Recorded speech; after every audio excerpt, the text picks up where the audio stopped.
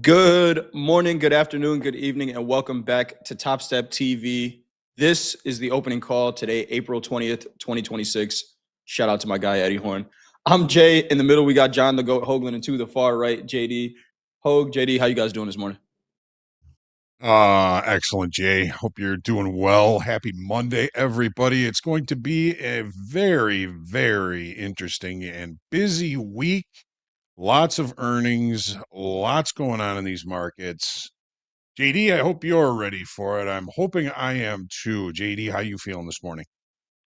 Excellent. Thank you, Hogue. Good morning, Jay. Good morning to all of our friends and traders in the chat. Yes, headline risk is high. We will get into this a little later on, but we saw some decent gaps in almost every market that we're looking at going into the open last night. So it's going to make for an interesting trading day today. Let's get into it. Happy Monday, everybody. Happy Monday. We're going to take a look at the gold opening range trade. Gold does open up at 8:20 a.m. Eastern Time, 7:20 Central. It's been a pretty cold trade, but it did work last Friday. So maybe that is the start to the streak of this gold trade working out. We're making new highs of the day as we speak here.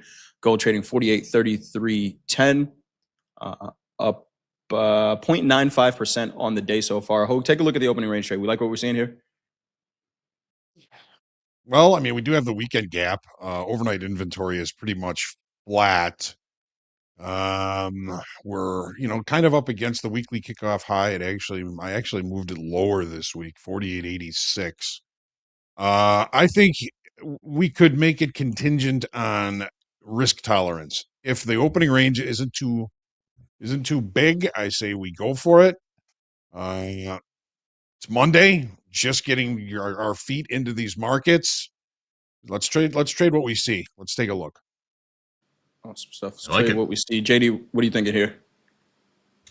I'm in the same boat as Hogue. I don't know if one winning day equals a streak, but let's give it a shot, right? Streak starts with one. Decent gap open to the downside. Yeah, we might do a little back and filling here. So bouncing around on the highs at the moment. Did we just print a new high? Yeah, I think we just printed a new high. So Yes, we did. yeah, I'm ready to get on this trade. I agree 100% with Hogue. Let's see what the risk parameters look like. If it's a little too wide, maybe we'll hold off. We'll scale down a little bit. But I don't mind taking this trade at all, especially after coming off of a winning day on Friday. So let's get into it. Let's get into it. Gold does open up in about 5 seconds here. Again, we're looking at that normal pit hours for gold open, and here we are. We are officially open for business. We're going to take a look at a 1 minute opening range. Once that 1 minute candle closes, we'll look for a candle close outside of that range for confirmation. If it closes above the high, we'll be long. If it closes below the low, we'll be short, and we are seeing this extend the range for the day. 48.3760 last trade here in gold, continuing to push up. All right. Yep, we're moving. About a $4.5 range right now. Yep, 45 ticks wide and growing. Half a buck. The dome actually looks a little thicker today. It looks a little bit more liquid for some reason. Does it? You got a 50 tick wide opening range. I got a low in the micro 48.3440 and a high of 48.3960. We're extending the range as we speak. So getting wider and wider. Some decent buying out the high. All right, gold. So either a long or a no trade here, depending on how this 1 minute candle closes, or a 1 minute candle outside of this range. But if it does close back inside the range and take out the low, that is an invalidation. We will not be taking that trade, but extending the high right now. Sure are. Gold is just off to the races. 55 tick wide on that opening range bar, and that's extending it as we speak. Little gyration going on here. Yeah, get a little choppy. A little wiggly. Got that old fake out. It's feeling like a fake out, isn't it? Yes, it is. And this is going to close outside. That's a long. Nothing done yet. At least 80 ticks of risk. right now. Yeah, it's pretty wide, pretty wide. Tell you what I'll do. I will put one contract on right now. I got a feeling we're going to be moving back inside the opening range in just a minute. It's got that head fake feel, doesn't it? Yeah, it does. Yeah, it's Yes, it does. right at the high of the opening range now. Yep. Nothing done yet. Do we like this trade? It's getting cheaper. I do like long. It is getting cheaper. I do like longs gold. Buying the high of the day there, I don't love. But hey, shout out to Bjorn in the chat, says gold is 76% long in the tilt. That is a pretty heavy tilt for gold. 48.20 is their average price. They got a much better price than we're getting right now. But here we go. We get a little bit of a pullback here. We are. Sellers stepping in. No trade, nothing done yet. Working nothing done. Been a good no trade so far. Yeah. Did trigger along. My spidey senses were tingling on that entry. I did not want to buy the high. Not going to get me. Let's give it another minute. Oh, wow. Look at that. More sellers stepping in. Seeing some updates to the Topstep X platform. I use this anchored VWAP drawing tool all the time, and it now has VWAP bands on it. That was how about that? Nice. Yeah. Good catch. Nice. Updates. Anybody who likes And there it is. VWAP Invalidated. deviations. There it is. Yep. There we go. We're invalidated. Good no trade, JD. They tried to get us. No trade is JD a winner with the sometimes, Spidey right? sense. I can't describe why I was sensing that, but it just had that feeling when we were testing around the highs. We started getting a little wiggly, and I had a bad feeling about it. So good hold. That is called, I think, a lifetime of market experience, JD. That's what that's called right there. He's like, you know what? There's something wrong about this one. I'm not taking it. All right, good no trade there. Let's take a look at that eco calendar. Maybe there's something we got to look out for on the calendar. Anything on the eco calendar we got to watch out for, JD? Yep, we got quite a few moving parts this week. Headline risk is starting off the week in the high zone. We're in the red zone for headline risk. We saw it early or late last night on the market open. All those gaps in all those markets. Headline risk is definitely a factor this week. Some economic reports to note. We got retail sales tomorrow. That should be a big one. Also coming out tomorrow, we got business inventories and pending home sales, a little bit of housing data. We've got a couple talking feds coming out later this week. We've got Christopher Waller on Tuesday. And, I just had a list. There'll be a few more sprinkled in throughout the week also. There's also a Senate Banking Committee nomination hearing for Kevin Warsh tomorrow. Wednesday, we've got Tesla earnings after the close. That's going to be the belle of the ball on Wednesday. We've also got EIA petroleum status report as usual and a 20-year bond auction on Wednesday.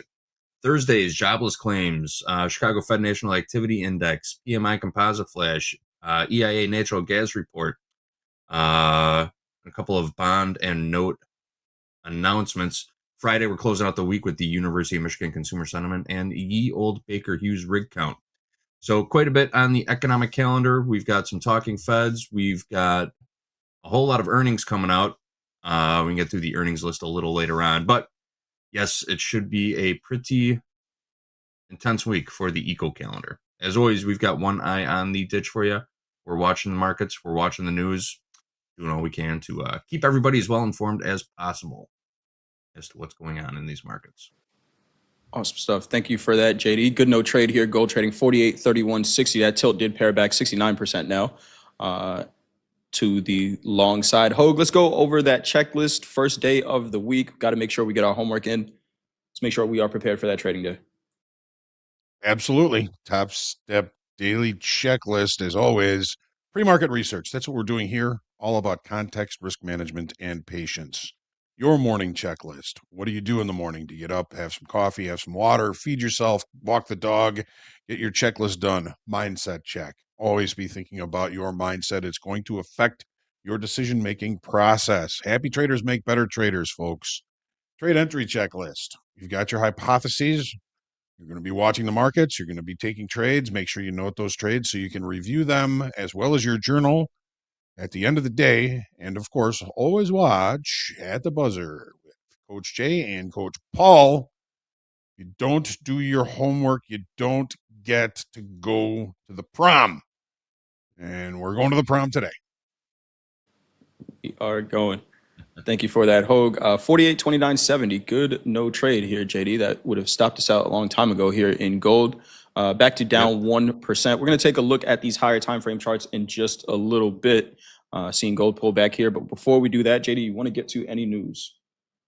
Yes, let's talk about FanDuel. FanDuel is eyeing a sports niche in prediction markets. The sports betting platform FanDuel is leaning into the prediction market business. Let's roll it.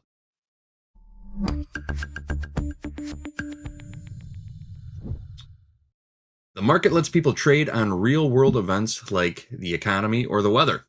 The company says it's making the move because online sports betting is still illegal in many states. These real-world markets are seen as trading products rather than gambling. That means they are regulated by the federal government and not individual states. But FanDuel says it will not offer bets on war or elections. In coming years, the company plans to expand its app to reach more users across the country. Prediction markets have been in the news lately. The White House recently issued a memo warning staff against insider trading in such markets. There have been some concerns that government insiders could use non-public knowledge to place bets on things related to the Iran war. The White House says all federal employees are forbidden from using such knowledge for financial benefit.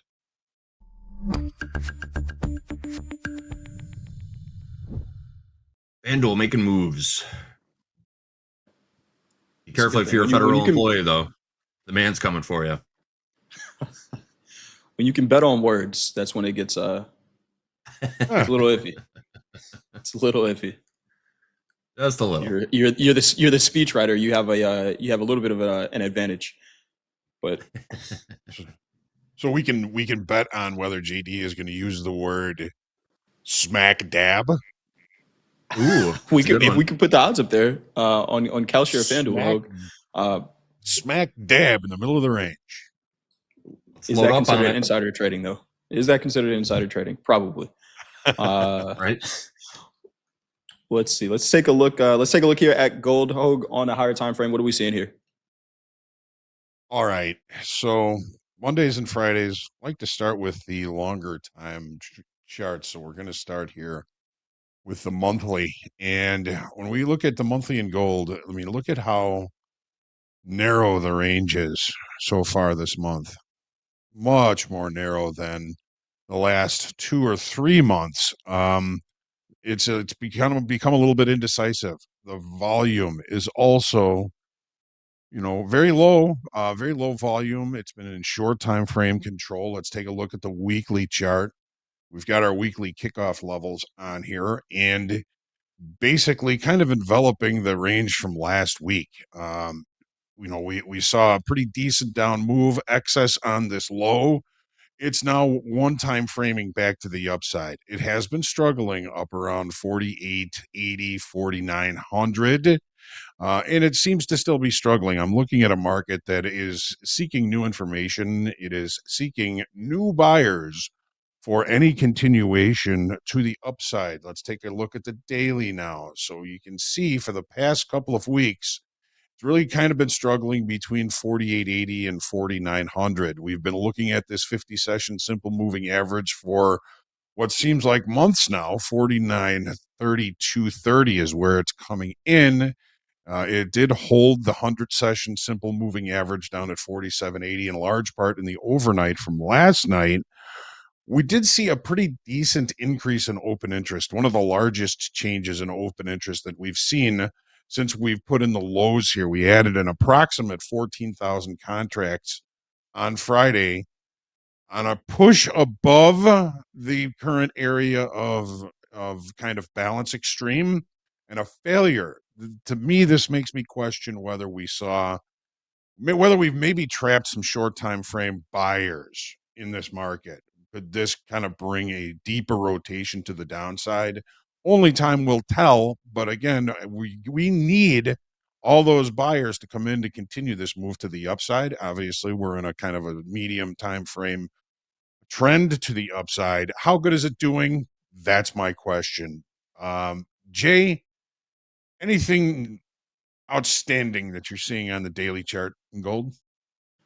Not super outstanding, Hogue. We are still in that range that we've talked about. The market is channeling higher, but it needs new buyers above 4,900, which we took a look above on Friday. Just could not sustain price up there. But I do like the fact that we are, from the lows of the year, still kind of channeling to the upside here. So, it's balance to a slightward upward channel that we're seeing here. Daily ATR $142 so far. We're at $86, so there is room to an average range day. But we haven't seen many average range days. A lot of these days in gold have been consolidation days recently. So just curious if we're running out of energy up here, right? Was this just short covering into the next leg down of this move? We'll see. But for right now, it's a market that's in balance. Took a look at 4750s last night. Some pretty heavy volume there. Some buyers stepped up for sure to kind of save the market there. We'll see that on the 30-minute. But it's in balance for now, Hogue. I think we traded it as a balanced market until it breaks out. I'm very much inclined to agree with you. I think these highs here are going to be pretty tough to get through. And I think, after last week and after Friday, in the short time frame, I think we may be a little bit too long to bring in any buyers up there. Let's take a look at the 30-minute chart. And as always, this is all about context, risk management, and patience. So we had our weekly kickoff high here. It was 48.74 before I changed it. Actually, I did have to move it up a little bit because we did push the highs here, and we've got a naked point of control up there, which is largely where the weekly kickoff high is. It's these points of control are comfort levels. They're high volume areas, and as JD's dad, Coach Jack, says, the market likes to go to areas that accumulated a lot of volume just to see if there's anything left to do there. So, on the 30-minute chart, what are we looking at? Well, we opened. Oh, no. We opened pretty much where we are right now. I don't think that we have a lot of overnight inventory. There's the open right around 48.12. We're trading 48.25 now. That's not a huge overnight inventory. There is, however, a weekend gap. And to close the weekend gap to where we ended the extended trading hours on Friday, we would have to get up to 48.48 even. A gap close to settlement would have us looking at 48.7960. We are opening below value. We do have a gap, so gap rules apply for the weekend gap, but we're inside the range from Friday. One of the things about the profile that we see on Friday was it was a P shape. P shape profiles are usually indicative of short covering. However, with the additional 14,000 contracts that it attracted on this push to the upside, that was a short covering meeting new longs. And if we've trapped a whole bunch of new longs up here in short time frame, and I do believe that this market is largely short time frame controlled, then we may need a little bit of a deeper pullback before we may start to see some rotation back to the upside. So I'm going to be cautious, of course. You got to be cautious every day and look for good opportunities as the day goes on, because again, we did open in range below value. Watch and see if we reject Friday's regular trading hour session low here. 48.1980 was the initial balance low on Friday. Watch and see if we reject above it, then I can see us rotating back to the downside. There are a couple of short time frame levels to target down below in the form of those naked points of control, those previous comfort levels. We've got one here at 48.1410, one down at 47.6050 that we already checked in the overnight session. I wouldn't mind seeing that getting checked in the regular trading hour session today. So for me, it's all about rejection or acceptance of the range from Friday. I mean, 1, 2, 3, 4 days in balance. Balance to breakout rules apply, as Jay said, and look for the right opportunities. If we go looking for trades, we know we can find them. Wait for the trades that come to you. They tend to be the better opportunities. Jay, what do you think?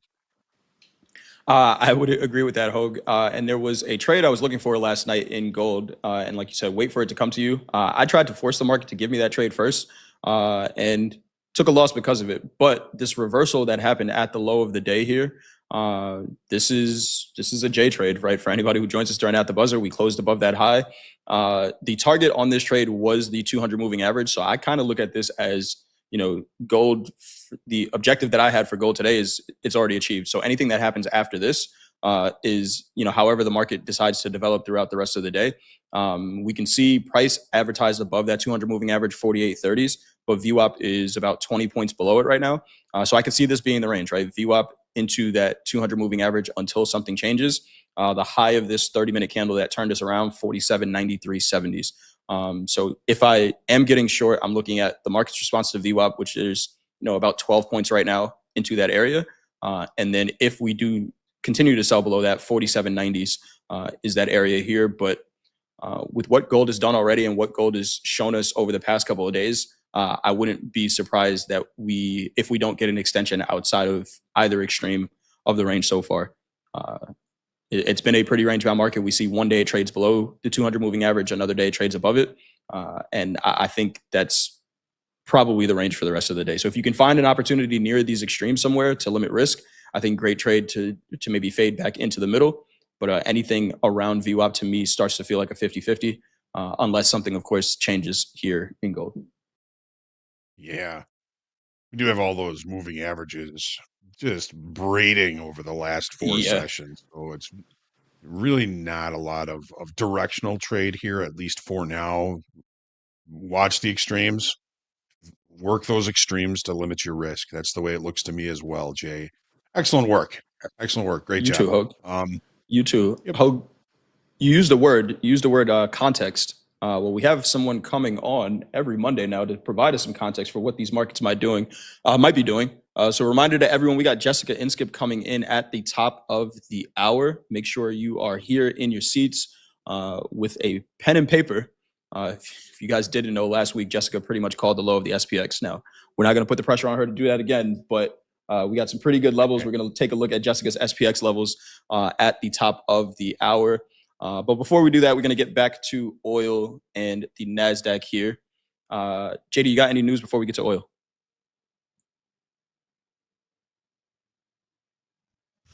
Yes, let's take a look at what happened overnight. Markets in Asia closed higher overnight. Hang Seng Index closed up 0.77%.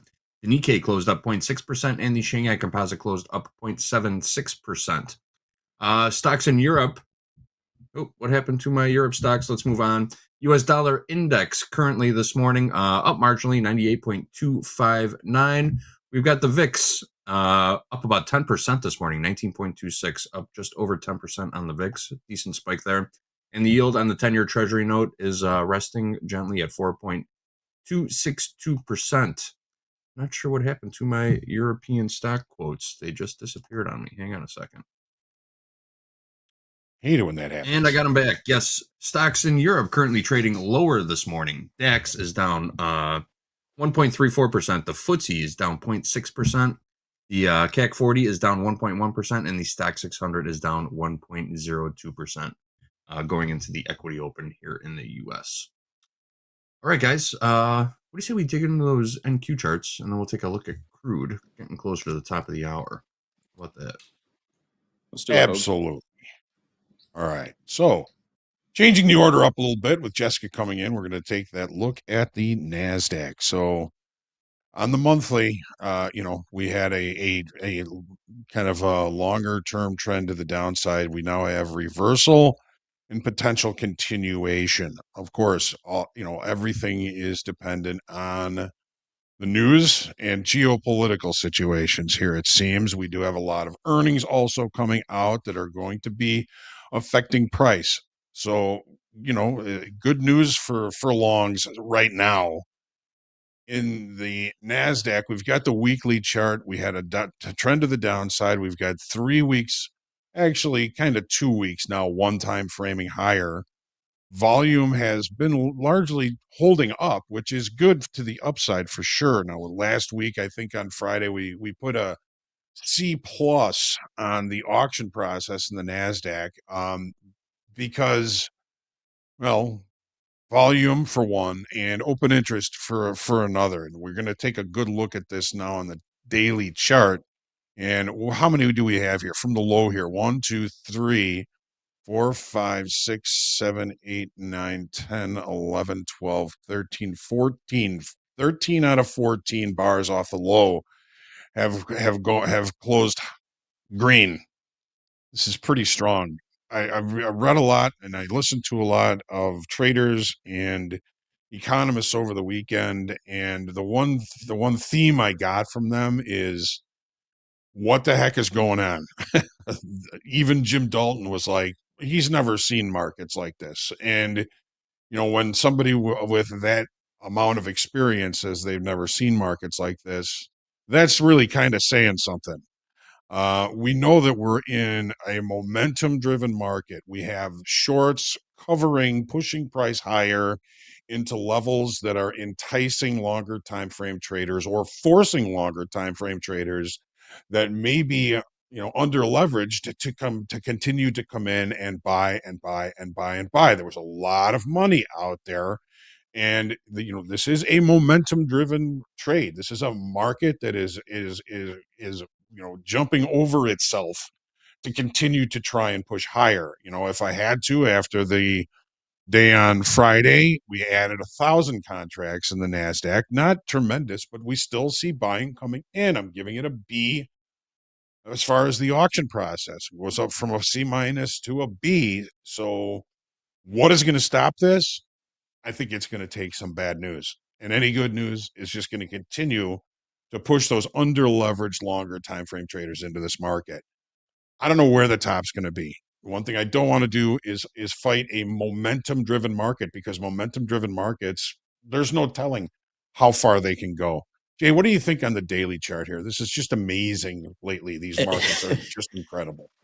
It really is, Hogue. We are just continuing to run, and I think we kind of said it, into the close on Friday. It's what is going to come out over the weekend that could potentially bring these markets down. But and we, I said it the beginning of this year, that the beginning of the year reminded me of early 2025, and this reminds me of the midpoint of 2025, where we got the turnaround. All of the negative news that we were getting from tariffs kind of just started to take a back seat, and the markets rally. And this feels very much the same way. Does anybody remember those Sunday gap downs in 2025 that by the end of the day, Monday, we were talking about, new highs? That feels very similar here. Daily ATR in the NASDAQ is coming down. It's under 500 points now. It's at 485. So far, high to low range, we are at 202.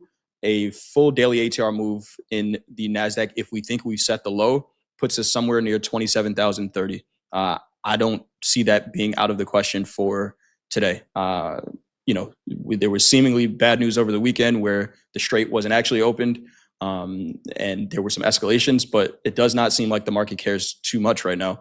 The news isn't that bad, right? So we're continuing to see this market trend up. We haven't taken out a prior day's low in 5 trading days. This is extremely bullish, Hogue. I don't want to be the first person to sell this. And we are always reminded, even when we doubt it, how resilient these markets are. Let's take a look at the 30. All right. So Thursday to Friday, we did set a session gap. Well, we also have a session gap from the weekend as well. I'm just basically going to look at this weekend gap as a settlement gap close to close it, and settlement was at 26,825 half. All right, overnight inventory. Do we have any? We opened here we are a little bit long. We've been moving higher for the entire overnight session, and that's probably shorter time frame, weaker hands buyers coming into this market looking for it to continue to move to the upside. What do they need? They need more buyers to come in to continue to push price higher in the regular trading hour session. We are inside the range from Friday. We are close to value low from Friday. If we do open below that and we show signs of acceptance of value from Friday and that value area low, 26,755, we show signs of acceptance above that, the next target would be value area high, 26,864 on this platform. So we're looking at potential value reacceptance, and that would go a lot to getting price closer to that 27,030 level that Jay just talked about as far as the average true range for the day is concerned. So we're going to be watching on the regular trading hour open to see if we do see some longer time frame or some continuation moves to the upside. What we don't want to see is something to happen and for us to open below the gap from Thursday to Friday. That would set up an island top, and that could be very negative. That's very low probability, right? We would have to drop a lot before the open, so I'm not really seeing that as a viable hypothesis, but just monitor for continuation to the upside. Keep your eyes on the news. P-shaped profile indicates short covering, but again, we added open interest, so it was short covering, meeting new longs on the move to the upside. Everybody's question, I think, in everybody's mind is, where is the blow off top? Do we see it yet? I don't. Not yet. Don't know when it's going to happen. Don't even know what it's going to look like, but I'm not stepping in front of this. Jay, what do you think? I'm with you, Hogue. We have not seen that yet, and the build of open interest on that up day, we are starting to see new buyers coming in now. The question is, and we asked Francis Newton this a couple of weeks ago, and I'm curious what Jessica's opinion is as well. If there's money on the sidelines that's late to this because they assumed that there was some negative news out there. Are they going to continue to fuel us to all-time highs? Are we going to be talking about 30,000 NASDAQ before the end of the year? I know I might be getting ahead of myself here, but the way the strength of this market right now, Hogue, and the way that the negative news isn't affecting us the same way it did even a month ago, I'm looking extremely bullish here as well. Of course, we're day traders here, so how do we use that information?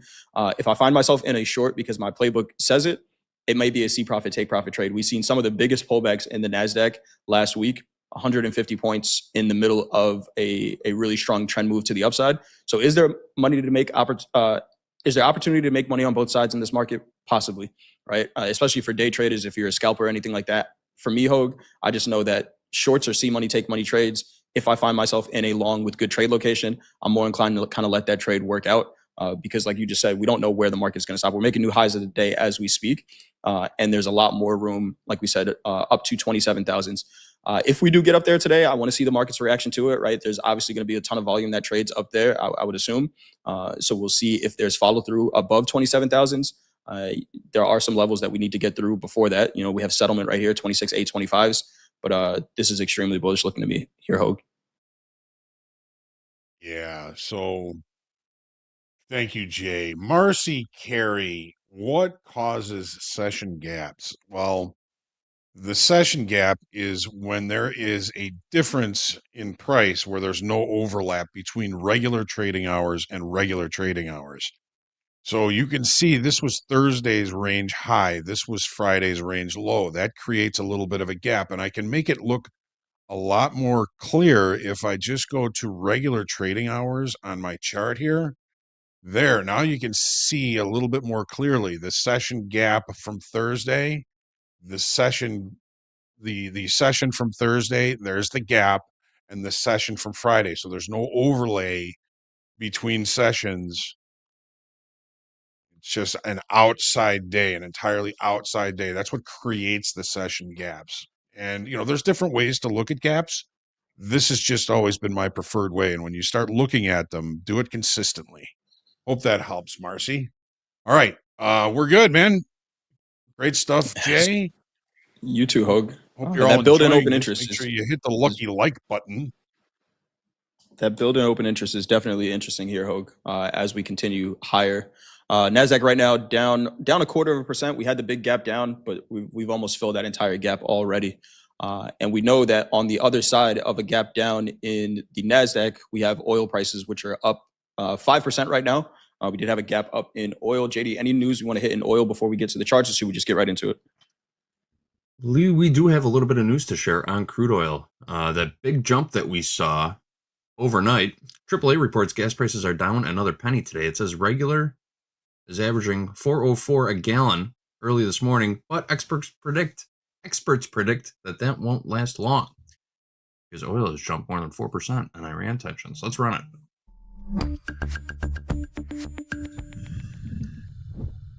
As I said, experts predict that won't last long. That's because oil prices are up this morning. The U.S. benchmark WTI crude, that's West Texas Intermediate crude oil, is fluctuating near the high 80s. That's after reaching the low 80s last week. Brent crude is showing a similar rebound. The swing is due to dimming hopes that the war with Iran will end soon. Tehran, once again, is blocking the flow of oil through the Strait of Hormuz, and the U.S. seized an Iranian vessel on Sunday. President Trump is reiterating threats to bomb Iranian power plants and bridges if the two sides can't reach a deal. Big headlines coming out of the Middle East still. Headline risk is on. Crude jumping more than 4%. Tensions in Iran this morning.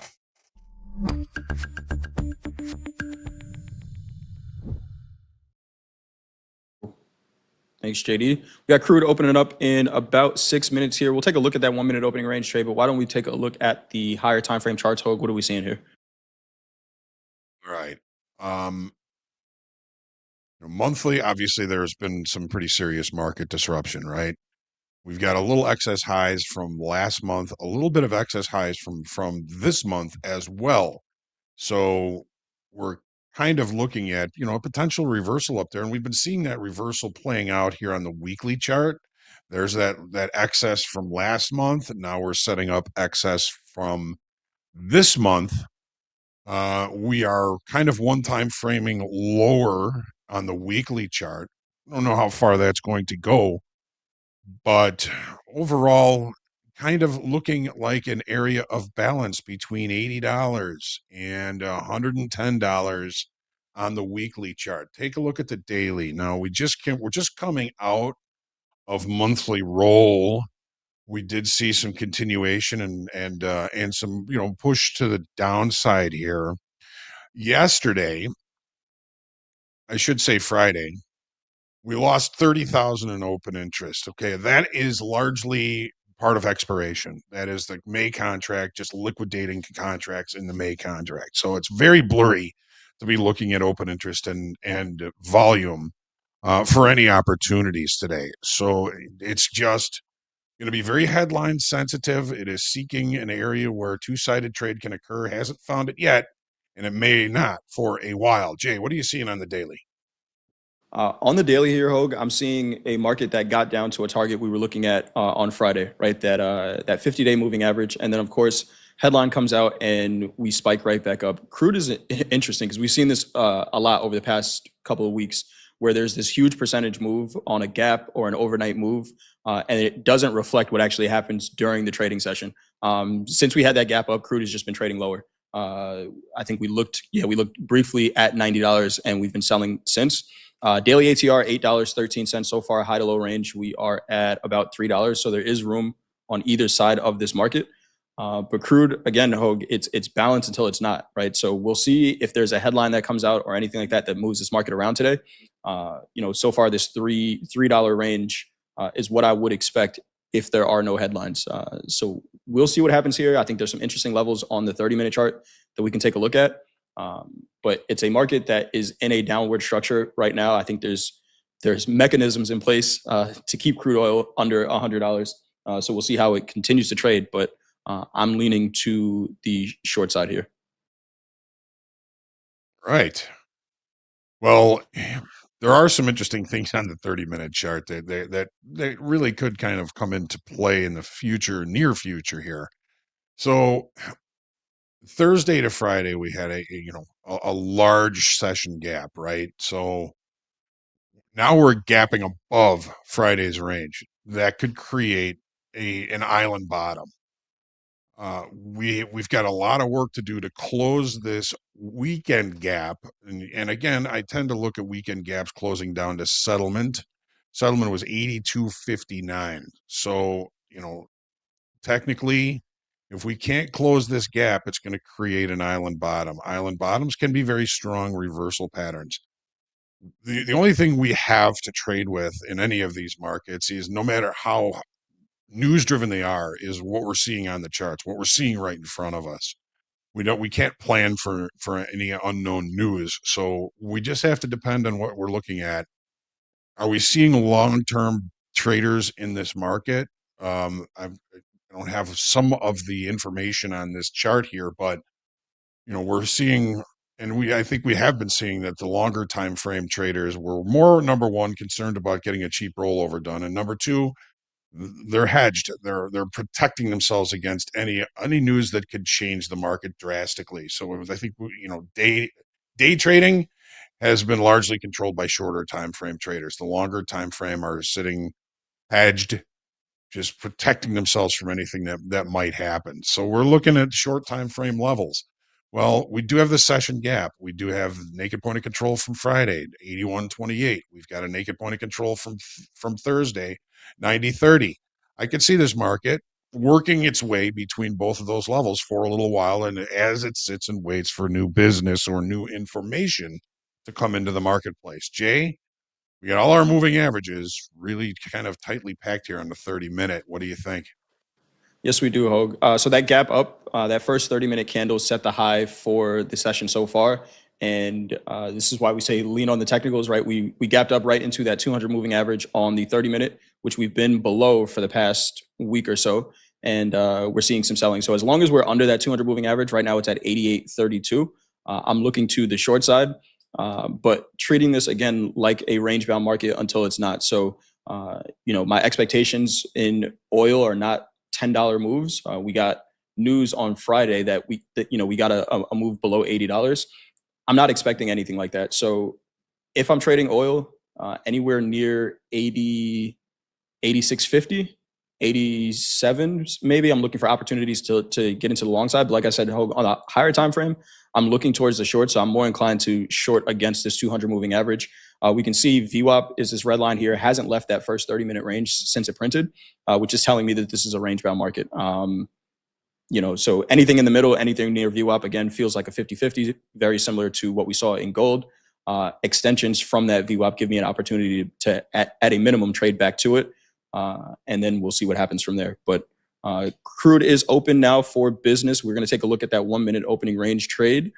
We'll see if we put that one on. And we'll wait for a 1-minute candle to close outside of that range.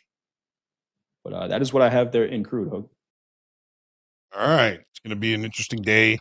Always about context. And I see in the back, we have a very special guest. Very excited. Happy Monday, everybody. And happy Monday, Jessica. Great to see you. Let's go. Yeah. Happy Monday. Hello. How's Happy it going, Monday. Jessica? Welcome back to Topstep TV. There we go. How are we doing, Jessica? Thank you. Yeah, I'm doing all right. I agree with you. Lots of headline risk, but we are in earnings season, week 2, and we've got about, I believe it's 19% of the index reporting this week. So we'll see what the market's focusing on. Is it headlines that's going to own the narrative, or is it the Iran conflict? Awesome stuff. Well, let's get into it. Jessica, my first question for you, we're looking at the equities here. Do we trust this move higher? We've seen this strong move. It's 14 days to the upside in the S&P. Is this a real breakout, or is this something different what we're seeing here? So I do see from a technical perspective that there is a breakout, but I don't see the confirmation that I need on the equal weight. So meaning I do believe this, but I do think it's more concentrated more on the AI narrative. Meaning if we were to pull the equal weight chart, we haven't made new highs from that perspective. And I want to see new highs from the equal weight to confirm breadth before I say this rally really, really has legs. Otherwise, I agree with you. We're stuck in a range bound market. We need some certainty to be added to the market, remove that uncertainty that we have with the Iran conflict, because which it creates headline risk. There are tweets that happen and we have to watch how the market moves over the weekend, change our views on Monday. And the market just doesn't like that type of uncertainty. So I think for us to really have some legs, despite a really good earnings backdrop, is more participation from the equal weight index as well. Okay, awesome stuff. So it's not just the mega caps, it's equal weight. You're looking at everything in the SPX. What are you seeing here? Are there any small caps that you're paying attention to that would guide that narrative to the upside? Yeah, so I do like looking at the equal weight, and I know we've got the chart shared, and I want to talk a little bit more about that because we had some feedback on just explaining the charting. So I'm happy to explain what you see there. Absolutely. So one, looking at the equal weight index, as I'm sure everyone knows that's watching, when we look at the market cap, it's very tech heavy driven, about 30% of it, 8% NVIDIA at one point. And so they have the ability to move the market so much more. When I see that the equal weight is still clocking a very large green candle, but it's not making new highs in tandem, that's caution and exercise of just concern from my end. Now, what you're looking at is I create what's called zones. When we're looking at a trend higher, I look for a series of higher highs and higher lows. And when we reverse that trend, we have to overcome the previous higher highs and higher lows to get back into that trend. Otherwise, old support becomes resistance, vice versa, with everything that happens when you're studying technical analysis. Now, I layer on the 13, 26, and 40 weekly moving averages. The reason is because we look at the market quarterly, because earnings season is quarterly. And I was watching very specifically, and you see on the equal weight, I call that the trading cycle. When we're above those levels, we are on a bullish trading cycle. If we break below that, we're in a bearish trading cycle. In between, we end up range bound. What's interesting is the equal weight did not sell off as violently as the market cap weight, which is attributes to narrowness. And then what I do is I create this zone, if you will. So I've got the September 29th weekly high and the December 8th weekly high as well. So that's a zone from 77.94 to 78.96. And it's like a mattress, if you will. I find that areas of support and resistance it's not this steady line. It's more of are we going to bounce into the mattress and just sit there? Or are we going to bounce off, if you will? Right. It's a zone. It's a zone. Exactly. And so I like that zone is now acting as support. But what's interesting about this very specific zone, it's strong because we've had multiple tests where it was resistance as early as September of 2025. It was support, and December of 2025 became resistance again in March once we had this Iran conflict, and then now it's support once again. So there's so much strength within that zone that I'm watching it very carefully, and as long as we're above that, I see positive signals. And then now I'm getting on my soapbox, but the MACD cross D line is also very important to me. I see this beginning to flip upwards. And when that happens, that's a bullish signal for just more exploration. So normally I would expect to see additional momentum. So that's a good positive sign to me, but it requires a catalyst, which could be economic data, removing uncertainty. And the biggest one tends to be earnings season. And then I layer on RSI. I think this one's misused so much. RSI takes your period and then puts the numbers together within that period. And a lot of times people will say, oh, it's oversold if you see it's normalized from 0 to 100. If it's oversold and above 70, that's not necessarily true per se. It's oversold if the market is going down while RSI is going up. And so I'm looking for that confirmation. So I see normalization. I don't see anything with divergence. I see a setup for a bullish rally as long as we've got some really good earnings and good economic data. Awesome stuff, Jessica. I do want to say, if you have not been paying attention here, Jessica was on with us last Monday. She's going to be with us, like I said, pen and paper. Jessica, I don't know if you know, but you called the low of the market last week with that SPX level. I saw your tweet. Yeah. Are you always that good at it, or was that just sometimes when we're good we get lucky? That was an amazing level. I traded it off of it. Thank you. I appreciate that. No, I am a if this then that type of statement in the market, but I will say these averages do me pretty well. And you can see just by looking at the chart how these are Absolutely. very good averages for support and resistance, but it is a longer term view. And you can never, as you know, with technical analysis, you can never rely on one thing. But that was a good Absolutely. call. Sometimes it doesn't always support, but thank you for that. Hey, when it works, it works. When it works, it Right. works. All right, let's get into the catalyst. What are we paying attention to this week? You mentioned earnings. You mentioned, economic data. What for you is the most important number this week that we should be paying attention to? So there's three things aside from headline risk. So first and foremost is earnings. We're in week 2. We're getting much more majority of the index reporting. We had some AI last week, which really drove that AI narrative. So we're talking about that again. And something I think is interesting is last year we were talking about tariff risk at this time. This time we're talking about these all sorts of geopolitical tensions. But the constant is, of course, artificial intelligence. So that's something to pay attention to, and how earnings are following through. So now that we're broadening out, I want to see, it seems like the market is paying much more attention to forward guidance this time around, which makes sense because we want to understand how this geopolitical tension is affecting companies' earnings. So that's the first thing I'm paying attention to is forward guidance, and more importantly, market reactions to forward guidance or even earnings. Otherwise, we may be stuck in a range-bound market where we don't care about earnings anymore. Last week, it seemed that, and markets constantly shift. So that's number one. Number two, from the economic data standpoint, the number one for me is consumer sentiment that comes out on Friday, because that's going to give us Okay. our inflation expectations. Powell states and the Fed states that they want inflation expectations, putting emphasis on that word for a reason, to be well anchored to 2%. So that doesn't mean actual inflation. It means what we expect inflation to be. And of course, we still look at actual inflation, but I put more weight on that. And then I see how that works in tandem with the bond market. So for example, when we first got this Iran conflict, the 2-year moved up more than the 10-year. And that went in tandem because short-term inflation expectations, as we talked about last week, skyrocketed, and long-term did not as much. So therefore, I want to see inflation expectations, want to see if the bond market believes it, and then assess the situation from there. And third, we have a lot of Fed speak, but we are talking about the new Fed. And I'm curious if we're going to see a hearing. And if we do, the commentary I'm looking for and what I want to understand from our new Fed chair is he a hawk or is he a dove? Because it's very interesting, Gotcha. his policies. He was around in 2008 and he was very much hawkish. This administration definitely wants you to be dovish, but he Dovish. seems to shift everything.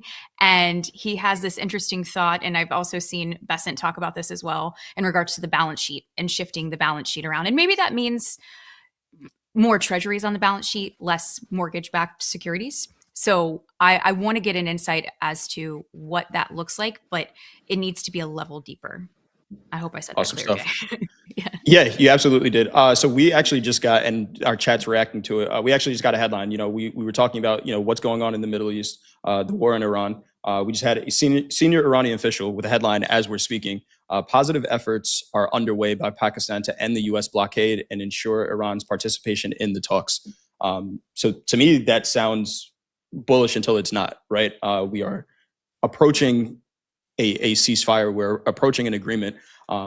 How much is that affecting what you're seeing, Jessica? One of the things we talked about last week was, if we had the ceasefire talks, that started the rally. The market's looking for any good news here. From a longer term perspective, is there a point where we see this entire, we see the war end, we see, peace is the outcome, that some longer time frame market participants are on the sidelines and then they fuel the rally higher, right? Where if I have this money on the sideline, I need to allocate. And unfortunately, now I have to allocate at higher prices if I didn't expect that this was the circumstance. Does that make sense? Yeah, absolutely. If there is large money on the sidelines, it's very impossible to call, or difficult rather, to call a top on the market, in my view, because that's going to come in. I completely agree. I was watching Waller's comments this morning, and I found them very interesting. And This is a hear me out type of thing, if you will. I got you. So, meaning tariffs weren't about tariffs. They were a negotiation tactic. And if we look at commentary from all of the social posts and from both sides, I see a similar type of playbook where it's creating a lot of noise. Media takes that noise and amplifies it. But I'm trying to understand what exactly is there. And I believe I got a clue today from where Waller was speaking about. So one, with the closing of the strait, he made this comment that ships are moving to the US to get oil. Now, I have not verified that, but this is just the comment from his speech this morning. But that tells me, from a person of power, that maybe this is more about making the US more independent. And I think that's a theme that I'm seeing across a lot of different sectors within the economy. If we think about the EU AI Act, that actually is enforceable in August of 2026 this year, even though it's much older. So I think that has to go with just independence of each country, because we don't want to rely on this globalization is all of a sudden just stopping, which and reversing, which is interesting. So that leads me to, I'm wondering if on May 14th is really the end date. And that's what I have in mind. That's when President Trump is meeting with President Xi over in China. And he made that post, hey, I'm going to give him a big hug. I believe we talked about that. We might have talked about that last week. But that's really what I'm watching. That's my line in the sand. And I'm watching the commentary around it, because tariffs, as they were a negotiation tactic, they could be taken away a little more easily. But you had to look beneath the surface to really see that. And then once the market understood that, then it started normalizing a little bit. So we have a little more normalization, less of a correlation to oil. But I'm curious what the end game actually is. And it seems to me a little more dependency on the US. I love that you said that, Jessica, because I think I asked the question when we were on air last week. Did we ever hear a resolution to the trade war between the U.S. and China? I don't think we actually did, right? Tariffs were center stage for a very long time, and then it kind of just seemed like faded away. Markets made all-time highs. We continue to grind up. So maybe there's something under the surface that we're not paying attention to. You mentioned a date here, May 14th. Which is when the president is supposed to be meeting with the president of China. We have a date a week after that, May 22nd, NVIDIA. Are the markets back to NVIDIA runs the world? How should we be looking at NVIDIA earnings as we are getting through this earnings season here? I think it's important to see demand, but we saw TSMC and we already saw our demand there. So yeah, it's a big phenomena. People have watching parties now, and the market is, as long as there's an underlying bid and people believe in that story. There was an interesting podcast episode with Jensen Huang and the CEO of Anthropic. I don't know if you caught that, where, but it relates to this trade tension. So there was this comment of, should we be selling chips to China or not? And what's interesting is NVIDIA they're selling shovels. They may not necessarily believe that there's gold, but it doesn't matter that they believe that there's gold. They believe that you believe there's gold, therefore they're going to sell you shovels. That's the analogy I'm going to use. Whereas the Anthropic CEO believes there's gold. And the gold that I'm speaking of is AGI, or artificial general intelligence. And the push and pull here was Jensen Huang says, no, a large majority of AI developers and engineers are in China. Therefore, we need them to develop so we can have America can have a really great AI stack. And in order for it to have a good AI stack, we need the best developers possible. That makes sense. Meta was able to get ahead because they had open source, and that's because a lot of developers come in. You have talent, that's important. The Anthropic CEO argument was, well, no, if we're agreeing in the fact that, yes, putting our minds together, we can build something great, but because of what happened with Mythos, and if you're selling chips to someone who could use for bad, then that actually could become a weapon. And they were, of course, equating that to uranium and nuclear. Jensen Huang got a little angry and stated, no, that's not the same. Whereas the Anthropic CEO said, no, that could be a huge risk. So it's interesting to see Jensen's clear view on, even though he speaks about artificial general intelligence all the time, about how he's definitely selling the shovels, and that's okay. There's a moat around it. Hey. Yeah, but it's fine. It's been a business for a long time selling shovels here. Right. Exactly. Uh, It's interesting. all There's a right, lot we got happening today. yes, there is a ton going on here. I have to ask Jessica, we'll get back to the technicals. You gave us your levels. How aggressive are you leaning to the bullish side in this market? At what point does buy the dip stop working? We've seen it on the Sunday open. We've seen buy the dip work. I'm not asking for any trade advice here, but at what point does it stop? 14-day rally here in the equities. Yeah, I'm going to give you What Newton's do you, law here. A yeah, trend in motion stays in motion until something gives us indication otherwise. So my line in the sand on this one is 7,000. You can see the similar chart. We're in the bullish trading cycle. I think it's beautiful. I should send you a larger view of this because you can okay, literally see how when these flip and move from areas of support to areas of resistance, you can certainly see the downfall. We blew through the highs, which I think is great, but that means our old resistance is now new support, which is around that 7,000 level. However, there are, like I stated, so many catalysts ahead of us where there is a bit of a healthy market underneath. Prior to this earnings season, valuations did reset and they were looking incredibly attractive. Now that requires earnings follow through. So that's why that aspect is extremely important. If there is earnings follow through and the forward guidance to support that, then we've got a healthy market. But I want to see that broadening in addition. But if we gotcha. don't broaden, it's still okay. We can be driven by tech. We just have to understand that comes with headline risk. So I do everything with an if then that type of Absolutely. statement because the market's so dynamic. There are So no absolutes. absolutely, which ironically that's my reply. Nonetheless, I'm watching 7,000, but more importantly are my levels. I want the 13 weekly moving average to be above right now. So the 26 is 6806.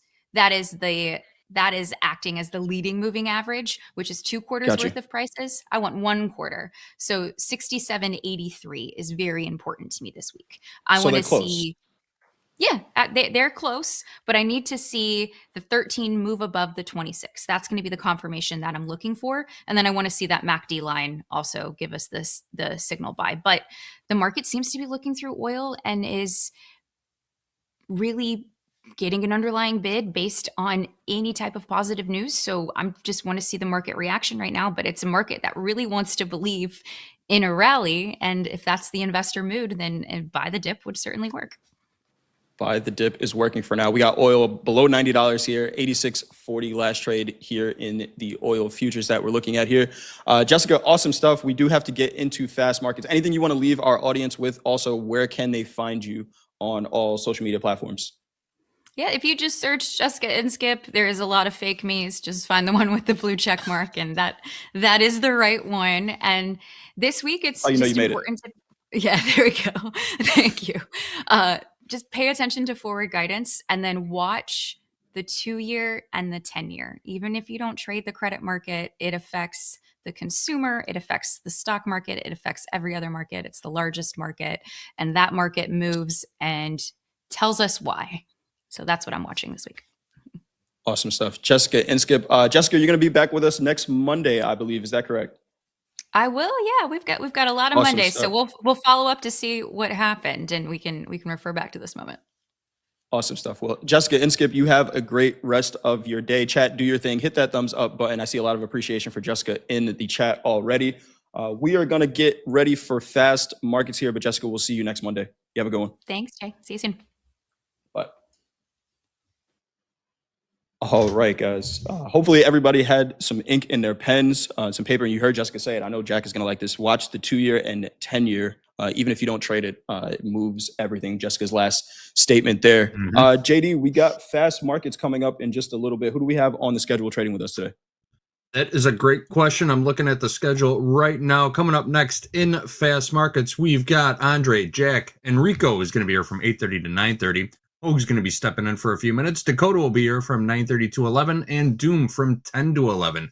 Big lineup coming in, and fast markets coming up in just a few minutes. At 11 o'clock a.m. Central Time, Hoag's going to come back with the morning highlights. We did not take any trades here during the opening call, but I've got a feeling we're going to be seeing some trading during fast markets in just a few minutes. So Hoag's going to go over those trades that we take and do a little chart analysis for you guys. 11:15, Jay's going to be back with Braden and Dolby time.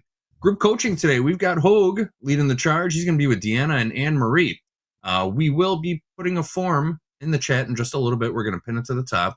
If you got a question for Hogue, Deanna, or Anne-Marie, grab that form, fill it out, click submit, and we will answer your question live here on Topstep TV. If you've ever had a question for a trading coach here at Topstep, this is your opportunity to get that question answered live on Topstep TV.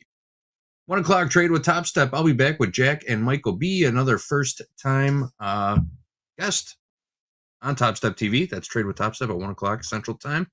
And then we're closing out the day in Power Hour with Andre, Ted, and Dolby time. That is your schedule. We are here bell to bell for you. Wall-to-wall coverage all day long, right here on Topstep TV.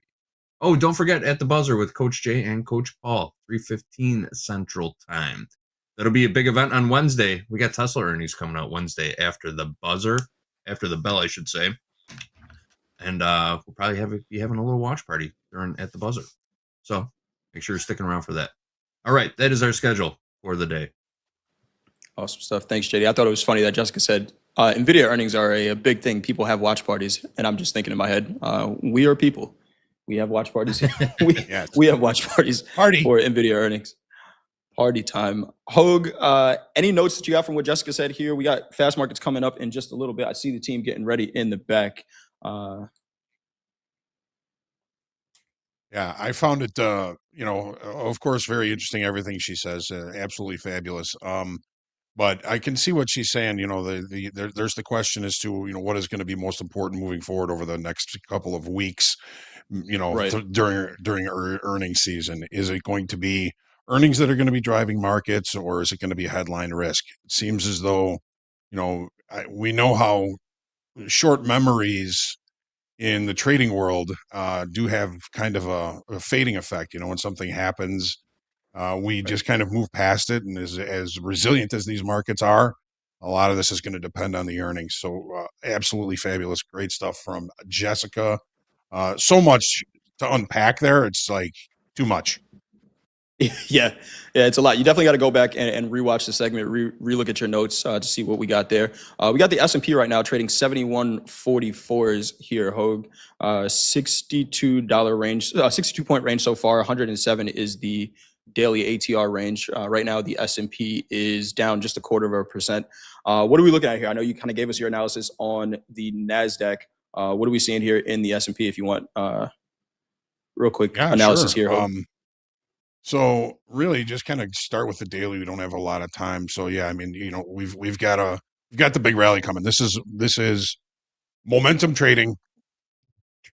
Don't jump in front of it. Momentum traders can move price for an unbelievable amount of time. So we did have a little bit of news over the weekend that shook things up a little bit. The market has been recovering from that already. We have overnight inventory to the long side inside the range from Friday. Below value, I'm watching to see if we see acceptance of value from Friday. We've got to get above about 71.50. That could bring price up to 71.75 and points higher. Not seeing anything that is going to knock these buyers off their high horse here just yet. This market has been doing what it does. It gets people short. Those that are under under leverage to the way up, they have to buy it, so they just kind of jump in front of each other, and this momentum has been tremendous. As far as the daily, again, we're going to be opening in range. Do we have we have no possibility of any kind of reversal pattern in the form of a island top here? Just taking a look, saying, there's where's the stop? Like Jessica said, buy the dip. Buy the dip is correct. Well, we got the team ready in the back here for fast markets. Hogue, let's see if there are some buy the dip opportunities. Do the thing. Take us into fast markets. All right. Thank you, Jay. Thank you, JD. And a big thanks to Jessica Inskip. Fabulous stuff every Monday. Just great to have her with us. And of course, thanks to all of you for trusting us with your time. So looking at the chat this morning, Man Caves was the first one in the room. We have Mr. Scott Anastasio Shubham. We have Trader Hub Coog, Dan Trader, Joseph Francone. We got Charles Henry. We got EMS. We got Bill Phillips. Folks, It's Monday. Take your time getting into these markets. Mondays are have not typically been my best trading days, but remain humble, grateful, creative, and centered in your trading today. Pray for peace every day. Let's head into fast markets right now in 5, 4, 3, 2, 1. Go to the market. Let's go.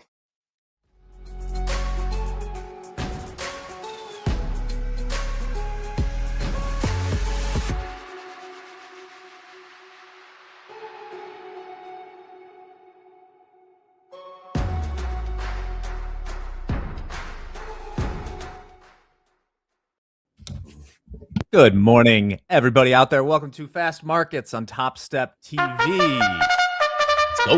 Let's go. Yeah. You know what time it is, Andre. It is 2 minutes and 30 seconds until the Strait of Hormuz is open for the week. And then we'll go from there. How you feeling, my man? Oh, feeling great, Jack. Thank you. Welcome, everybody. Topstep TV. This is Fast Markets. Look what we got to the right in his new digs, new setup. Who it is? It is none other than Enrico in the house. Enrico, we got, like Jack said, 2 minutes till the opening bell. Like the new setup. How did the move go? And what are your thoughts coming into this trading week? Hello, Enrico. It's hard to expect anything else but bullish price action. And thanks for asking. Moving, annoying process itself, but once it's done, it's feels good to be settled in and have my new setup. Looks good. Looks better than mine. I'll give you credit for that. Okay, Jack, we've got some more headlines coming out here. Last one that from the president per the New York Post, Vance and delegation to land in Islamabad within hours.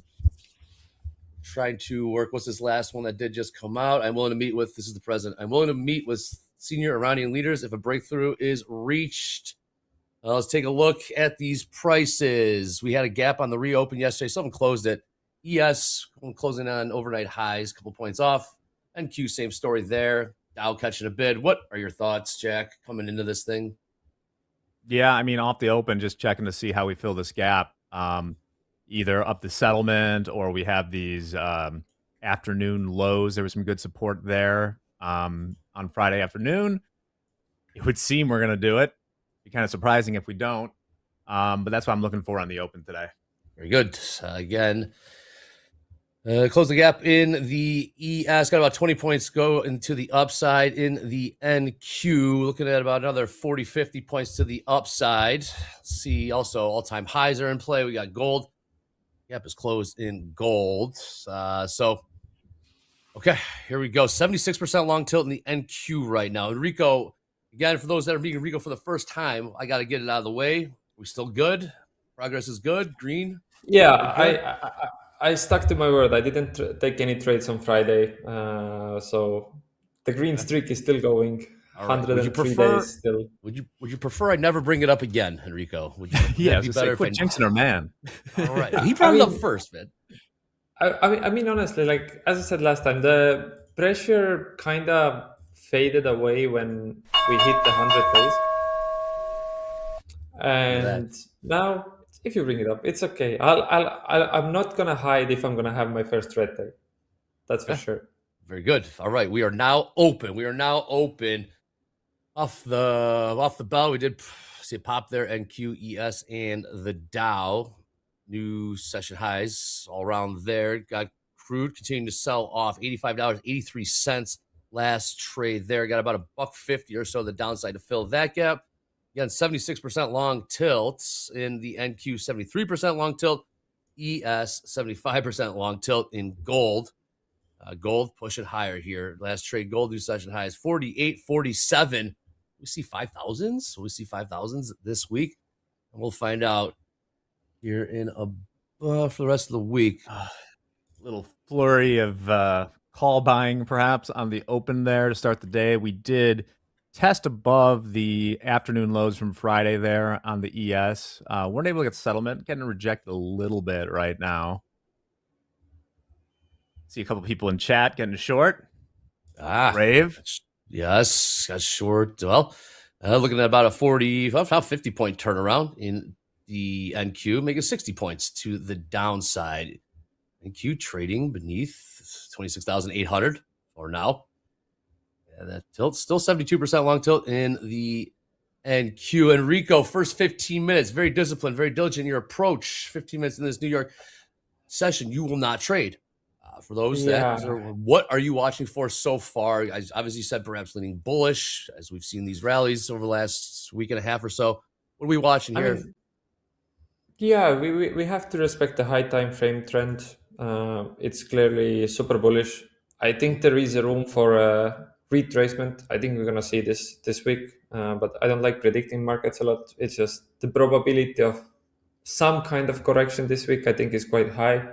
And yeah, the first 15 minutes, I don't do anything. I just sit and watch, even though I do feel FOMO to go short right now and ride this opening momentum. But you said short, Enrico. 2 minutes ago, you were saying bullish. Now short. I'm just joking with you. Market generated information, right? I would say that even if the market is super bullish, I still like to find shorts sometimes. I think there's always extensions. Market can extend a little bit too much. We get too much inventory to the long side. They like to flash them out. So even if the market is bullish, I'm still not against any shorts as well. It just has to be a really good location. Good stuff. We're trading here in the NQ. 26,000, call it 765, about 60 points off those highs that did just print off that opening bell. Any prices of interest levels that you have your eye on in NQ or ES for that matter as you watch those two? I would say right now 26 650 is the 4-hour 9 EMA. And also, if you're going to actually start breaking down, for me, 26,436 is a really interesting level. That's where we found the support last time. We kind of consolidated in this 350 to 500 zone. So I wouldn't be surprised if price kind of comes into this area here, 26,500, 26,450. I mean, with the NQ, you can always be... You need to be ready, like to be wrong 20 points. A little wiggle room indeed. Okay. Jack, look at ES, Spires jumping back in there. About 2 points now off those session highs. I got a gap close up around 71.64 or so. That's from Friday. We got gap down lower on the reopen, about 70 points or so. What levels of interest? What are you seeing with the options corresponding to the futures here? Options right now, we kind of went through it. Looks like there was some positive gamma at 71.10 in the SPX. So that's here. I didn't change this line here. 71.10 in the SPX, which is about 71.47 in the futures. There's about a 37-point gap between the June contract and the spot market. Some things I'll be looking at. I'm trying to just talk myself into maintaining a bull attitude, despite the fact that we're up so much in the past couple of weeks. And really, if you want to think about it, you can boil everything down, take everything out besides sort of like interest rates and earnings. And over the past couple of weeks, the 10-year yield has fallen 20 bips. We're starting to get more pricing into possible cuts this year, which weren't there before. And earnings, everyone's been beating. The earnings keep growing. Yeah. So eventually, as long as employment doesn't deteriorate or earnings start or forward, what do they call it? Forward guidance starts deteriorating. Until then, it can just keep on going up. Yeah. What are the flows that are going to stop it? My one thought is next week, we are up 10%. Let me show something real quick. Awesome. I'm going to use the spider here because then you have like volume. This is a weekly chart. Wow. Right? Wow. So you can see when we were going down, right? Higher volume. And as this is not unusual, we've covered way more than we lost on lower volume because there's a lot of automatic bids here, right? Oh, yep. Everyone's paycheck going to their 401ks. The CTAs got involved and are really adding fuel to the fire here. What could stop this? Well, maybe I marked this. I'm going to go to a monthly chart here. All right. Maybe Just maybe. Just maybe. Right now, we're up about 10% in April. Maybe rebalancing at the end of April could be something that gives us some look at the downside. That's All the right. best I got. No, fair enough. Yeah. Yeah, earnings. We got earnings out of the Dow components. Go ahead, Enrico. Yeah, I always talk about the candle wicks, especially on a higher time frame. It's hard to see that we close the monthly candle without top wick, right? So maybe there is a chance for a little sell-off by the end of the month. I see the vision as well. I don't know. This market last week destroyed all my confidence to short. I tried a few times. I had few nice shorts even though it was super bullish. But the confidence to actually take them is all-time low. Oh, well, longs. Well, here we go. We got new session highs. ES right now, 71.54 half. NQ, not quite there. Actually, NQ is selling off. Dow, also new session highs there. Dow closing on a 50,000 even. Got about 350 points to go. You heard the guys and fellas talking about levels that they got their eye on. Well, some more levels pinned to the top of the chat. You got those Topstep day levels that are updated and refreshed before every New York Open. You click on that link, take a peek of those, or you one better. Click on that indicators tab at the top of Topstep X. Simply type in Topstep day levels, and you have them overlaid right there on your charts. Again, updated, refreshed before every New York Open. Still got 70% long till ES and NQ. Got a pullback here. Pull back in the NQ, back beneath 26,800. About 30 points off the session highs there. A little pop in crude. Crude popped about 50 cents just now, trading $86.07. What do we have on the calendar? Pretty open in terms of numbers. No real numbers today on the calendar. Of course, we'll keep an eye out for those headlines because, hit you at a moment's notice because that's what you tune into Topstep TV, I should say. All right, please click like, click subscribe. Look at that, 210,000 subscribers across that line, none of which are paid for, which are bots. So thank you kindly. Click notify, click, and click. There you go. Ooh, nice. I like that sound. Here's your pullback. Whoa. Here's a pullback. Here's a pullback. Back to that 71.10 level. Pullback ES and NQ. Could go long to try and fill the settlement gap that you pointed out there. Still going to wait for the first 15 minutes. Divergence as well. I see that NQ almost filled the gap completely. ES didn't, so slight divergence, which can give a nice short in case ES doesn't follow through. Oh, that's the hard part of sitting out the first 15 minutes. Okay. Some trades look super appetizing right now.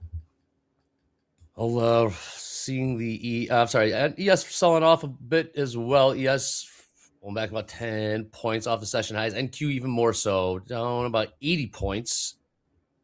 Look at this 5-minute candle down, trading 26,740. We just bottomed out at. New 5-minute, more selling coming in here. Crude catching a bit as again. Crude trading $86.34. That's about 90 cents off the lows. Crude popping here.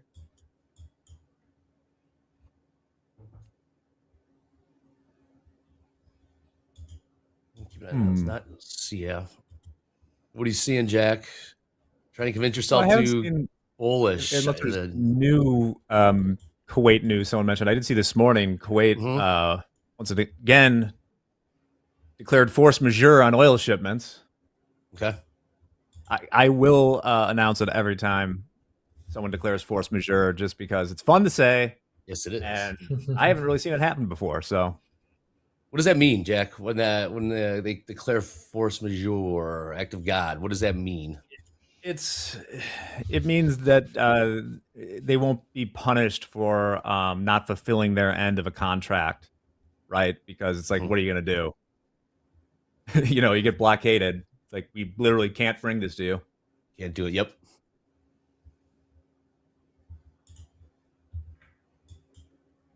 Looks like some can't do that in the ES though. Cash settled, guys. That's right. Force majeure will not work for you.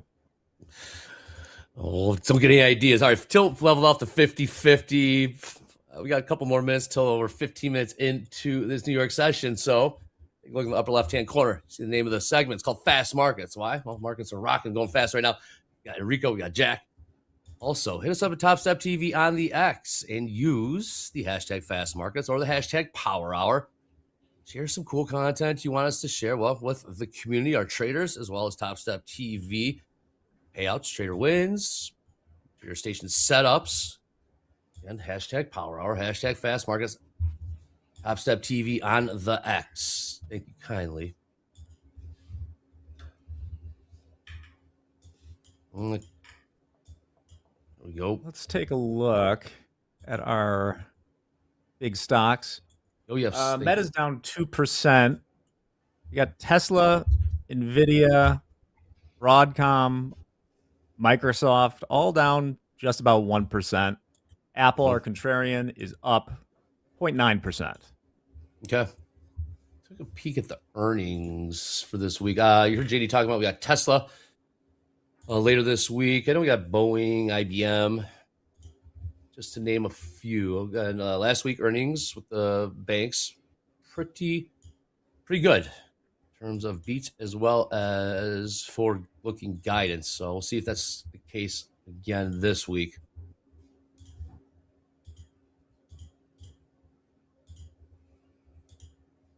Oh, yes, holding right now. Is this the pullback? I got long. I'm long. See if this is the pullback. Just a little tester. All right. 7145, long a pair. Let's see if the NQ doesn't want to follow. NQ down much. We're pulling back off the highs much more than the ES. NQ's got about 70 points or so. Room to get back up to session highs. All-time highs in the NQ. 26,884, about 130 points away from those all-time highs in the NQ.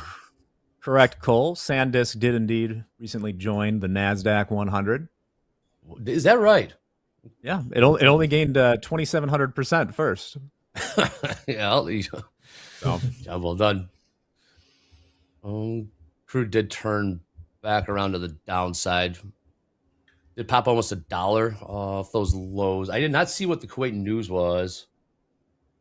Said force was that from the earlier headline? That was before we came on. Okay. Not that long ago. I see that headline was over at like 7:34 Central. Okay. Again, pretty wide open.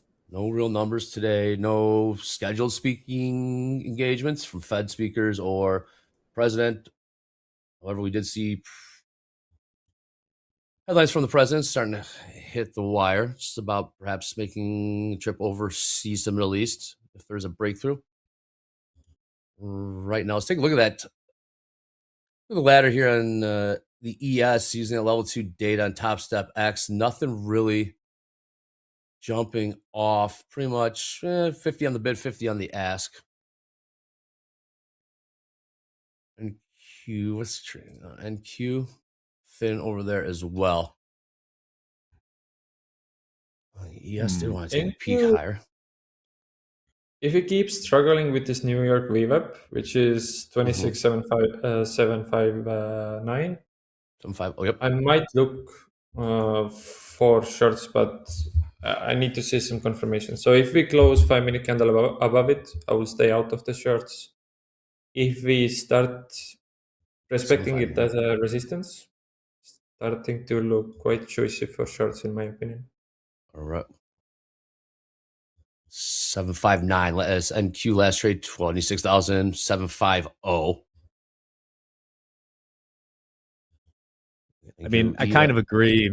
I hate trading the anything NASDAQ, but it does look like the better short. We did close the gap or very close to it. We're better short, or on the flip side, short. What about the better long if ES and the ES continues to push higher? I mean, usually you want to trust the ES a little bit more. It has more volume, more liquidity. So, as I call NQE is the fake out artist. Yes. What's the ES? ES is the confirmation. Confirmation. Russell is the snitch. NQ is the fake out artist, and Snitches. ES Yep. confirms. Well, looks like. Oh. NQ trying to fit this frenzy of what, Thursday or Friday? I saw this last week. ES, NQ, all trying to kind of find their way right now. 10-year Jack under right around 4.2, 4.25%. 4.25, unless it's changed dramatically in the last half hour. Let me check real quick. Yeah. 10 years, yeah, at about 4.25%. The sort of high of this latest cycle was, I mean, it tippy topped out, and this was like, I think pre-market too, at like 4.48. But we are down more than 20 bips, and that's nothing to shake a stick at. Fed watch, as I mentioned earlier, is easing up a little bit. I think they're looking for, 0.15% in cuts. It obviously probably won't be that because they operate in quarters, but that's how the math works out.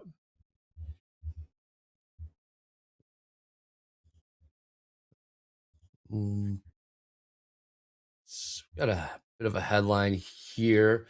It's from Iran. We're going to watch Crude here, see if there's much response. From Iran, this is from Press TV. U.S. not serious about talks will face decisive response if it repeats past mistakes. Crude about 57. Whoa. See some sellers come in there. Crude. Now we're seeing some buyers stepping in the equities there. Interesting. What was ES that? looks a little bit too strong for me to short NQ. NQ looks, I think, quite good for potential shorts, but I need to see some confirmation from ES as well. There's a bit of a pop there. NQ turn around, perhaps. You take a peek to the downside just a bit. Here we go. 26,730.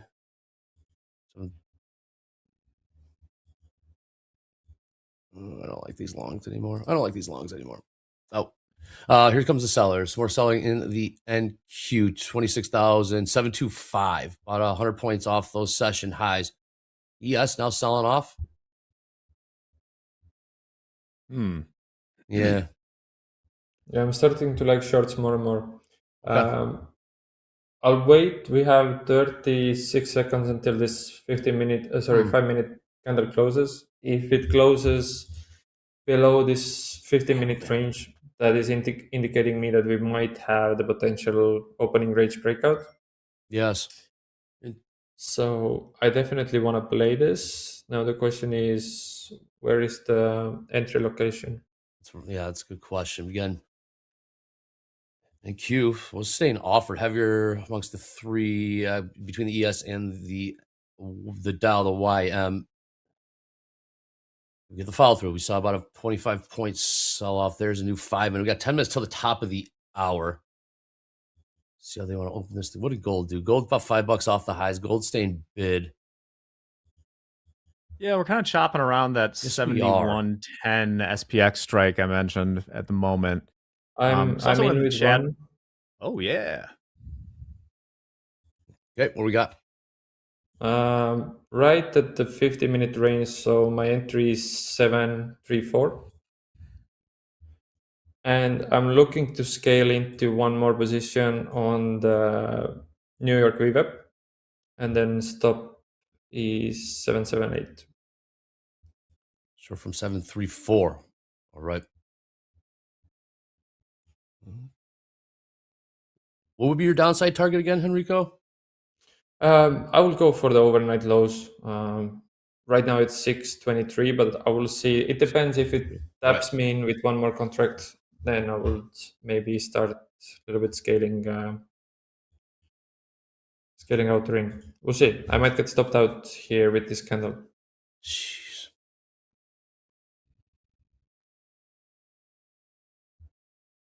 Oh. Crude beneath 86 now, above 86. Watching gold. Gold might be seeing some downside pressure here. 48.38 last trade. Mm-hmm. Little uptick here. We've rolled the contract obviously to June, but in the May last night, Mm-hmm. you know, the high was up around $91.20 per barrel. So rough $3-4 from there. Mm-hmm. Much further away from closing that gap than we are in the equities. It's a little bit of a tricky zone for me because like we are so close to the ES gap. I agree with Enrico on if you're gonna take it, doing the MNQ. 50-50 tilt across the board. We go sure. Just one MNQ from 734, 26,734. Watch Crude's picking up a bit of a bid, a little more here. $86.14, about 70 cents off the lows. I'm in with 2 now, Okay. and I think I'm out in a minute because that went extremely close to my stop. I know the buyer's opening the NQ figure. 26,767 just traded.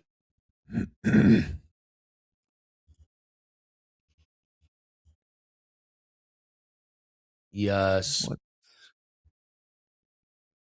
4 points off session highs. What's the Dow? Dow's selling off now.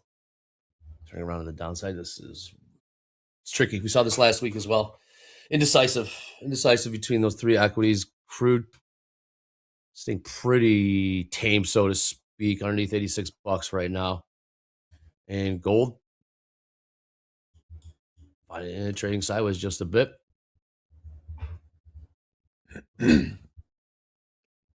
Well, this is the second straight week where I think was expecting a little more spice off the Globex Open or overnight trading, but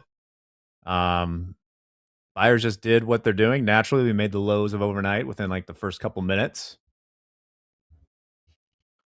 Yeah, for me right now, I hope I will stay. My stop loss is 780. I hope I can stay in until this 5-minute candle closes, because if it closes, yeah, I'm out. I think it's too close to my stop loss. Let's trade 26,773. Yes. Yeah, I'm out. Man, oh man. Okay, more buyers. Buyers are That was strong. quick. These buyers are relentless. ES turning around, catching a bid about a point off the session highs in the ES, 71.53 half. Not much movement in gold, not much movement in crude. Even NQ woke up. Buyer stepped in there. You are flat now, Enrico? Yep. Yep. NQ still's got about 50 points to get to those session highs where we trade right now. Here's a new 5-minute. 5 minutes till the top of the hour. Mm-hmm. Consolidate. And now I wouldn't want to be in this trade anyway, since we closed the 5-minute candle back into this 50-minute range. So the idea why I went into a short was the 50-minute range breakout to the downside, since we had the previous 5-minute candle close outside of it, and now we just closed inside. So I think it's better to stay out for yeah. New highs, new session highs. ES 71.56 in the orders. NQ still has some room to go. Got about 40 points still to get to those session highs. ES and Dow, new session highs. Here comes the buyers in the NQ, closing in on 26,800. Well, the VIX overnight, I mean, it tapped 20 almost to the cent. Right now, we're still trading 18.82, which is funny because, you know, where we are, obviously, very close to all-time highs again. More importantly, we're very close to filling this gap in the ES right now. I got gap of around 64, give or take, Jack. Yeah. Is that what you're looking at? Okay. Close enough. 71.57. It just print. Now 57 quarter now halves. Print. Buyers in the house here in the ES. 75% long tilt in the NQ right now as we trade 26,800. Man, oh man.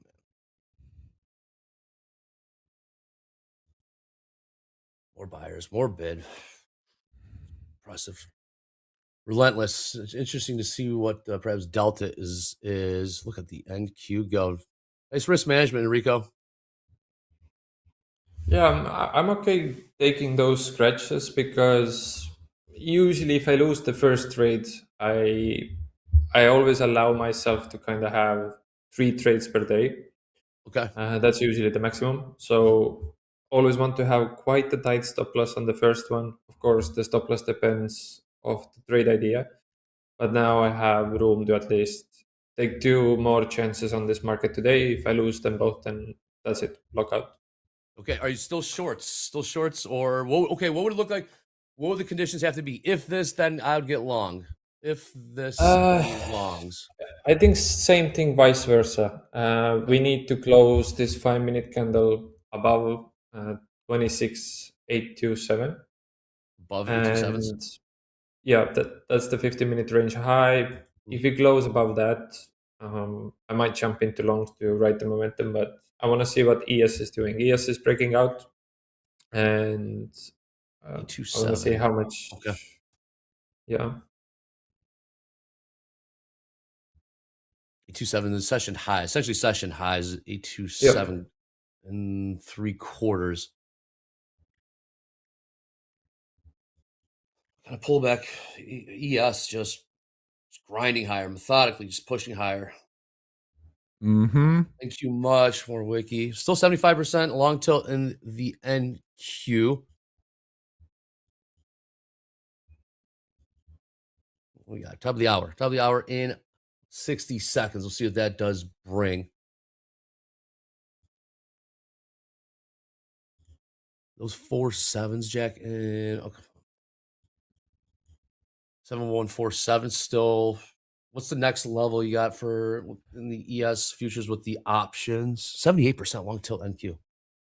Nothing huge. The one I mentioned is still there. Maybe 71.35 in SPX. So like, you know, like 71.70 or something. 71.70 for a short. I'm interested in maybe taking if we close that gap. We came very close. You know, we came within 2-3 points in the ES.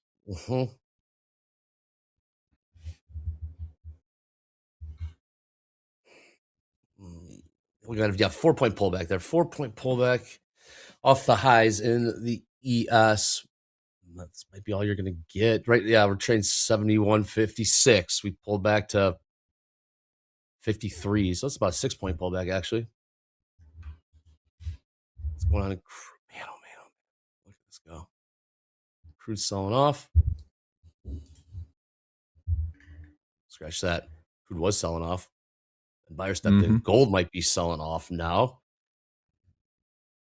Or is this just another head fake? A lot of head fakes out there. Ooh. And there it comes to the top of the hour. I believe that was the top of the hour. All right, a little downside pressure here in gold. A little more selling in gold. We'll see if we're talking like $3 or $4. It's an interesting weekend in Bitcoin. Kind of like following it because that actually does trade. And yeah, I was looking at some of the oil perps over the weekend too. I couldn't help myself. Yeah, how's it looking? We're up right now, but I was watching yesterday Bitcoin right now trading 75,206 in the spot. It did get down to 73,800 or so last night.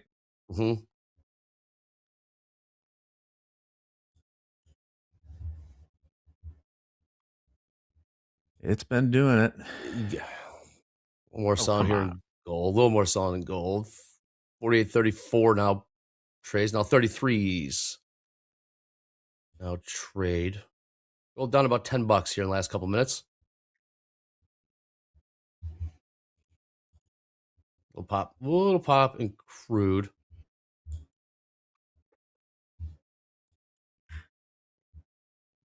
Tristan Trout. 79%. Yeah, 79% long tilt. 79% long tilt in the NQ. 77% long tilt in the ES. If that is the top, that'd be a pretty diabolical one. Just like that? Yeah. Something tells me. All right, get my guy in here. What's up? The Delta Don. It's Monday. He loves Mondays. Lower right-hand corner. What's up, John Hoagland? Talk to me, man. What do we got? What are we looking at here? Here in the first 30 minutes of this New York session. I get a read on this. What's up, Hoag? Happy Monday, man. Happy Monday to you too, Andre, Henrico, Jack. Good to see you guys.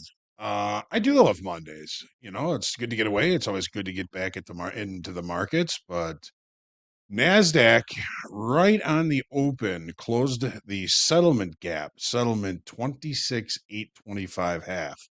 It also left the 1 minute opening range at the dead high of the session. So when that happens, I can't really look for longs. I'm looking for this market to rotate lower. There are a couple of areas of interest that the market has traded to. Most importantly, I think probably was the VWAP, which had a pretty good slant to the upside. So the session low so far up against the 30 minute VWAP coming in at 26,711.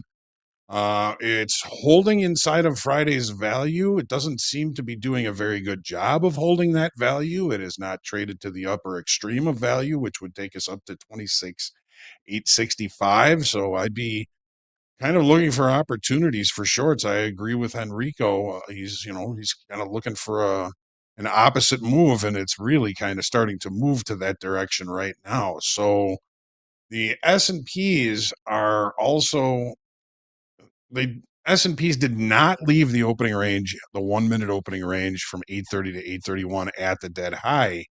They seem to be intent on trying to get to that settlement gap close, which is at 71.6150.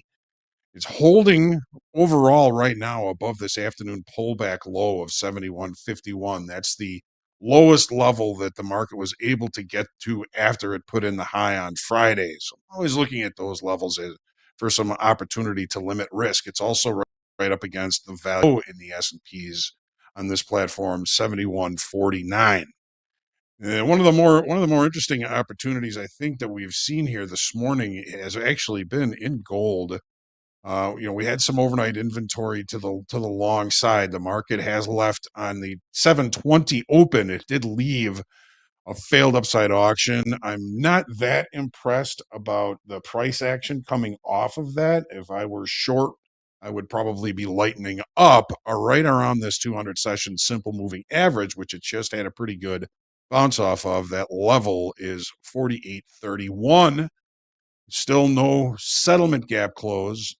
Did it close the gap to the low from the pullback low from Friday? Close enough for me. So if we're looking for, the weekend gap, if you're looking at where the market ended the day on Friday, it's pretty much closed that gap. But there's more space to the upside if this market is to find some buyers here, and it appears to be looking at a pretty good bounce off this 200 session simple moving average. Crude oil. What are we looking at here? No gap close. We've got the potential for an island bottom if we can't close the session gap to the high from Friday, which I'm looking at it as 83.25. We might leave an island bottom, and we could see that technically a potential move back to the upside. It's been coming off overall for the last few sessions. As far as kind of targets for the S&Ps, we're looking at Friday's high or Friday's value high. For Friday's high was the all-time high, right? 71.8575, value high 71.75, which lines up pretty nicely with Jack's level that he's looking at in options. So I'm really just trying to stay patient this morning. We're going to find some good opportunities as the day goes on. It's my story. I'm sticking to it. Delta. S&Ps positive 1,400 for the regular trading hour session so far. NASDAQ negative 200 for the regular trading hour session so far. Somewhat congruent with direction in both markets, but they're going different directions. S&P is holding above the opening range, NASDAQ holding below the opening range. Going Regular, different directions. That's you always the give me story. delta. Sticking to. You always give me delta for regular, or Yes, yeah, Oh, it's it's always regular trading hours. how Yep. about that? Enrico, short again. Oh. All right. Yes, sir. I saw what made me short again was the fact that we closed ES into the 50-minute range again. Since ES was leading the rally, it came back into the 50-minute range, and that kind of gives me idea that if it was leading a rally, it also might start leading rally to the downstairs. So I'm willing to take one more shot shorting this NQ. If this doesn't work, then I'll probably not trade for a few hours. We'll see. Okay. Okay. What price? It's 763. 763. Okay. Good. Again, at the bottom of the hour, in about 23 minutes, we'll get those initial balance high, initial balance low prices jotted down in the ES and Q. Simply, highest and lowest price trade in the first hour of the New York session. President, seen some more headlines. This is through PBS. Trump, Interesting. we'll discuss nuclear weapons with Iran at discussions. Trump, when asked if Iran is doing talks, I don't know. Iran is supposed to be at talks.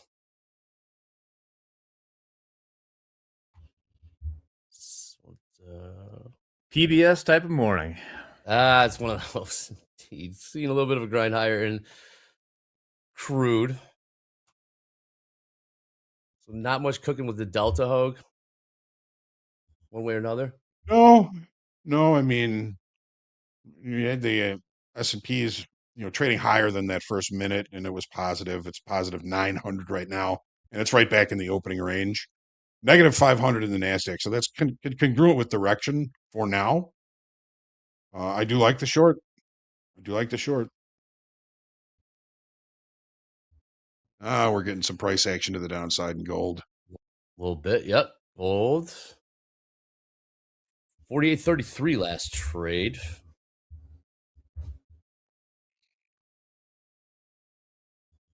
On this, VIX is above 1906.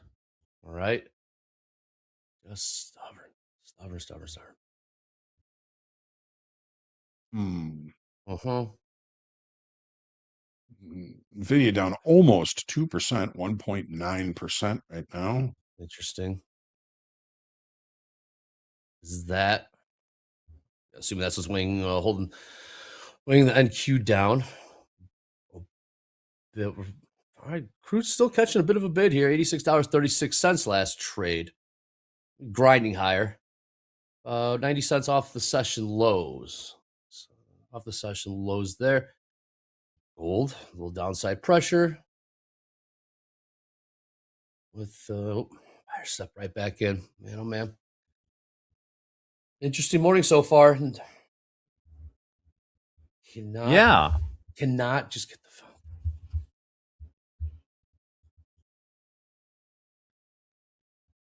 I'm pulling out to the 4-hour chart just to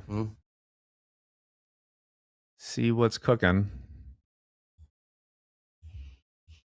Longest. All right? We have.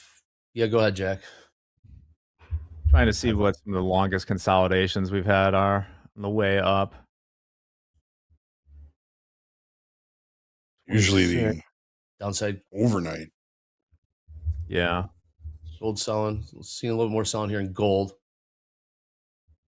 48.28 last trade. Now 27's trade. We get a pop. Will that lead to a pop in crude? Yep, there's a little pop in crude. See if there's downside pressure in the equities.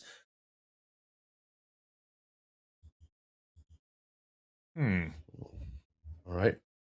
Headline for CNN: Vice President Vance has not left for Pakistan yet.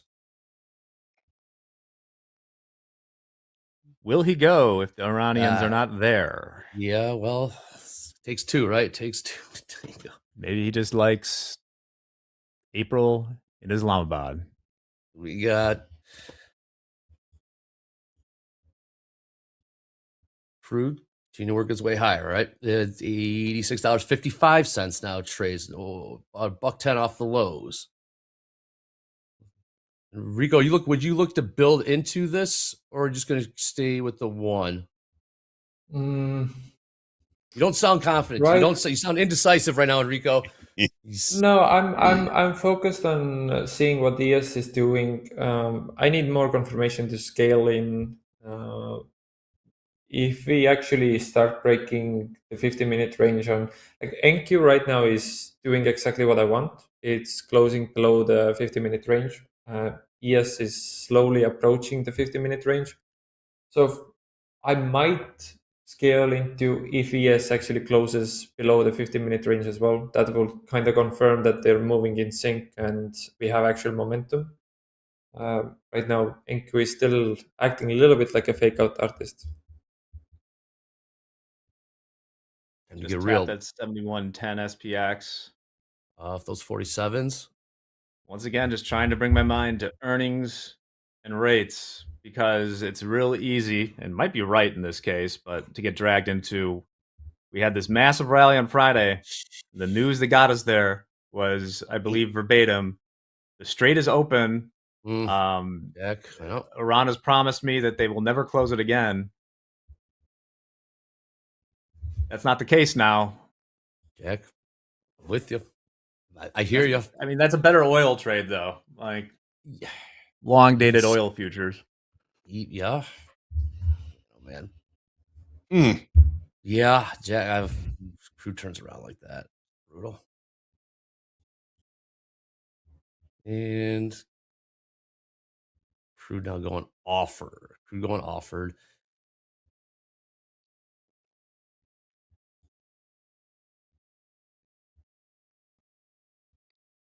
Man, it's hard for this thing to go down, isn't it? Oh yeah. For equities, yeah, a lot of met with bids. It's hard to gain any confidence in the short.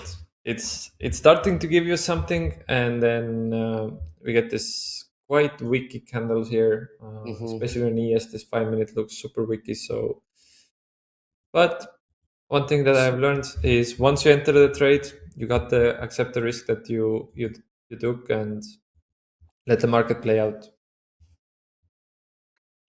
Enrico, do you ever like see something in a market that gets you out of the trade before you would, let's say, for example, hit the stop? I mean, is there ever a time when you see something that's like you're like, yeah, I don't like that. We're out. Yeah, for me right now will be if ES takes closes candle above 7154. 7154. That's the 50-minute range high on ES. If we start breaking to the upside on ES again, I might start looking to close. But at least for me personally, I want to close winning trades quicker than I do losing trades. It's kind of, this market has been see money take money, especially before the last week, and for sure, I have had so many trades where it's running to your TP and then it bounces and then you miss out, and then the kind of indecisiveness kicks in. So I think it's just the psychological aspect, seeing money. You want to secure it, and yeah, sometimes, of course. I'll tell you what happened, Hogue. I don't know if you took a peek, but that coincides with this week's new Topstep TV tip of the week. How about that? Cut losses quickly. How about that? Cut losses quickly. Exit losing trades fast. Don't hope for reversals. Follow your stop loss rules. Reserve capital for tomorrow. Exit losing trades fast. Exit losing trades fast. I always argue that the hardest part of a trade is knowing when to get out. Getting in, obviously difficult, but getting out is the more difficult, can be more challenging. Cut losses quickly. Not every trade has to, or not every trading day has to go to your DLL. Not every trade has to go to your stop. How? I like it. When do you know? Cutting a loss quickly. Yeah, you need to have a good idea Yeah, I think like you really need to have a good idea when is your trade invalidated, right? For me, it's really simple right now. The 5-minute close on ES, that will kind of start invalidate my NQ idea. But yeah, I Okay. think cutting losers based on the confirmation that invalidates the trade idea, I think that's the Like best that. advice. Oh, what do you see? Andre, I was thinking we might need to Yeah, get go the ahead. go at some point to play some trades on the Globex Open. Just The looking gap at fill. that. The gap fill. What was the play? Well, it's like you see what's happening, right? And you get a better idea too, because now that I don't trade any of them, but you can't. They do have perpetuals and stuff that are trading with real money over the weekend, right? So we were going to open down, and if you hold overnight and you were over your skis, you had the puke, and that's that wick there, the 15-minute bar. Closed it, and then we never looked back. So that would be a trade. We're talking about cutting losses quickly. Yep. Something like that gives you an opportunity to have a cheap trade, 15 points or something, to possibly make the gap fill or more the way this market's going. Agree. More from the president here. This is True Social. Israel into another one. Results in Iran will be amazing.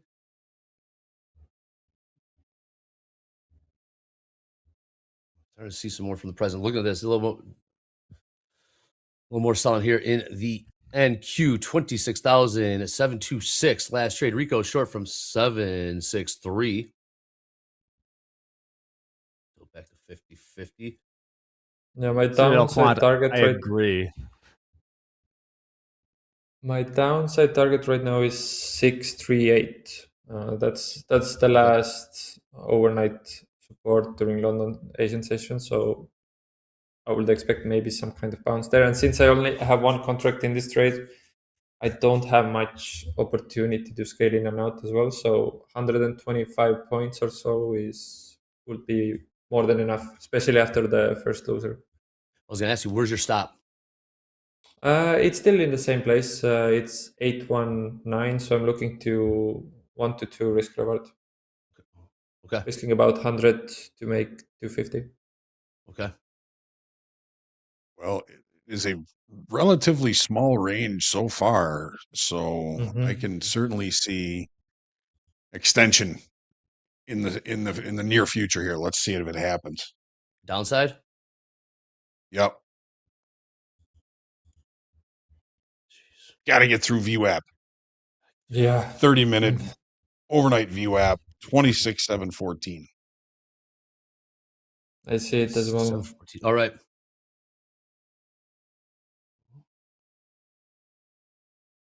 Initial balance high, Hogue. Perhaps we still got, I'll hold off on that. We still got about 11 minutes till the bottom of the hour. Sure. Again, get those initial balance high, initial balance low prices. Jot it down there. What was that? Oh. What was that? What was that? What was that? Something.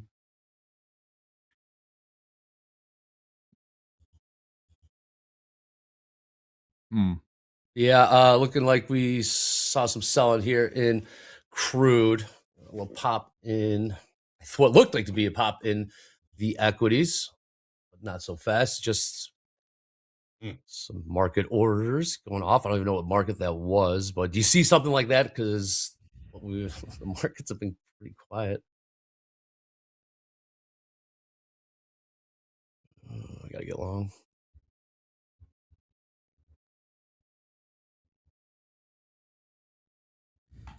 NQ?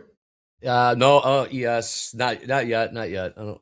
Headline from CNN: U.S. Iran talks are planned for Wednesday in Pakistan. Well, perhaps ES. ES doesn't want to really go anywhere lower. Got my stop in. I don't want to tax your mental capital, Andre, but I was just thinking the other day, I was reading about some of this Iran stuff, and the last time the government negotiated a deal, it was like 18 months of negotiations. I was reading about that as well. Yeah. Yeah. So I just Not hope we overnight. don't have 18. I don't know if I'll be able to survive mentally, Andre, if we have 18 months of Back and forth, deal on, announcing deal off, every meeting. Yeah. straight open, straight closed.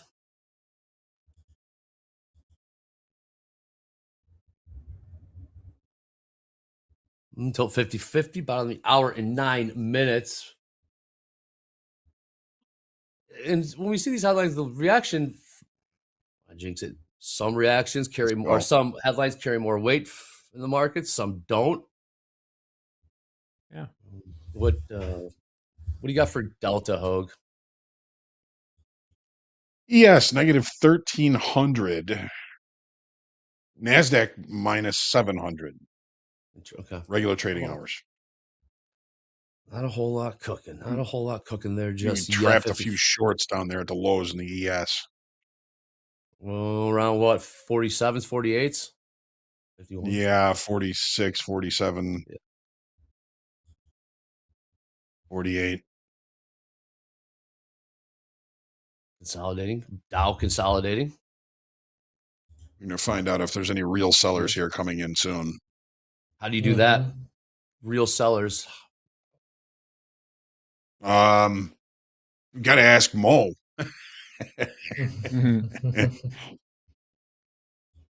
I just know the next time you see 930 change. Next time you see an 8,000 lot of Brent crude futures go through, you follow that.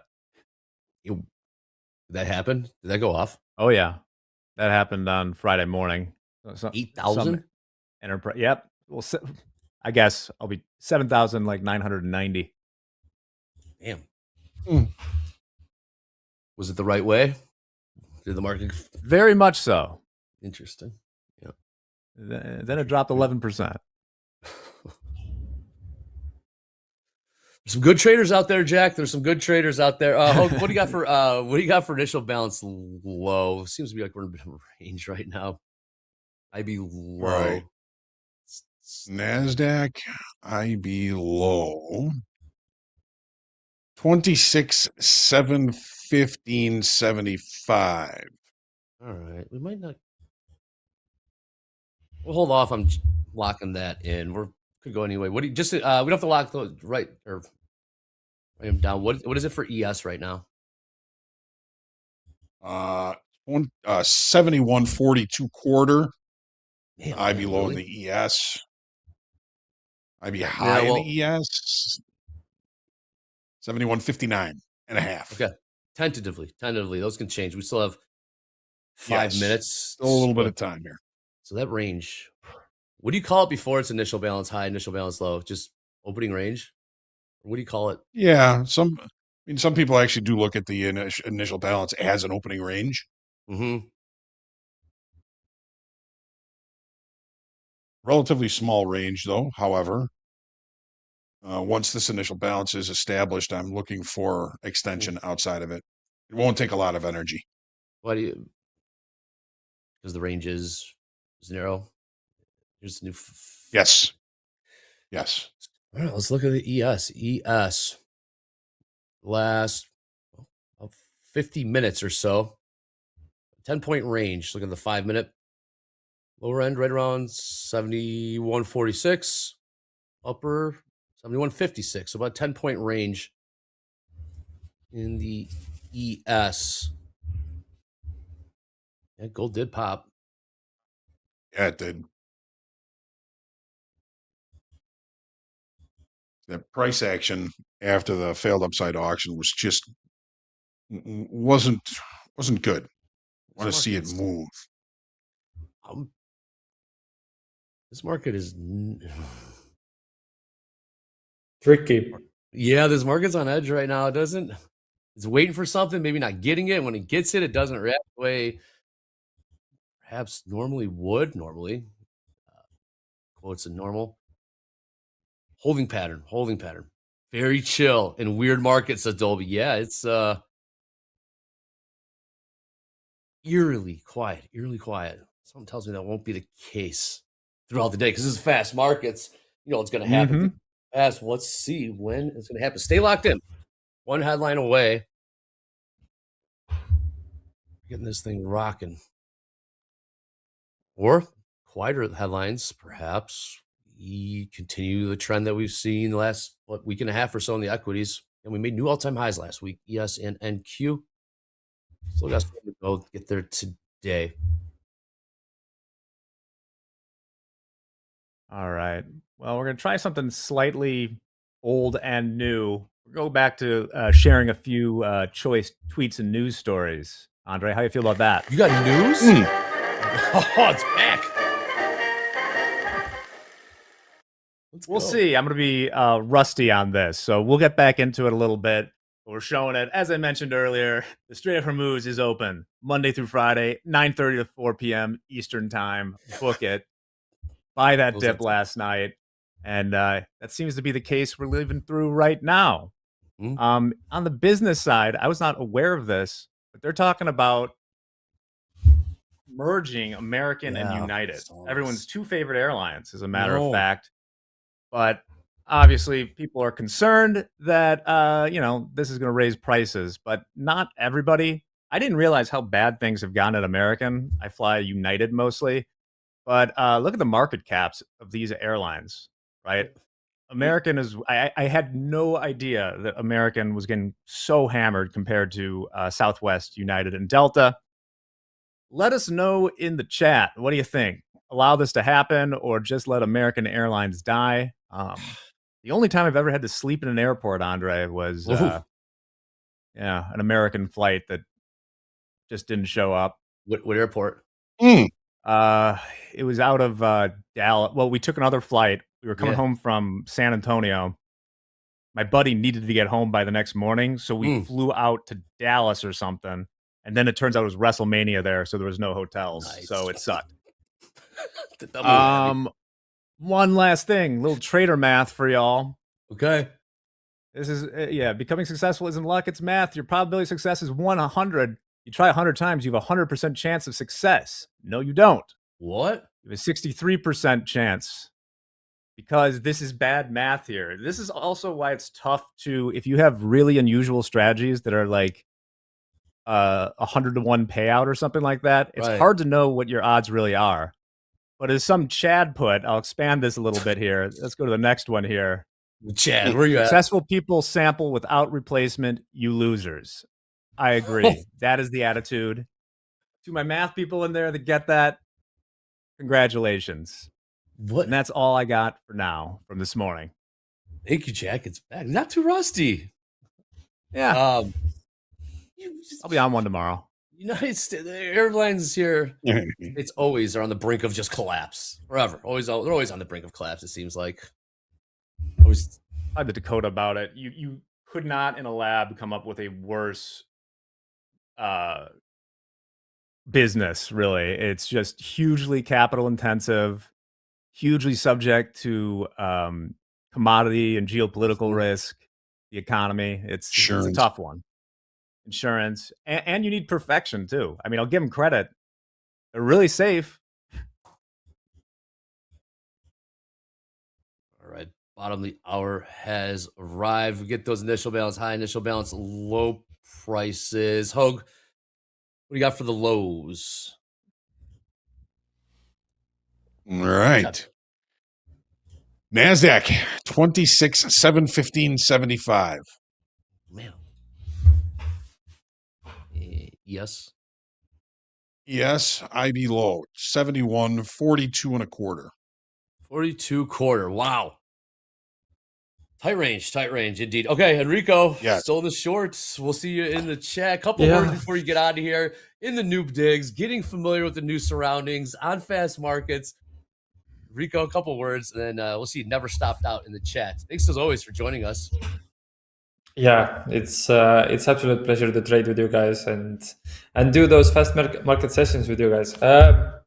What can I say? Trade well, trade for tomorrow. As always, even if I lose this trade, I'm still gonna have my account tomorrow. So make sure that always have account tomorrow and receive your capital. I think that's it.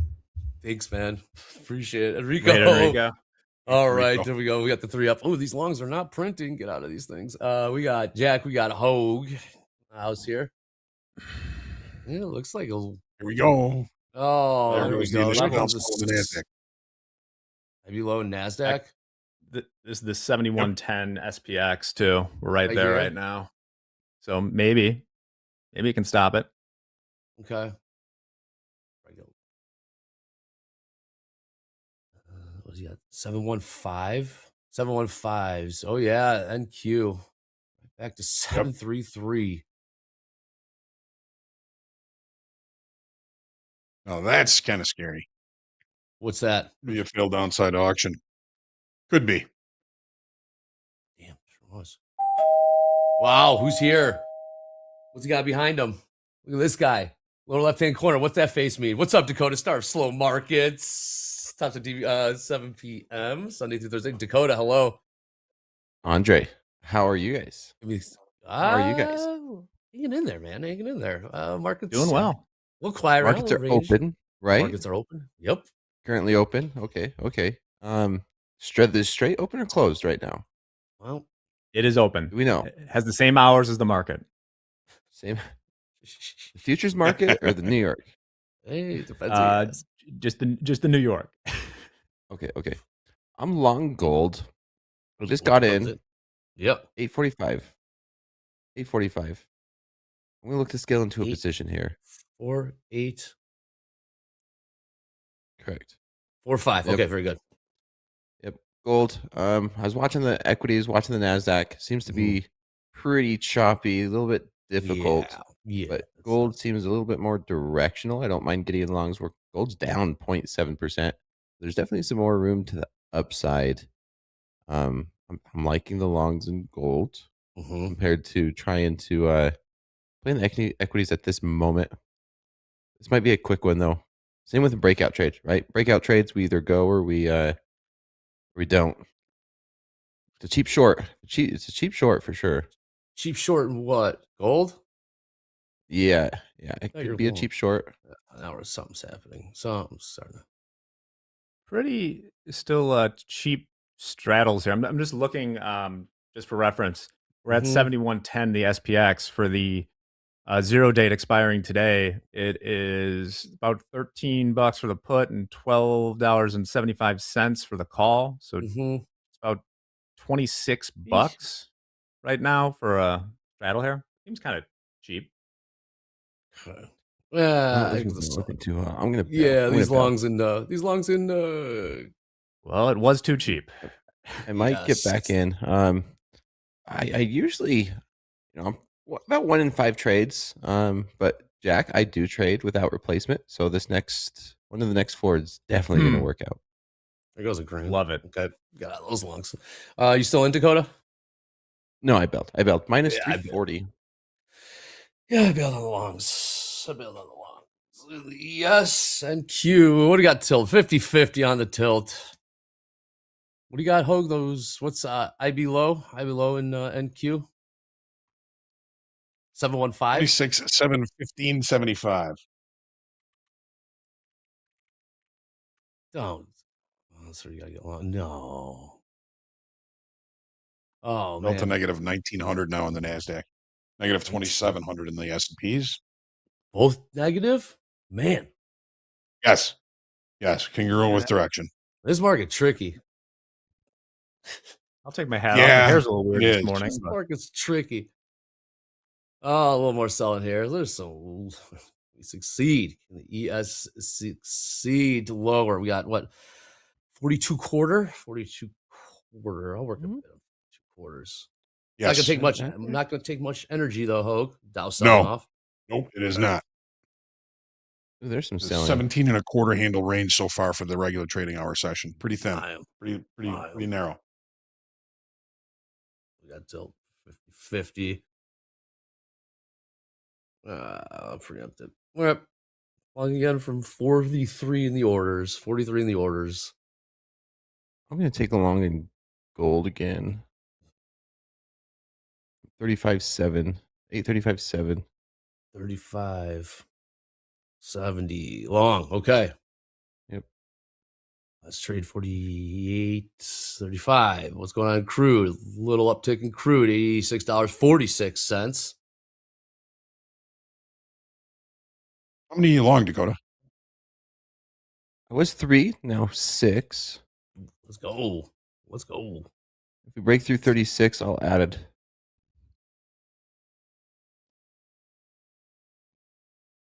I want to try and build positions if we could go in my favor. Hey, what's going on, Crude? Crude upticking a bit. $86.55 last trade. Now 58 cents. Man, This too stingy with that ES. We didn't quite get yet to fill in the gap, the settlement gap. Yep. we got within 5 points or so.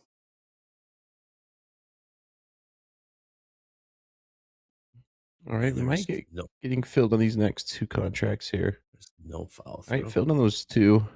No foul. Long 8 from 36-2. Cool. Long 8 from 36-2. Long 8 from 36-2. All right.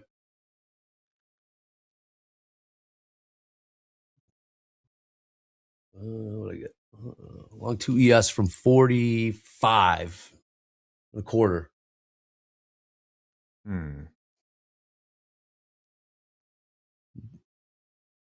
to long 8. Long 8.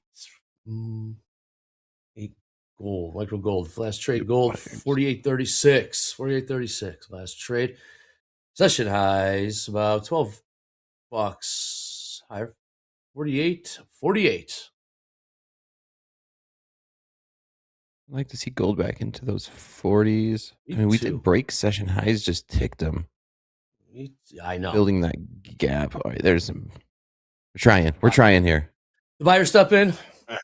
Mm-hmm. About damn time. I was talking about we're going to see 5,000 sometime this week in gold. We're back. Well, I was looking for 5,000 by July. I know.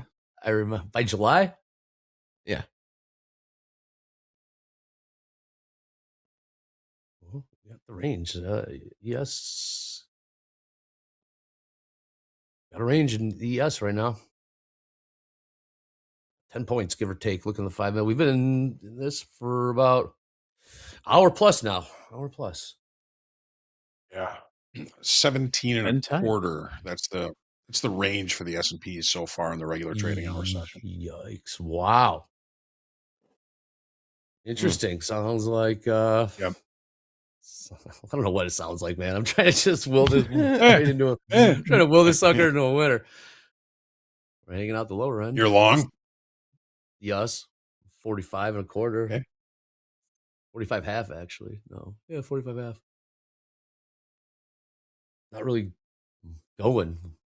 It's buyers failing this. Doesn't want to go home. Go to your home, do something. Well, NQ catching a bid randomly for whatever reason. NQ just kind of wandering higher. Long ES? Yeah. You're liking the longs on ES? Not really. Not that much anymore. I'm with you, man. This gold. I don't know. We tried to hold these 34s, but now we're starting to give it up. Yeah. I'm gonna get out. I'm out. I bailed. Yeah. What was Topstep TV? What was the tip of the week? Topstep TV tip of the week was what? Cut losses early. Cut losses quick.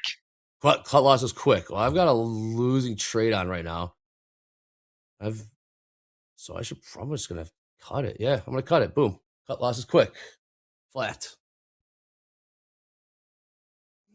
Instead of losing, lost $150 as opposed to if I hit the stop, it would have lost $1,500 or so. Let's see if we can get back in there. All right, you go to your flat. No, I'm getting back in. I'm trying to get back in this trade, Andre. Me too, man. Like I said, I like this long gold trade. I don't mind taking some paper cuts on the way down as we chop. I'm trying to get back into this.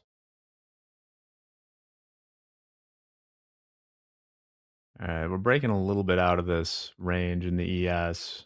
Kind of broke that 7110 SPX support. Next stop, about 5 points away from 7100 in the SPX, which is a big round number, but I don't see much doing there in the 0 dates.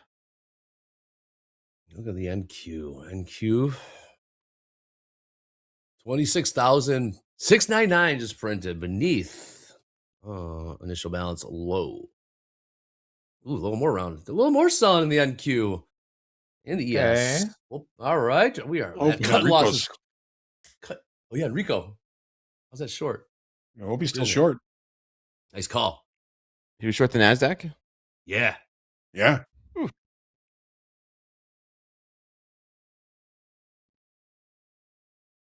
What's Delta Hogue? Hopefully it jumped. NASDAQ negative 2,400. ES negative 5,200 now. Negative 5,200 ES? My word. Oh, Yep. we got VIX is at- 71.41. My word. Yeah, 19.4. Ooh.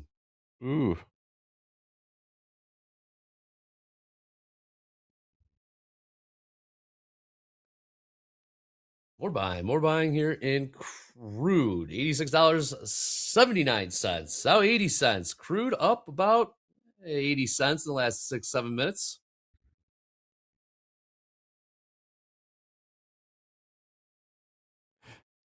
Side below. These are just These are the side below, not right? cooperating. And if they are, not fast enough. This initial balance low. Yep. I'll Yeah. I mean, this is the long. this would be like probably one of the first sell signals. If we open the next 30-minute bar Damn, below the initial balance lows, one of the first sell signals we've seen in 2 weeks.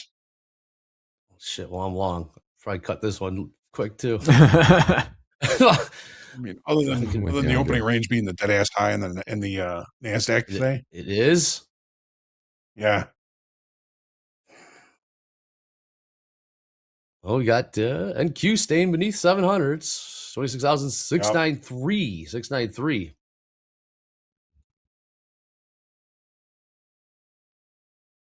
This 4-hour chart since Tuesday the 7th is Ooh. really something to behold, though, isn't it? Right, I'm adding to this. Want to make it even thinner. Yeah, what price? Into the 8 lot? 32.6. Yeah, 832.6. 30. I added 2 more right there. Long 10. 10. I give it a 10. Oh, these sellers in the equities.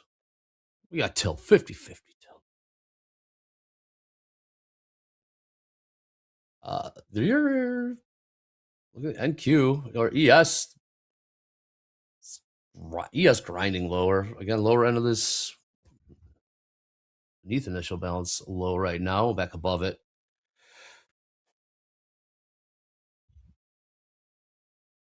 Go along from 32. Top of the hour, 15 minutes. And negative delta, Hogue. What's the play? We're right here at initial balance low in the ES. Well, ideally, we'd open the next 30-minute bar below the initial balance, and we'd leave single prints above that for a continuation move to the downside. All right. Well, if we start really growing legs now, yeah, you'd have to preempt it if you were going to catch it, and if it was to run, catch legs to the downside. Yeah. Well, NQ. I can't figure out what's going on the NQ. It's the weaker of the two. Yes, it is. I think it's met with buying right there. It's met with buying. Gold is struggling to hold bid as well. We're trying. It is. Yeah, we're better than we were the last 20 minutes or so. Oh, and Q right keeps taking a peek lower. 26,000. We get to what 692. So your 91s now 90s trade. Just come back right back in. Sheesh.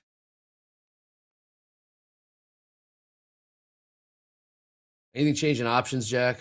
That would No, I'm really looking for something. There's still like that set where I have it on the chart is like this line here still could slow things down if we start going back up again. There's not much. I was just when you ask me that, I'm looking around at like sectors and stuff, trying to figure out like what the theme is today. Always. Just give me a moment. I don't know. Theme. I don't know. I necessarily figure out myself. It's so hard to sell. Then what was it hard to long then? What's the uncomfortable trade? Short.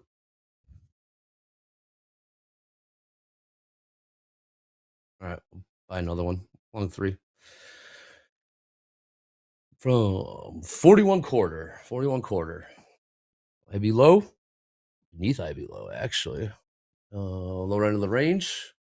Difficult. So we're back above IB low in the S&Ps. Are you long S&Ps? Yes.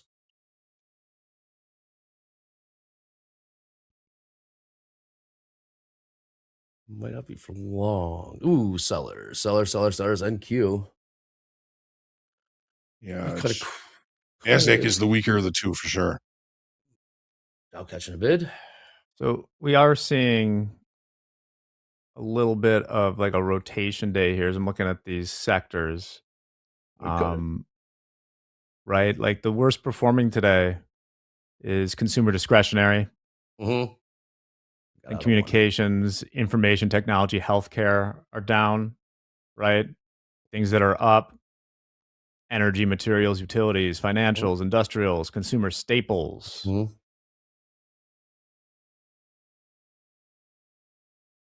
It's a little risk off, but it's nothing huge. No. I was expecting a little more turbulence today, to be honest. That's the thing. It's quiet.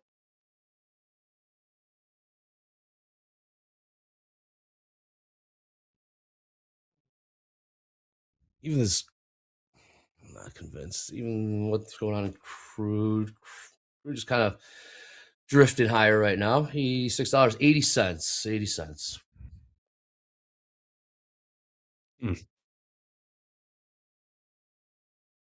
Maybe shorts. I don't know. I'm not. Nothing on the tilt. Delta growing negative, Hogue. I'm looking for anything. Yeah. Well, kind of holding in the S&Ps. Negative 5,100 now. Okay. Negative 2,500 in the NASDAQ.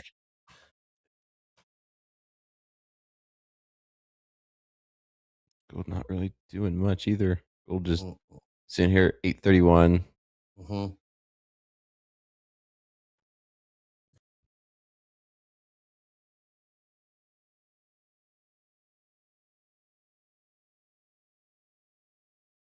Trying to get legs long in the NQ. If the NQ could ever, like you said, it's the weaker. It's the weaker of between the ES. Yeah. Still holding below IB low. Yeah. When will it catch up? S&Ps are rejecting below there. That's good. It's good for your longs there, Andre. I learned from you, Hogue. Gold might trigger me into another 2 contracts it's hard here. to sell. All right, yeah. Gold just triggered me into 2 more contracts. Long 14, 12? 833. Long 14. Long 14. Let's go. What price? 3 Gold man. Yeah, 33. Go. Might end up starting to catch a bid here. We break through these 35s. I'll start to scale out. Let's see if we can get crude to sell off. Well, range is getting tighter and tighter.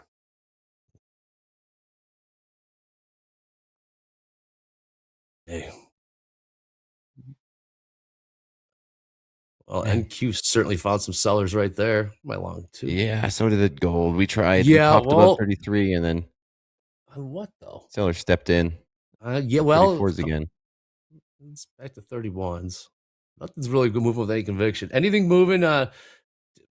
MBT moving, Jack. Anything flying around right now? Cattle.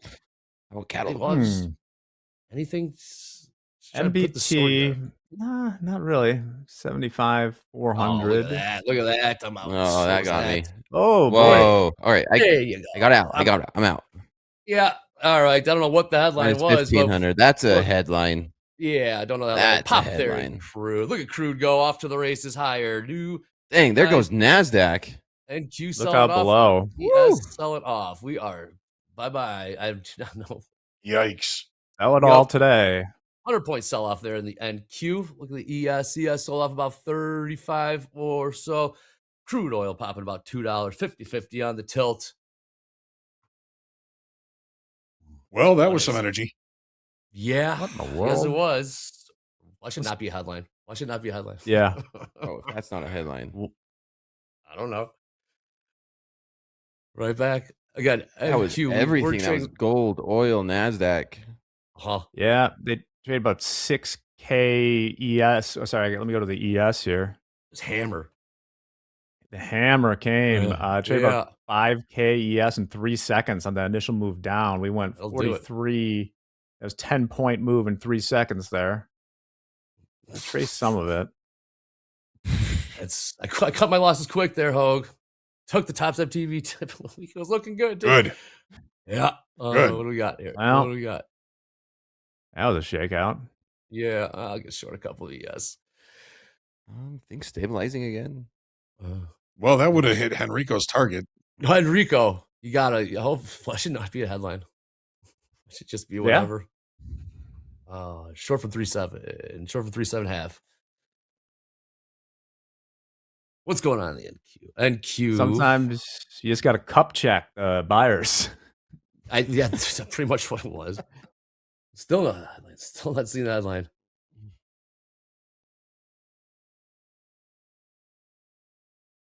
We just kind of just turn it all around here. Dan Evans headline on President. ceasefire. Yeah, you got it here. Trump, highly unlikely I'll extend ceasefire with Iran. When's the deadline? Tomorrow? I don't know anymore. Yeah. Was it ever really a ceasefire? I don't know. I'm getting short though. I feel like the 28th stood out in my mind for a while. It was like the 2 weeks thing. I don't know. I'm sure we'll learn more if it is indeed that. Okay. Where's that?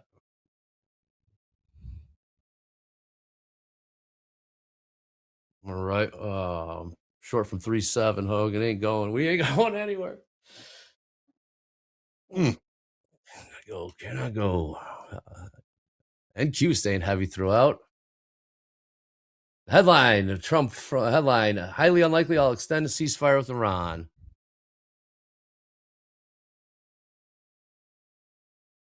That's a headline. Wednesday. Thank you. TR Wednesday. Deadline 50 tilt. It's just better prices to buy.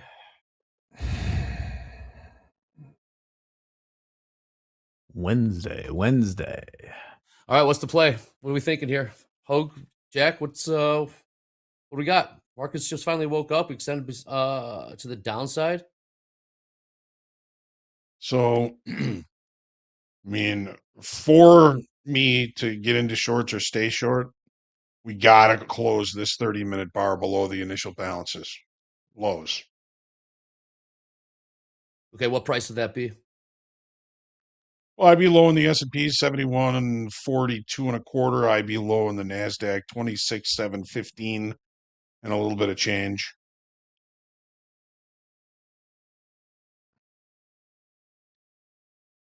President will not open straight for moves until deal is signed. Ceasefire expires Wednesday evening, Washington time. President.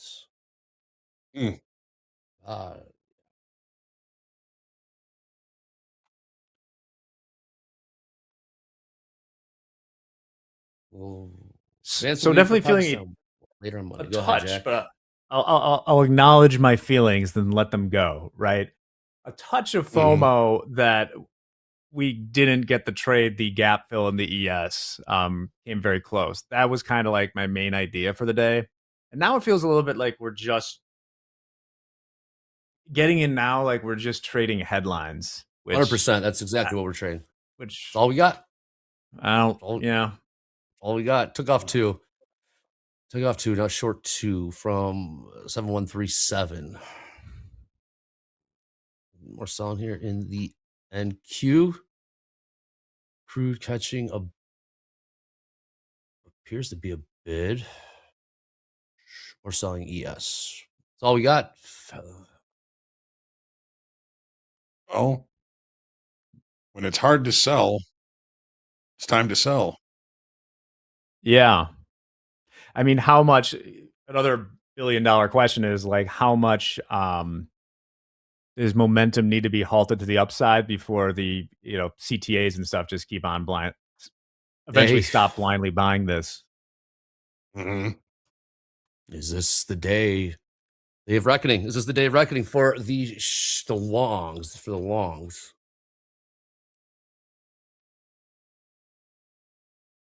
Let it be said, nobody defeats me 15 days in a row. Where do I get out? That'd be a of this? lesson. Where do I get out?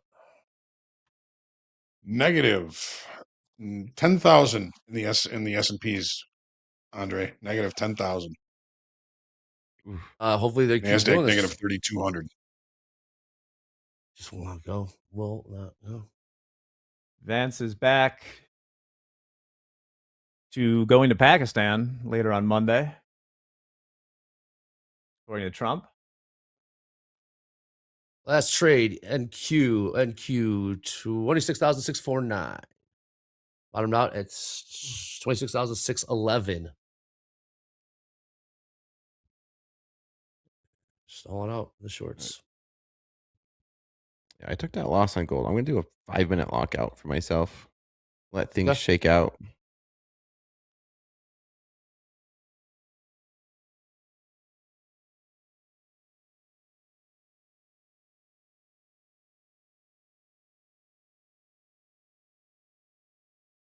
Hanging around VWAP from the overnight, the ES.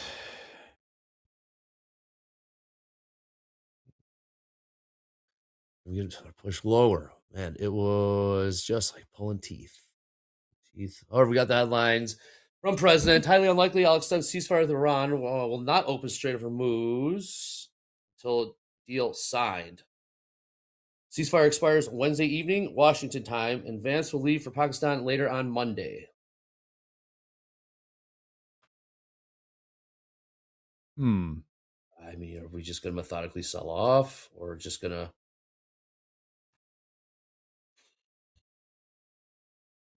leave the IB low?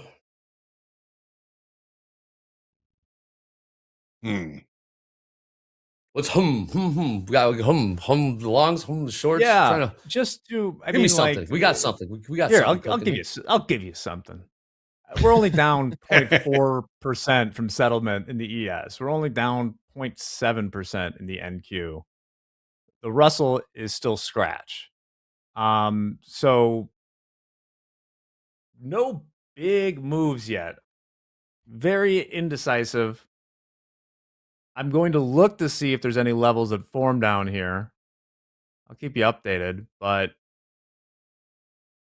for now, I'm a bit hands off. What do they call it? Monitoring the situation. Monitoring the situation. Yes. You guys see a cruise ship went through the Strait of Hormuz over the weekend? I forgot about that. I should have cruise used ship? it in news. Yeah. Really? On the boat tracker. Yeah. Did not expect that one. Was it full of people? I don't have any sources on the Oh, inside. come on. What's this? What's that? What the heck was that? That's the top of the hour. That's just the top of the hour. Anytime. What's up, Canceled. Braden? Never mind. No reverse. I got out. Got out of the shorts. Got out of the shorts. That's all we got to the downside. That's it. Braden says, that was him. Was that you on the cruise, Braden? Yeah. Oh, he's a cruise guy.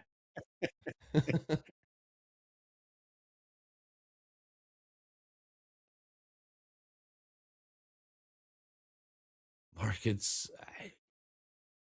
Bottom of the hour, get the London close. Hurry up and wait. Hurry up and wait. This market is all right. All right, Hogue. 10 o'clock. What do we got? IB low becomes resistance. IB low becomes resistance. IB low is 10 points higher. Yeah. Than the ES. So resistance is. But that's your risk limiter there. That would be your stop. Yeah, you would try and see if you can get some better trade location than right here, but you may not get it. No, you may not. It looks like this thing wants to keep going. I spoke too soon. Shout out to the Celestial Discovery was the cruise ship that seems to have gone through the strait. Oops. Okay. If you That were on wasn't it, like a- please let us know. We would love to have you on Topstep TV. My goodness. An oil tanker disguised as a cruise ship? Put on a costume. Like, The people that all had camelbacks on. Not a bad idea. The shorts. Looking heavy. We spoke to Well, it some rejected. It's good if you're shorts still, Andre. It did reject again at that 7,100 in the I puked the SPX. shorts. I Okay. puked the shorts at there at 10 o'clock. Oh, looks like thank you. All right. Well, market's been a little jittery, not exactly volatile, but I'll tell you what can change that here in a moment's notice. Is Dr. Volatility making his first appearance here on Monday. James, come on in. Happy Monday. Let's see if we can get these things rocking. What's up, James? Happy Monday, everybody. What's up? How we doing? I'm James Harden, and I'm here to tell you the things that you need to know to stay in the know with all things Topstep and Topstep TV. And that includes following us on X. That's right. Did you know that Topstep TV is on X? Well, if you're not following us already, go ahead and click on the link that I'm sure is going to be dropped in chat any moment now, and be sure to click the follow button. Because when you follow Topstep TV on X, you're getting live reactions, hot takes, and Topstep TV highlights that show you what it takes to stay in the game. So go ahead and follow us today. And while you're there, there are tons of Topstep related accounts you can follow on X, including the core account at Topstep. You can follow the news account at Topstep News for all breaking news and updates on Topstep going-ons. And of course, if you ever need quick help or support, you can reach out to at Ask Topstep, our support run channel. We have a dedicated team working that channel. So if you need anything at all, just tweet at Ask Topstep. So go ahead, collect all of the Topstep accounts on your X profile and follow us today. Then once you're done following us, be sure to come back here because today at 12 p.m. we're doing group coaching. Group coaching, if you've ever had a question about anything you see here on the stream or anything in your platform or anything at all trading related, well, you're in luck because every day at 12 p.m. we sit down, we take your questions, and we answer them live. Now, if you're wondering how to get your question in front of our panel of experts, well, wonder no more. My good friend Dolby is going to drop, link, and pin a form in the chat. You're going to click on it, and you'll see a submission for you to input your question. Fill out your question, click submit, and then be back in your seat at 12 p.m. for group coaching. Now, today, group coaching includes Hogue, Deanna, and Anne-Marie. So if you have a question for any of those three Topstep TV personalities, you're going to want to click on the link, you're going to want to submit your question, and then you're going to want to make sure you're back here in your seat by 12 p.m. Central Time. And guys, I got another piece of information for you. If you haven't heard, Trading Tones just released last week. That's right, Trading Tones lets you customize the alerts on your Topstep X trading platform. Everything from market open to stop losses being hit can be customized. And to celebrate, we have released a promo code. So you can go ahead and use the code TONES to take $20 off up to 5 no activation fee trading combines and customize your trading soundtrack with Trading Tones on Topstep X. Go ahead and take advantage of this promo code if you haven't yet. Again, the code is TONES, and you can take up to $20 off up to 5 no activation fee trading combines. And that last step is important. If you're trying to buy anything else and it's not working, double check to make sure it's the no activation fee trading combine. This code is good until April 24th, so you got a while, but go ahead and take advantage of it if you haven't already. Now, before we get back to the charts and join our last guest of Fast Markets, on Tuesday, tomorrow, President Trump's nominee to succeed the Fed Chair, Jerome Powell, will go before the Senate Banking Committee for confirmation. Kevin Warsh will have a confirmation hearing before the Senate Banking Committee on Tuesday. He's President Donald Trump's nominee to succeed Federal Reserve Chair Jerome Powell. During the hearing, Warsh's plans to reshape monetary policy and reduce the Fed's $6.7 trillion portfolio could come to light. His past comments suggest Warsh wants a leaner, more disciplined Fed. He might face a tough nomination process. Senator Tom Tillis of North Carolina, a senior Republican on the committee, wants the Justice Department to stop investigating Powell before he backs Warsh's nomination. Republicans need Tillis' vote to move his nomination out of committee and onto a final vote in the broader upper chamber. Jerome Powell's term as Fed chair ends May 15th. Dr. Volatility does not miss. There we go. New session lows. New session lows. Selling off here. We are continuing to sell off here. Again, get the pin at the top of the chat. Get those questions in for group coaching. Hogue D and Anne Marie. If you're down with me, guess we'll see. Anyways, NASDAQ's now trading below Friday's low. Low Session. Friday's low. Yep. We just keep selling What's off up, shares. Doom? Doom's in the Morning. house. What up, Doom? Doom. Morning, gentlemen. Boom. Man, Morning. You're catching this move. How are you catching this move? What's up, Doom? Man, I chickened out. I had good What size happened? from the very top, and at least I have a runner from 820. Big psychological level on NASDAQ. Okay. So I'm going to let it go. This don't seem that's going to be one of those 2 deviation up, 2 deviation down days, and it contracts in the middle. I'm monsterly bullish, and this is bigger time frame. Wow. This is great. The bus is slowing down. People have opportunity to catch up. This is good. As long as we don't fall below 68.80 on ES. Doing great. Below 68.80. All right, last trade ES. We're selling here at ES 71.21. Selling. Yeah, new lows in the NQ as well. NQ just printed 26,570. Looking at a 200-point sell-off in the There we go. NQ in the yeah. last 15 minutes. 15 minutes. Plenty of room to the downside here. That's the 6 a.m. lows. Options, I don't see anything down to 70.50 in the SPX. That's about 70.87. I marked it out. That's also, not surprisingly, that's the low of last night, right off the open.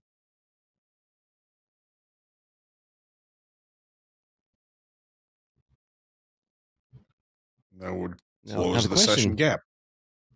Question is, NASDAQ just did it. We've been talking about a pullback in these markets for quite some time. Is this the pullback that we've all been waiting for?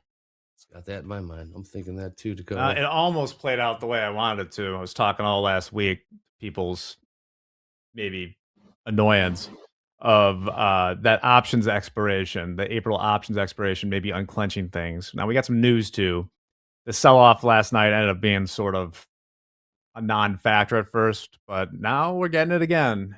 Mm-hmm. Oh, man. Well, here comes some buying. Yeah, or short covering.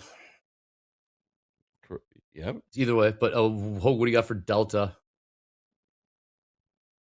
Oh, what's this? What's this price? ES negative 10,200. NASDAQ negative 3,600.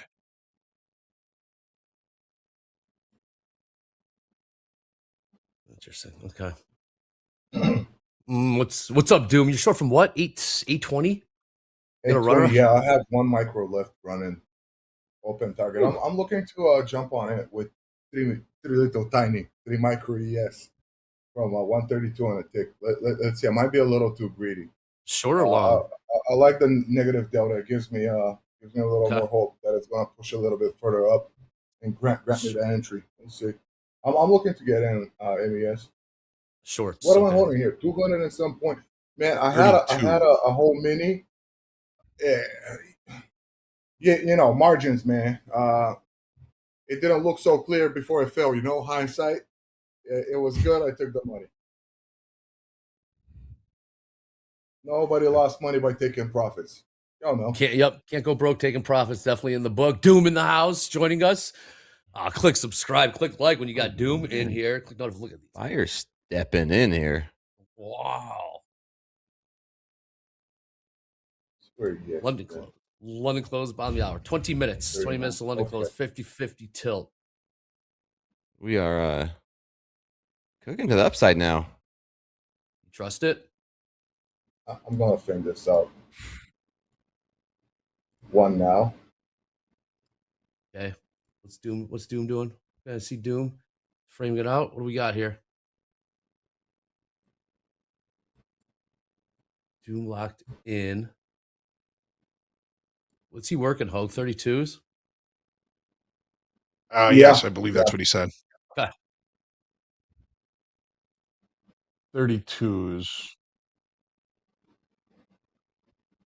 I don't want to jeopardize my location on NASDAQ.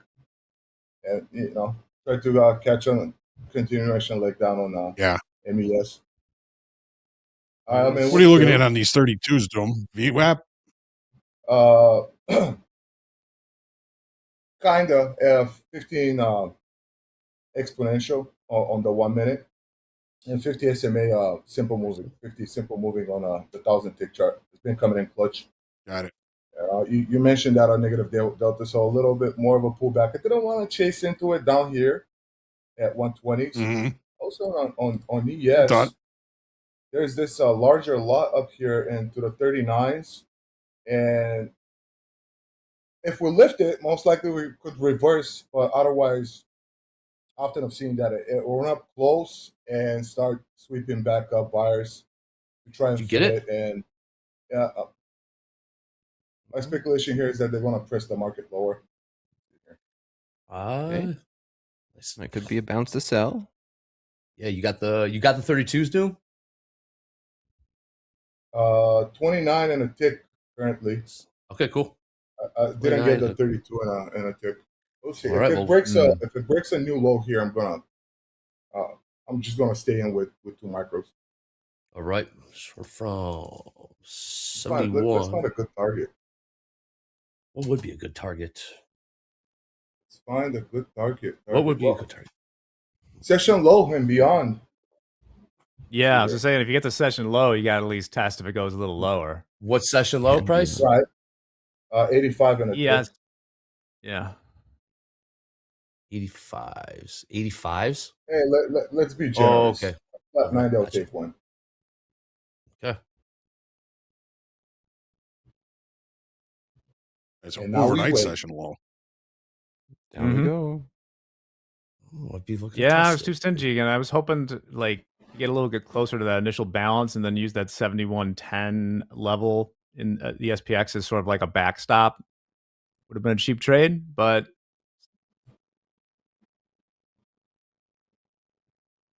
gold Short's looking good. Yeah. NQ back beneath 26,600, closing back in on session lows. And back above. Delta stopped moving. It Pretty did? much. Last few minutes it sat here. Just stopped. Just yes. A complete grinding halt. Well, what's this gonna? Nope, I don't do that. I'm not gonna do that.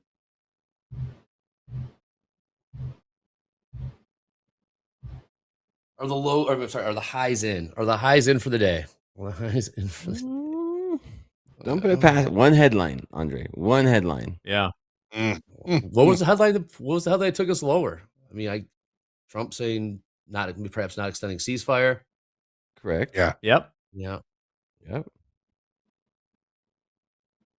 And seemingly, this Wednesday deadline. Yep.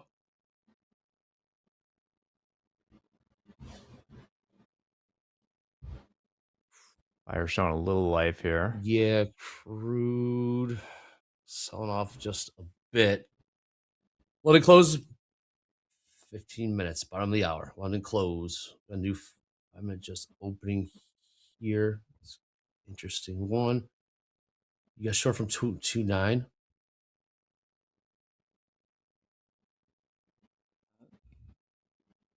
How many are you short at 29? 2 micros. 2.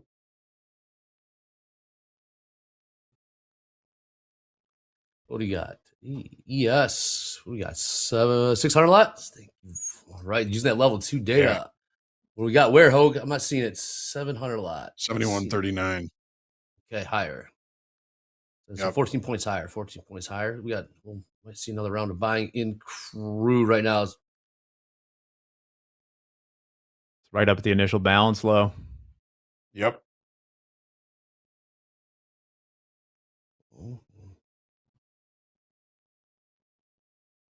Down ticking. Delta just stopped. Interesting. Yeah, still hanging right there. Yeah, and get those questions in. In the top of the chat. Group coaching questions. Ask them about the gap fill. The significance of it, what it is, what it looks like, what perhaps the if-thens, perhaps making a trade. Knowing that. What's this?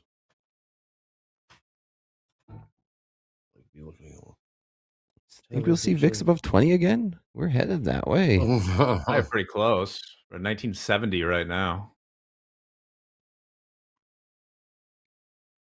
What are bonds up to? What are they up to? 10-year a little higher. Okay. 4.27. Yeah. We got the 30-year back to 4.9. Oh, okay. Zoom short. You've got one runner in the MNQ, all the way up at 26,820. 820. Last trade, 26,000. A big psychological level, man. When it comes to a price where I'm considering closing longs, options and stuff, I know. I know it's time.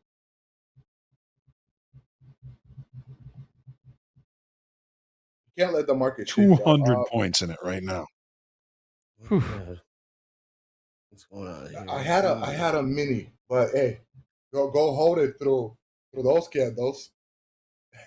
It's staying short. You're gonna hold them. What time did you get short? I guess I can see about 2 hours ago, hour and 45 minutes ago. Yeah, right after the open. That's right a long time. That's a long time staying short in this market. Job well done, dude. Oh yeah, hell yeah, and you're running. Yeah, and what was the some out left the runner. If it doesn't go, it doesn't go. We could definitely bounce here, or at least chop. If not, it's kind of lowish too. But so you never know. If it looks good for continuation on my end, it might take its time, but we'll see how it plays out. I'm on from 2.6. We're on 2.6. Yes. Got Crude selling off. 2.6 half. Buyers trying to step in. Yeah, they're trying. And a 3-bar reversal anywhere? The 5-minute.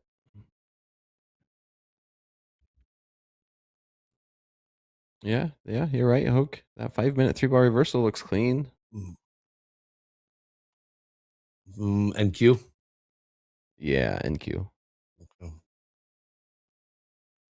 NQ is pushing higher here. 26,644 last trade.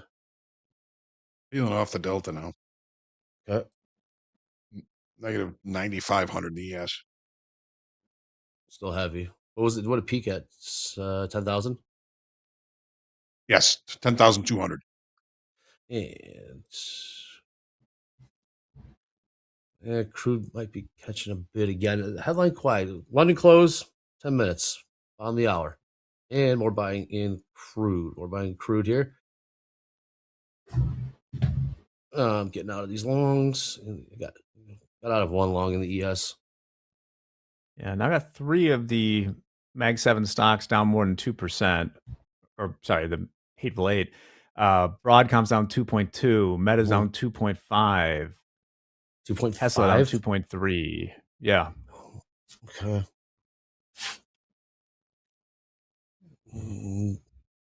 They sell Crude here. Yeah. Oh shoot, they just did get up. Yeah. Got back in with a long in the ES. Long from 71.28 half.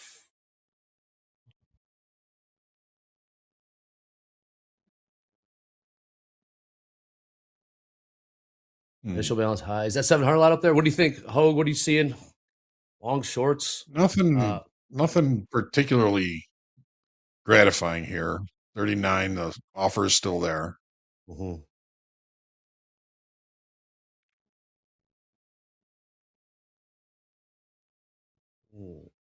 They're trying to hold this up. This is a difficult one, right? Yeah. This market ain't going anywhere anywhere fast. Doom's got the short. You're short from what, 29? 20, yeah, 29 a tick. Okay. Came close. Give me that extra fill on the 32 on a tick. We'll see.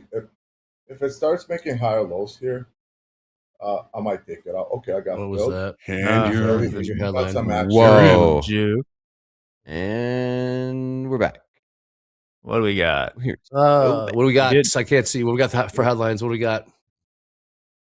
We rejected right off of 7,100 in SPX there. Let me see if we got anything.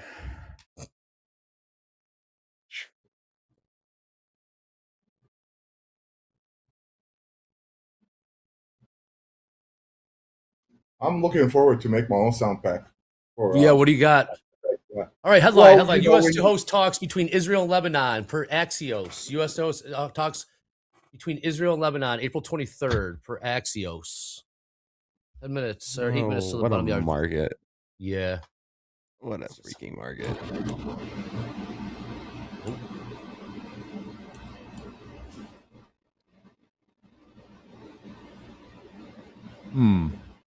Okay.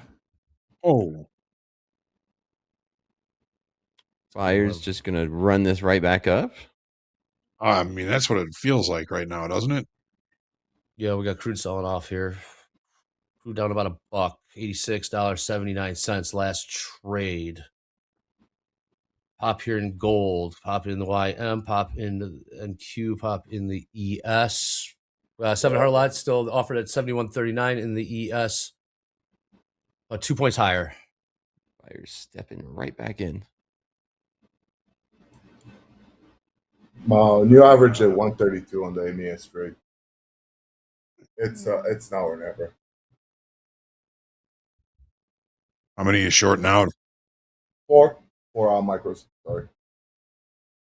Got it. Oh, negative 7,400 delta in the S. All right, because might perhaps got a squeeze. Yeah, they're coming after it. Okay, is there a play? We're coming up. Well, we'll find. Hold that thought, because we've got to take a look at what's going on with our We're short live. 3 MES. Short 3 MES. I'll let you go. No. What price, Jack? Oh, live leaders. Sorry, live leaders. Tyler A's back. Up 31. Chris up. Wow. That name a lot. Up 19.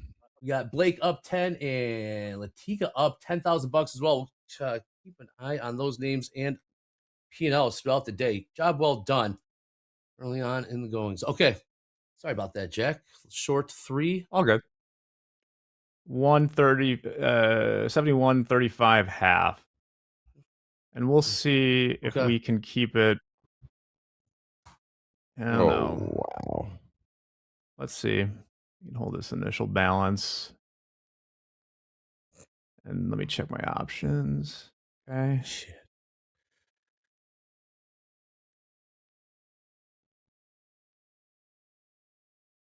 Um, 3.5 half, correct? 700 lot was filled. Was that filled? Hogan must have missed. It went somewhere. Okay. Oh, what do you got your eye on?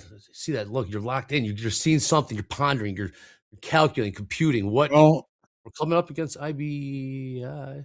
Yes, that's what I'm looking at. Okay. That's what I'm looking at. I took one off there. Well, what are you looking at? What do you want to see? Well, we've got single prints left below the initial balance low here. So that those single prints, and you can kind of see them here. I mean, there's the initial balance low. Let me make this big.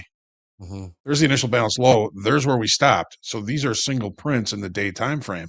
That's resistance. All right. Would you? All right. If we get back up there, would you take a trade up there? Yeah. Okay. Yeah. Because I can limit risk. All right. Let's see if that does play out. 71.37. We got Jackson from 71.35 half, short 3.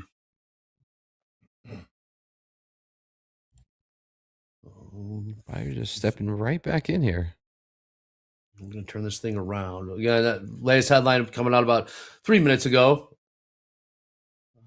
Our new headline right here. An Iranian delegation would travel to Pakistan on Tuesday. This is per the New York Times, citing 2 Iranian officials. It's changed like 9 times today already.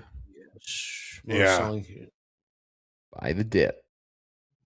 I'm watching crude here. Crude peaking lower here. Wow. I just keep stepping in. All right. Here's initial balance low in the ES right here.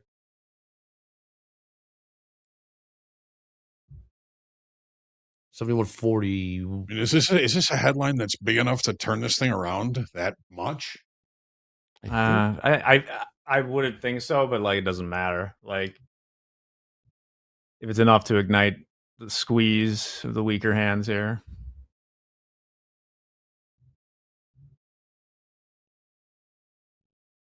Looking at a 100-point or so turnaround in the NQ, about 25-point turnaround in the ES. Yeah, Just traded the IB low in the S&Ps. Single prints closed. All right. That be the setup would be perhaps It's still resistant. You've got to give it some space above the IB high.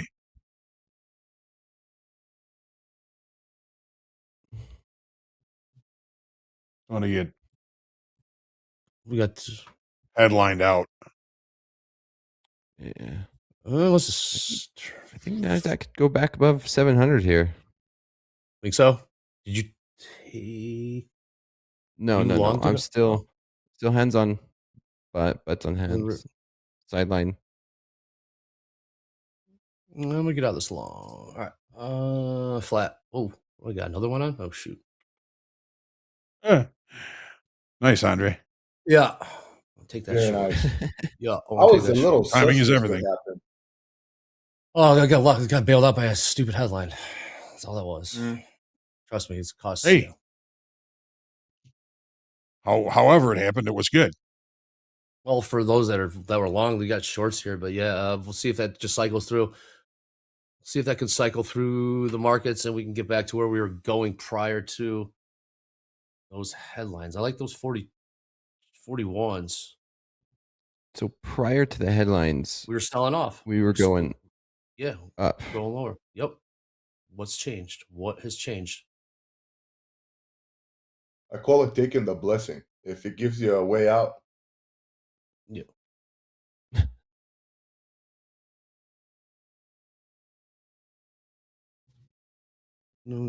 Let's see what happens. London close. 60 seconds. Oh, yeah. 60 seconds. Yeah. Those guys. What's NQ715 initial balance? All right, Hogue, you got. We're gonna see you in morning highlights. We're gonna see you in group coaching. Couple words. Let you get out of here and give us a quick Delta update before you get out of here. And a couple words. We'll see you about 30 minutes or so. Yeah. ES Delta negative 6,200. NASDAQ negative 2,200. It's Monday. Great to be with you guys. Andre, Dakota, Doom, Jack, all of you. See you in a few minutes. The morning highlights. Trade well. You Hogue. 30 seconds. All right. We got Doom in the house. Short MES. Also short the MNQ from way up there. You're still short from the 800s? 820 or something. Yeah, man. Let me see where Only I got close my 10 stop seconds. at. 10 seconds. I did put it in profit. Let me find it. Here we go. At 744 in a tick. Yeah. Make it. Whoa. Headline. London. Oh. London. Turn around. Here we go. All right. Here's initial balance high. Or initial balance low, I should say, in the low. end. Yeah. All right. I'm getting short. Getting short up here. Short 2 from 7142. 7142. Cheap trade. Failed upside auction. Cheap trade. Short from someone. I knew it. They want to take London close. A little pop there in crude, $86.61. 68 cents.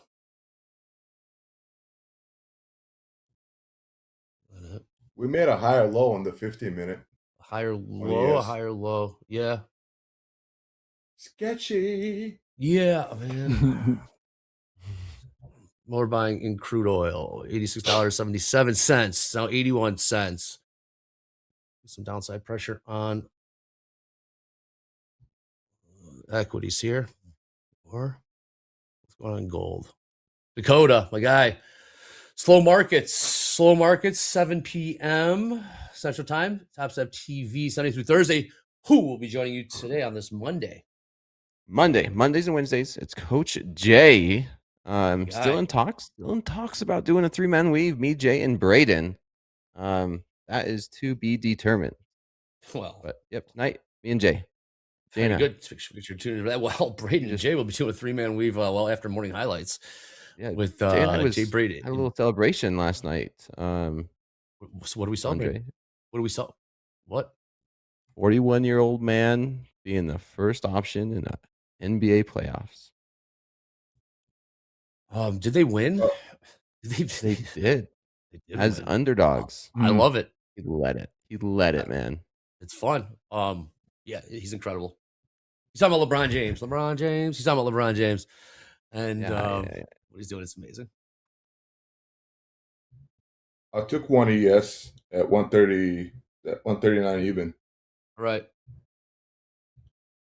I'm risking 10 to make 10. See how it plays out. Took one? Does that mean you got in? You added to it? No, I put a mini. Okay, from 139. I still have 4 micros. That one, 4 micros on ES and put in a mini. Keeping an eye here.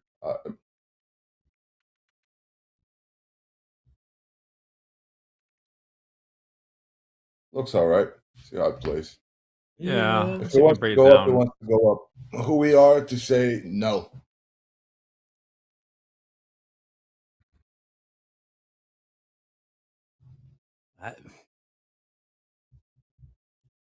Yeah, I mean, let that where we were going before the possible headlines. We looked like we were trading lower. We were selling off. We were so happy, man. We were selling off, man. Like, hey, guys, we were selling off. Let's the way we read it, they sell off, and then we got the headline, turn things around, let that cycle through. Algos pop that thing, and then we can get back to a regularly scheduled program. Let's see if we can take this over. Jack, we searched 3 from 7135. 3 MES. Would have been prudent to maybe add at the. There was some wild price movement there. We nearly got stopped out a few times when I was whipping around on those headlines. I don't love that. Like where I entered was around 7,100 in the SPX, and it's been kind of maybe becoming a little supportive here. Crude back on the bull. Crude back on the bull. Buyers. Yeah. Crude, $86.84. Now $86. There's selling stepping in. Yeah, crude. Back to where we were going. 50-50 tilt. Nice. All right, Doom, update me with your position. You're short 1 ES. One ES at 139. 4 ES at I believe it's 32. Yep. And the micro NASDAQ from 820. Bear. That is a bear. And there's a position. How did you get 820, man? You top tick I built up the position into the high end. The last ad was sitting highest. Nobody top ticks the market like that with full size, man. If somebody tells you they do, they're BSing you big time. Or they know. Or they know. Yeah, or they know. You have extremely good levels. Extremely good levels. Yeah. What's going to happen It has to here? break here. I'll become a little bit more skittish to this and might evade the scene early before full take profit. Well, I watch Crude. Crude trying to figure out what to do with $87. It seems as though equity's a little more sensitive to some of the inverse correlation in Crude. Just a bit. 134, 71.34 has been the level on the day for ES, in my opinion. It's going to be a big game here. If it starts working its way up, I might switch bias later on in the day. Let's hope not.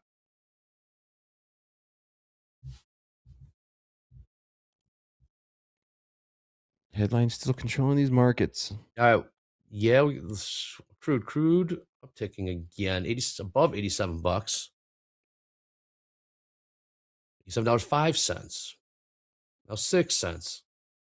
Selling is coming in 7 cents. once 8 again. cents. Yeah, the headline just got in the way. Well, I did it. Yeah. All right. Turn it over here. The equities 50-50 tilt.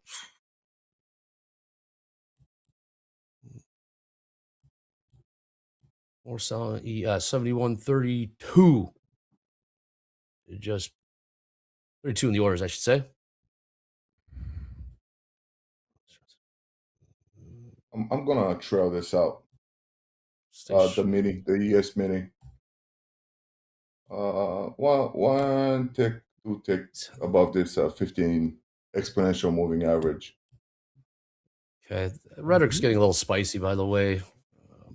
Spicy. I mean, it might be escalating a little bit. Iran's president on X talking about deep historical mistrust in Iran towards the U.S. government. So we're starting to. The rhetoric hasn't exactly been, how do you say it? De-escalation. However, it could be negotiating. Could be. Thank you. Could be negotiations as well. Just keep an eye on that.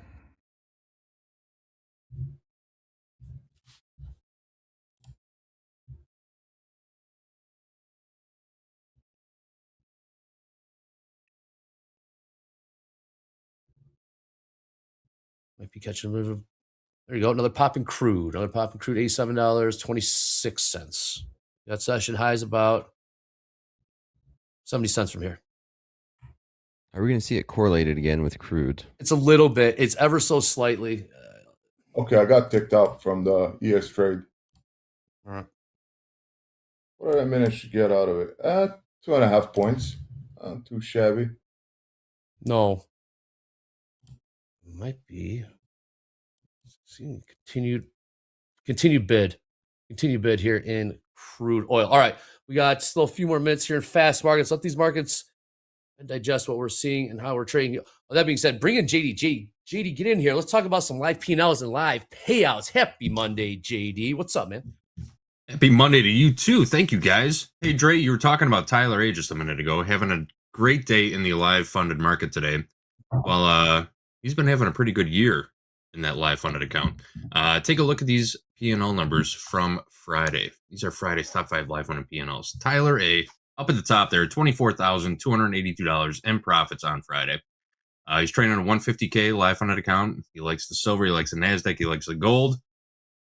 Today's going to put him at 40 winning days in this LFA, which means, he's been eligible for daily payouts for a while now. And when it comes to payouts, I think Tyler might be our leader for the year. He's at 260,000 plus in payouts so far this year. Tyler's having an amazing year. All right, moving on. We've got Stevanus, 23,918 in a 50K live funded account trading in the NASDAQ and gold. First winning day in the LFA for Stevanus. Also, Waihan and Craig F. also on their first winning days in the live funded account. $23,096 in profits for Waihan and Craig, $17,812 in profits. And rounding out our top 5 is Aiden E, 15,844, trading silver, crude, and the NASDAQ. Aiden had a pretty good end of the week last week between Thursday and Friday. Picked up just over $25,000 in total profits for Thursday and Friday. All right, guys, those are your live funded P&Ls from Friday. Let's take a look at some payout numbers. Big numbers. Huge numbers. Everyone in 5-figure territory here. 25,604 for Rohit. Sagar, 24,570. Bora, 23,850. Niley, 21,796. And Rusa. I had to look that one up, and I hope I'm saying it right. Rusa, $20,106 in profits. Great way to start the weekend. Big shout out to all of these live funded traders. That is what I've got for you guys. Thank you, JD. You got it. Well done. Putting up numbers. Love to see it.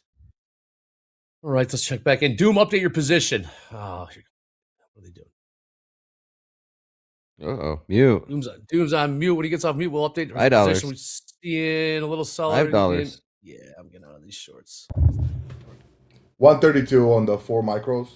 And this NASDAQ trade is going to go here. Yeah, 33 ticks. All right. Flat. If it pushes down, it's now or never. Nobody lost money by taking profits. Nobody lost money. Can you say that more emphatically, Doom? Nobody lost money by taking profit. Doom, that's how you get paid, man. That's how you get paid in this game, man. That's how you get rich. By hedging, and nobody lost money by taking profit. That's how you get rich, man. It's all about controlling the downside. But how longevity? Control that downside. The winners take care of themselves. My quant was on this move kind of early, maybe 6 days ago, but he did. What happened? He did see it. What happened? He's trying to build a position short in the market. It was running up 1,000 points, but he's a good guy. He's a good guy. He'll make it. Okay. Good. I love that. We Bless his heart. Bless his heart. So I started trailing it. Either we push violently now, or we just stay here and more buyers appreciate the dip.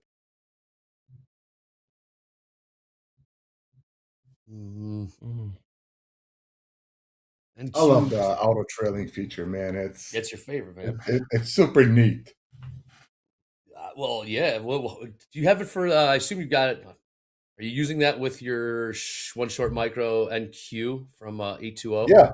How much you trailing? I was looking to exit. Why take the top? Just trail it. If it gives you a little bit more, you never know where somebody's going to hit the mic, and this thing is going to flush and bump back right up, and you capitalize the max out of it. If not, 26,666. Very interesting price. Price. All right. I was long enough in it. I cannot handle it anymore. What do you mean? Which one? It's a winner. It's a big winner. I know, but why let a good winner turn bad? Fair enough. What are you looking to do? You're about 200 points in the money. I'm trailing it with 33 ticks. It's following the price downward. You're gonna trail it for the end of the day? And keeping an eye on the MES position. Have in mind, I was ready to close it at 83, and now we're trading 58. So it comes in clutch, man. It's a great feature.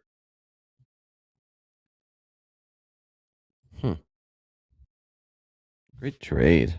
Yeah, Jack, what are we thinking downside here?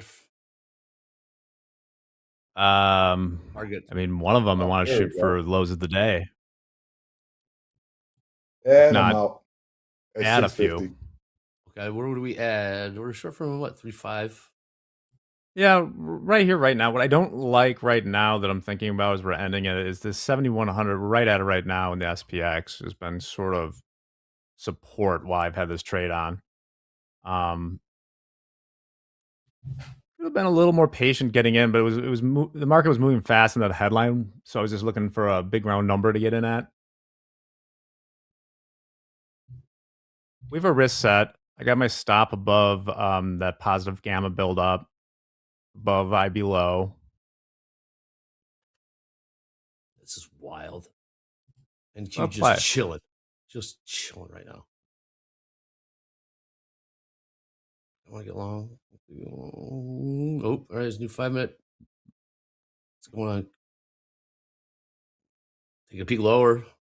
We're going to go lower. We're pushing lower here. Lots of sellers still in this market. Yeah. Bears, the shorts. Definitely been opportunities. Profitable being short. In my opinion, we got to stay under 34 on ES for this to continue. We got to stay under with confidence. Under 3.4. 142 was my upper level. If we do, in my humble opinion, 71.15.5. It's easy target downside. Give me your not so humble opinion. What's a not? I've never heard anyone say my not so humble opinion. We should be not so humble opinion is we hold it here and the buyers storm the front. Everybody enthusiastic for the next leg down gets cooked. All right. Okay. Including me.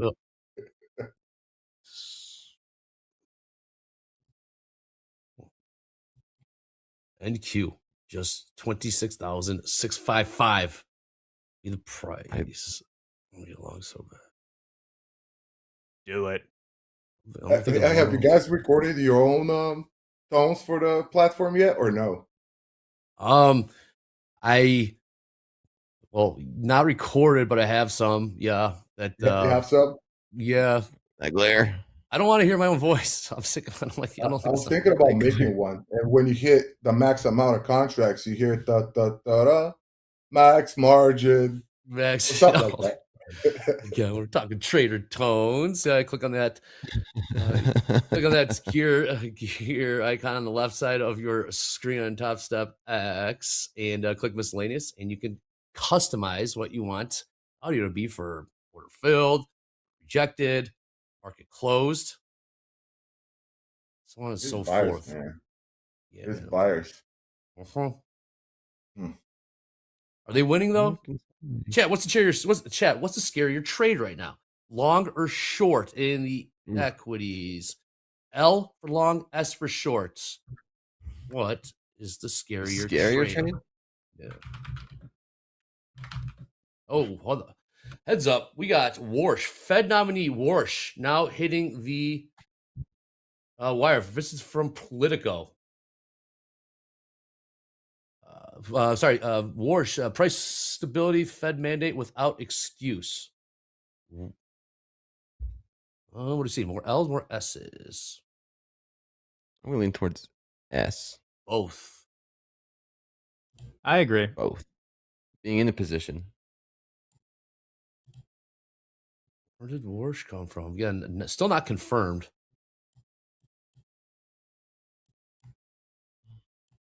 Don't love either right now, says, okay, well, fair enough. I'm not liking this anymore. I'm going to size down on this position.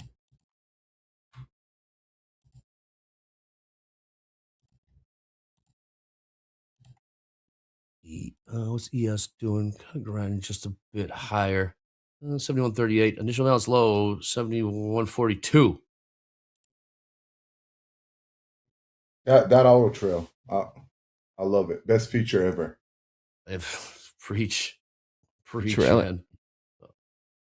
I'm looking to size out 3 out of the 4 here. All right. What's going to happen here? All right, so it'll trail all 3 of them at the same time.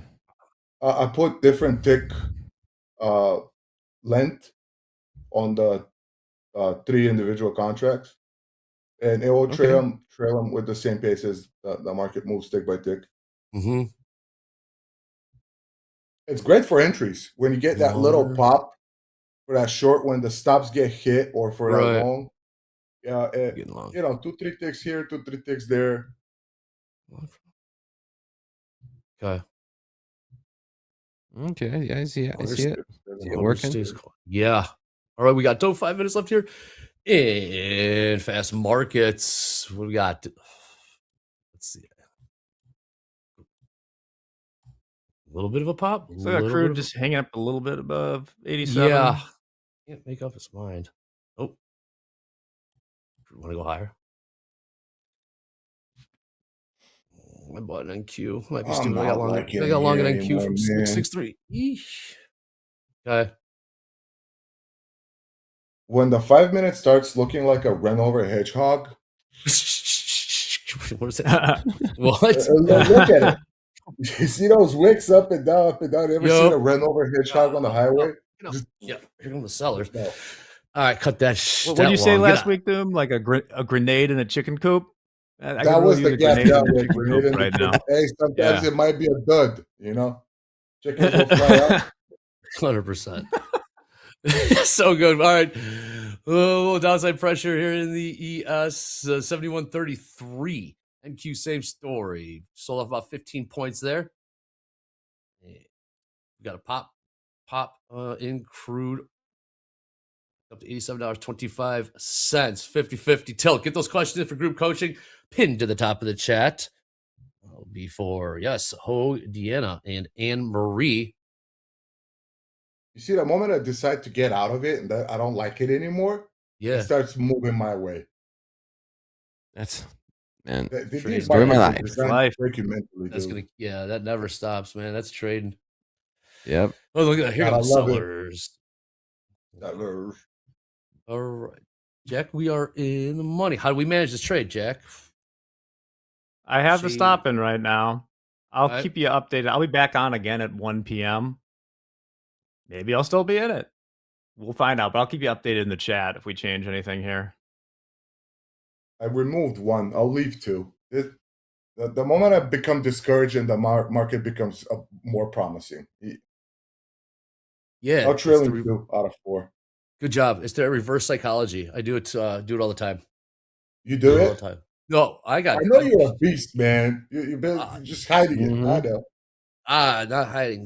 Just trade. Just Dakota once said, "Trade what you see, not what you think. Trading what you think can cost you lots and lots of money." What?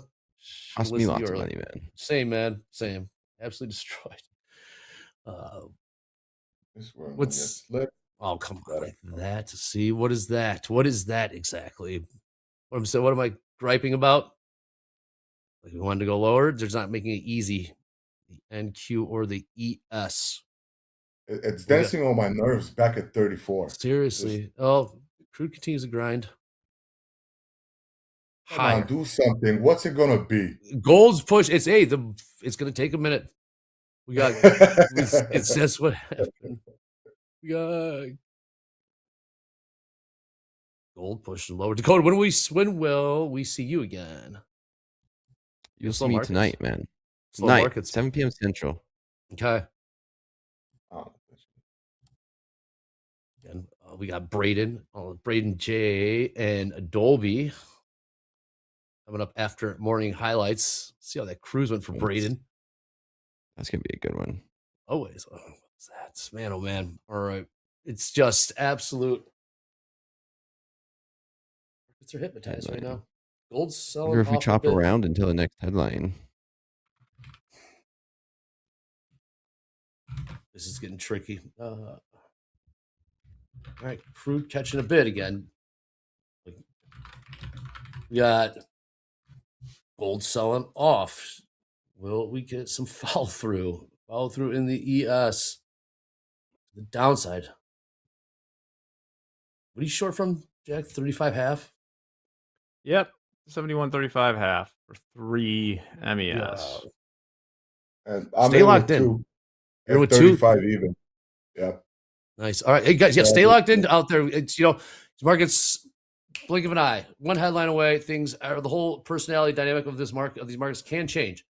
But right now, while the competition's sleeping, snoozing, we're here locked in, waiting for that next opportunity. Their trades are still valid. So these guys are in their shorts. All right, we got morning highlights coming up. We'll get a check in with Delta. We'll talk about gap fills for the group coaching. Again, we got Braden, Jay, and Dolby joining us after morning highlights. Markets are starting to wake up right here, right now. Fast markets is coming to an end. We're just getting started. Topstep TV, let's go. See what market wants to go next. Come on. And you shall feel the pythons, brother.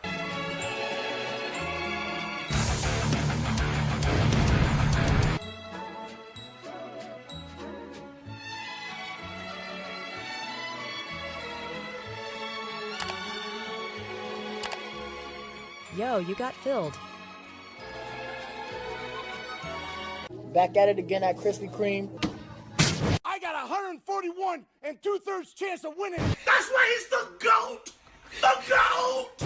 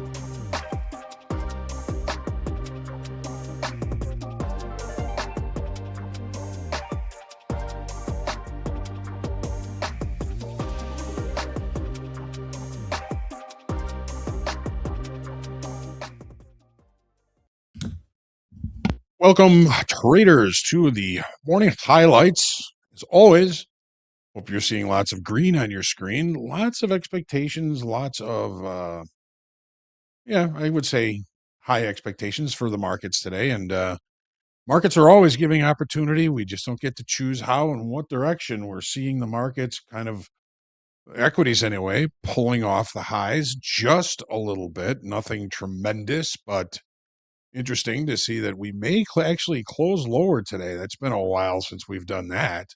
Let's start by kind of looking at the opening range trades and some trades that were taken today in gold by our good friend Dakota. Now, context is king. 1, 2, 3, 4 days overlapping or in range, and we're inside of all of those days today.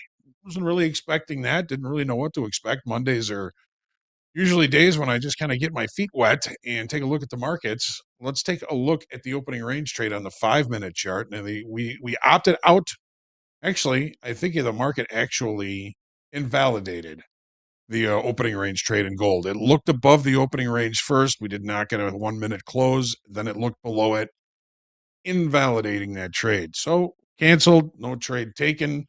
Dakota came into fast markets just after 10 o'clock, 9:30 actually, and started looking for longs. And you can see that the market is putting in higher lows, higher highs. Dakota started looking for longs along these lows here, and it just was not playing out in his direction. First long was long 3 MGC 49.45. Got out of those about a $5 loss.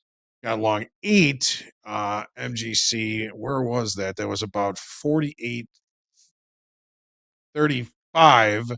Wasn't in those for very long. Got out of those at 48.33. Just a quick loss on those.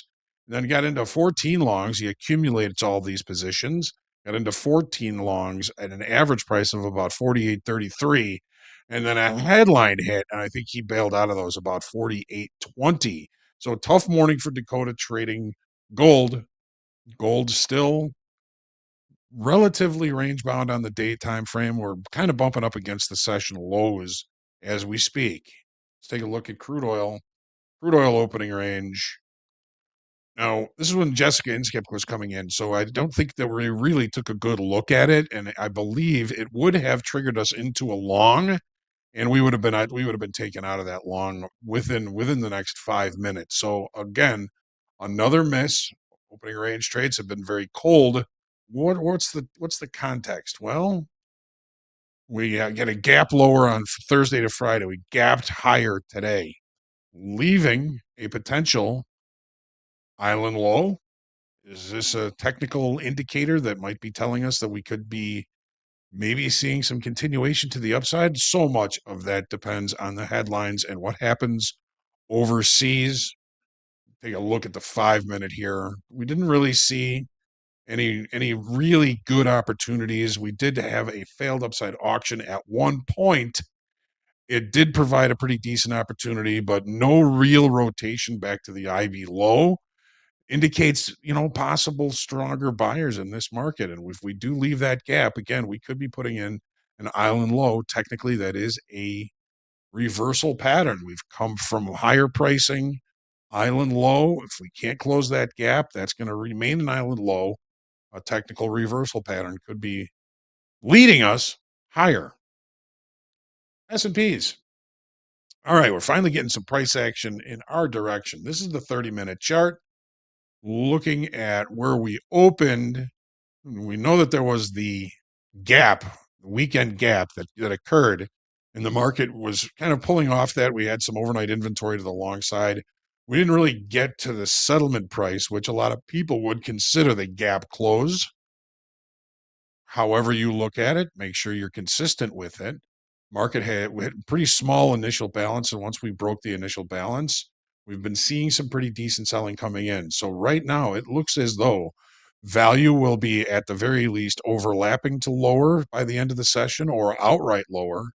And this will be the first time we haven't put in a new high in a few days. So we're seeing a little bit of slowing of the momentum to the upside. I'm not suggesting that momentum is over by any stretch.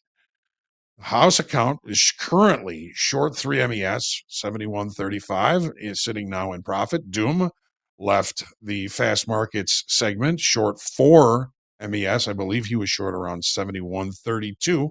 And as far as we know, he is still in it. So he's maybe starting to see a little bit of price action or continuation to the downside. That initial balance low showing a degree of resistance of price to move higher. Let's take a look at the NASDAQ. Only Doom traded the NASDAQ this morning. Oh, actually, we did have Henrico trade the NASDAQ, but he just had a small short that he was short at. Let me see here. Enrico short 26,763. 763 Enrico got short, and his exit was right around these lows. So it looks, and I can't guarantee, and I don't know for sure, that if Enrico held on to that short for that long, but I hope he did, because that would certainly make him positive on the day to keep the streak alive. We did have Doom come in short into fast markets with a trailer on. He started this position with 10 micros. He still had one left when he came into fast markets. For a period of time there, he had 200 points in this trade, and he is still, for what I know, still holding onto that position. So quite the runner for Dakota. Take a look at context. Again, very similar to the S&Ps. Looking like we are going to close lower today for the first time in quite a few days. Let's take a quick look at the quotable quote for today. Confucius, a man is great not because he hasn't failed. A man is great because failure hasn't stopped him. Man, we know how difficult trading is. You've got a good spot to continue to learn and grow here at Topstep.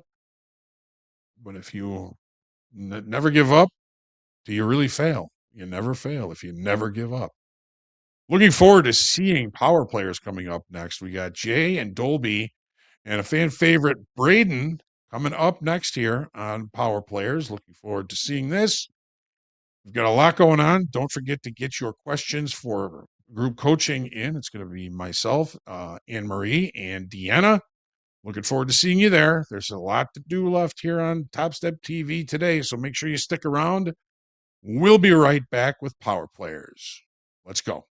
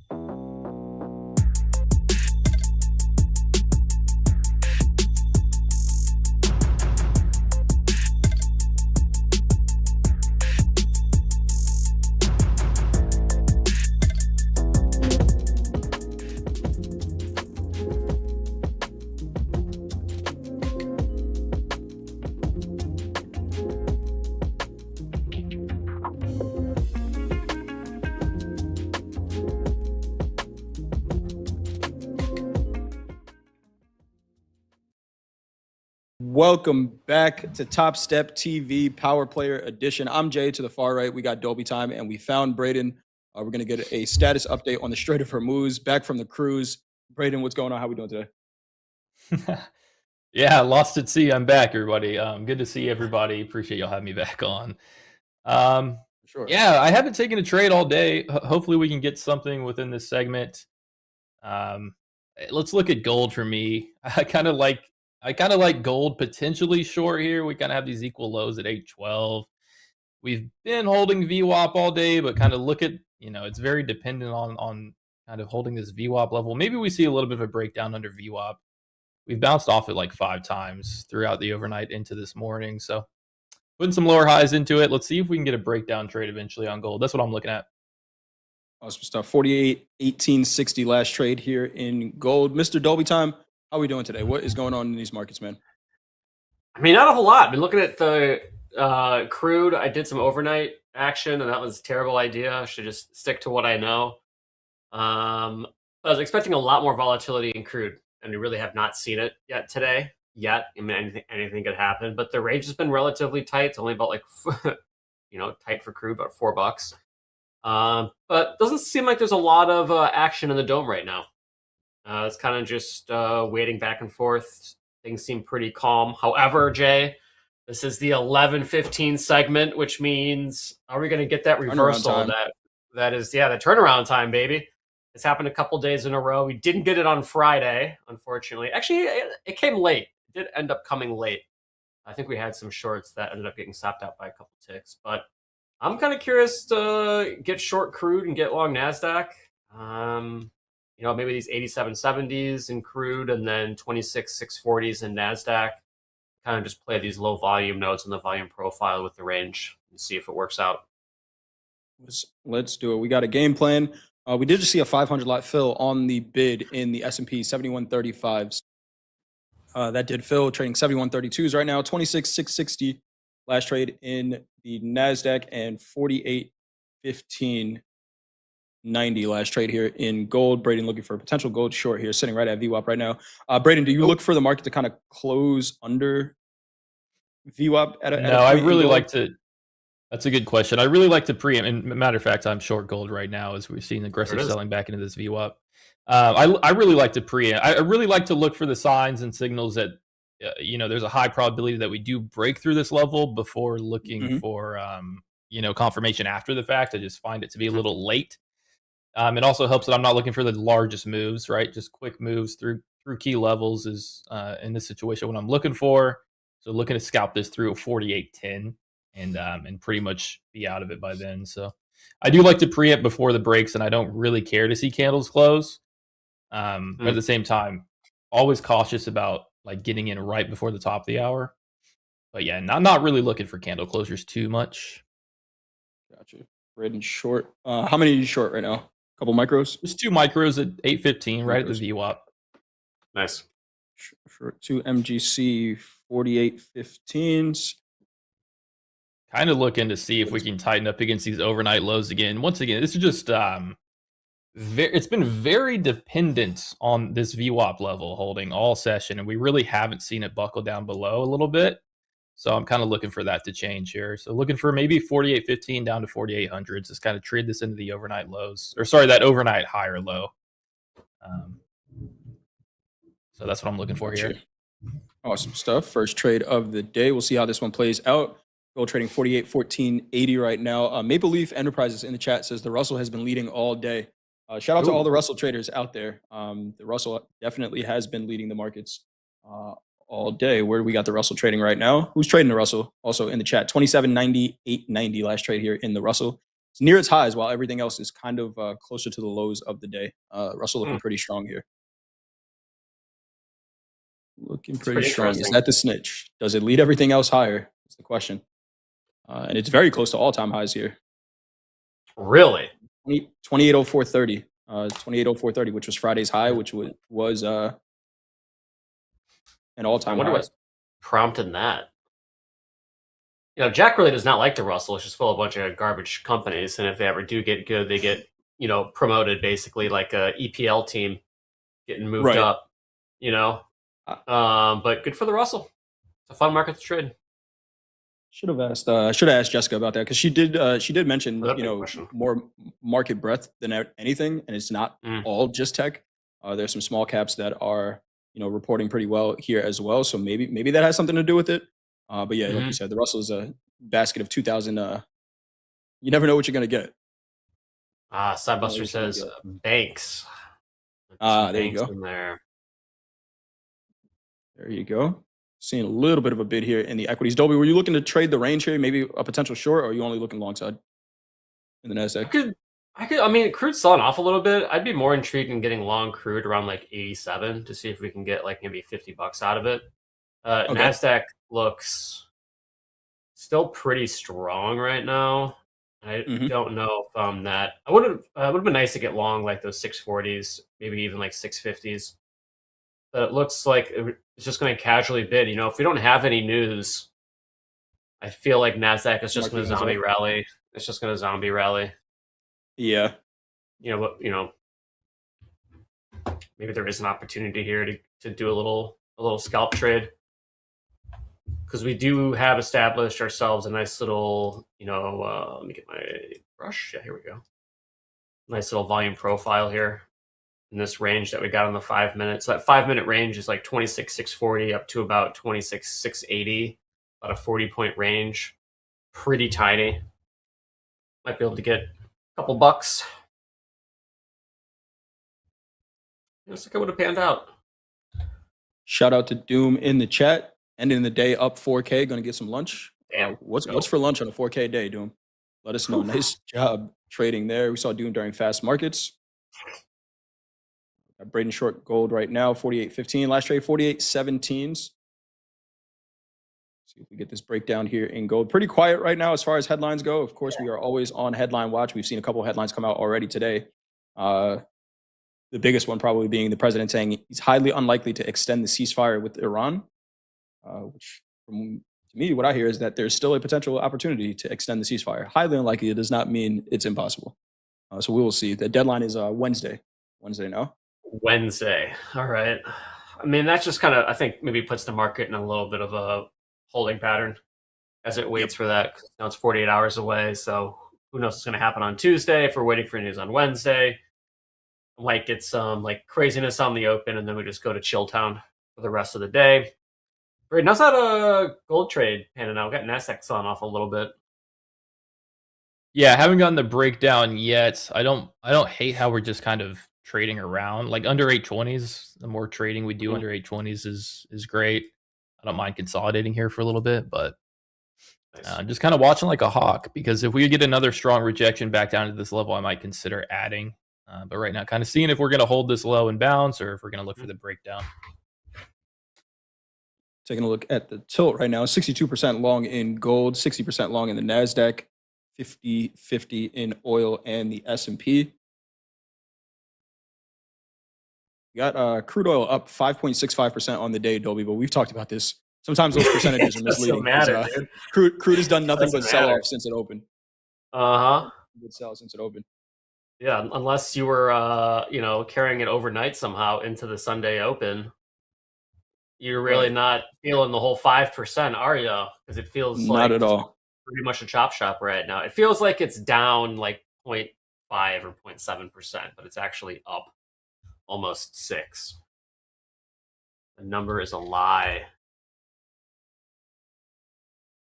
What is everyone trading in the chat? Let us know. Are you long gold with this tilt here? Are you fading the tilt? Short with Braden here. Equity's trying to figure out what to do right now. Pretty quiet so far during this session, guys, but we've seen it for whatever reason, especially when we've been on air together. There is a headline potentially around the corner here. 26,675 last trade in the NASDAQ, 71.3650, sitting right at VWAP in the S&P here. Decision-making zone. Yeah, it just feels elevated quiet right now. John Ross, long gold. S&P. Yeah. Okay. Good luck. What are they seeing here? What are they seeing here? Long 3 ES, long wheat, elevated life, keeping the wheat trade alive. Trading grass. Wheat. Nice. Trading. Braden, have you ever placed a wheat trade? Have you ever even looked at the chart? Have you ever looked at No, I don't even know the symbol. Just W. What's the symbol for wheat? The W's in ZW? chat. ZW. Yeah. Right. W's in the chat for wheat. ZW.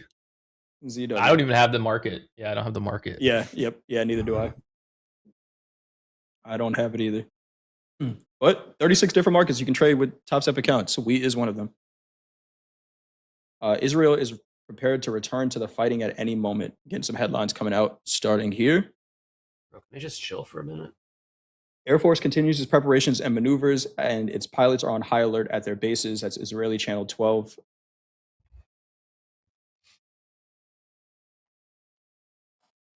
Getting long crude then? I mean, crude's just made lower highs all session. All session. Equity's pulling back just a little bit on that. Yeah, that would have been a nice short at, 683s and that kind of low volume profile gully there. But even still, you're only up about 15 points in 10 minutes. It's not a lot of price action for NASDAQ. Not a lot of price action.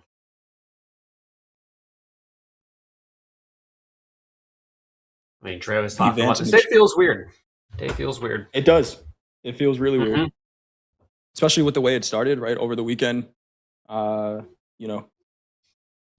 straight was closed until it's not, then it's open, and then, there's escalations. Yeah. A lot going on. Feels very weird. Peace deals, no peace deals. How do you... And we just chop.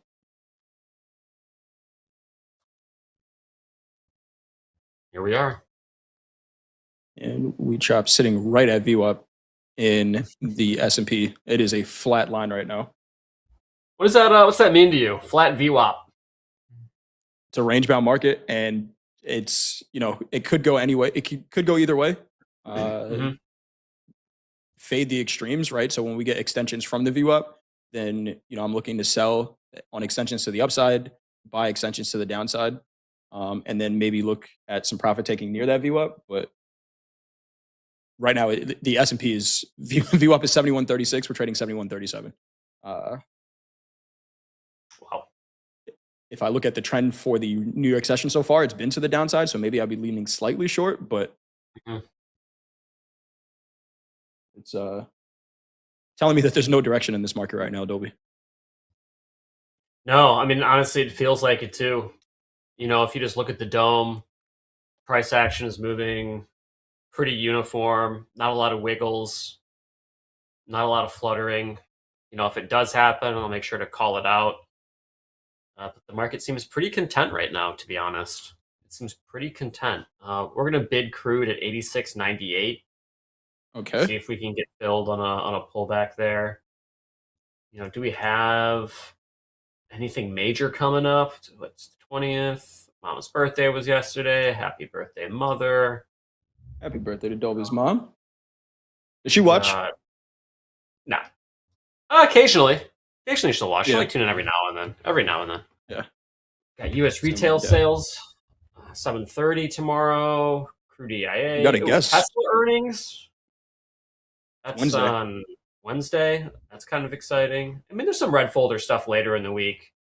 But you look at today, there was like nothing, which kind of makes sense as to why it might be a little bit pokey for as far as price action goes.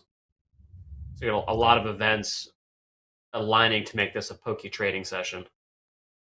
Speaking of that retail sales number, we got a special guest coming on with us tomorrow during the opening call for that retail sales number. So make sure you are joining us. Going to break down everything we hear in that number, how it affects the markets. Make sure you're here 8:15 Eastern Time, 7:15 Central. Gold trading 48.21 tens. Trading short couple micros here. Yeah, I hate this trade. I'm like really put off. Yeah, that might be one of the worst trades I've ever taken. Hey, it happens, man. It happens. Just back from the cruise. That might be one of the worst. Like really bad entry. Just bad. Yeah. Do you get out of it, or do you just hold on to it? Are you out I'm out of it. I'm out of it at 820. Okay. I mean, that's just not an area. It's not really a setup I love to take. Yeah. So rangy, just bad entry. Entry right at the breakout point. Not a lot of conviction that we actually get the break. Pretty subpar. That is maturity as a trader. You know, how many times, especially early on in your trading career, that you thought every trade that you placed was like, I'm just the best, right? And it should work out the best, even knowing that a trade is not good quality. That's something that a lot of traders can't do, and it is super important to do it, right? When you know, it's just like, I know exactly why I lost money there. That was a shitty trade, and then you try not to take them, right? You don't take them as much as you maybe have in the past, but You know, I think it's hard tricky, it's Jay. hard to say you're wrong.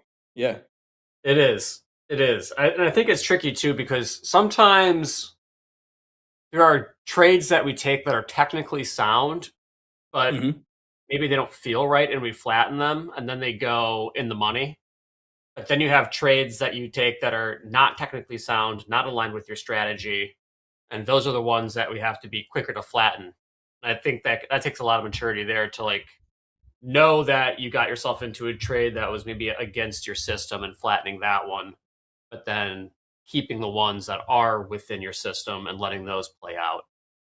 Yeah, not just going off of vibes. Maybe that exactly. works. How much of it is how much of it is second guessing yourself, or just actually letting the trades play out? But yeah, it's but if you have like a clean system, you know, right? If you have a clean system, it should be easy to tell. You know, if I'm like selling or buying the high of like the volume profile, like that's like not technically not within the system. You know what I mean? It's like I should be quicker to flatten those. 100%. I took one of those last night. Braden, don't worry about it. That might have been the worst trade I've ever taken. I had one of those in gold last night, man. I was buying way before I should have been buying gold last night. And were you buying gold last night?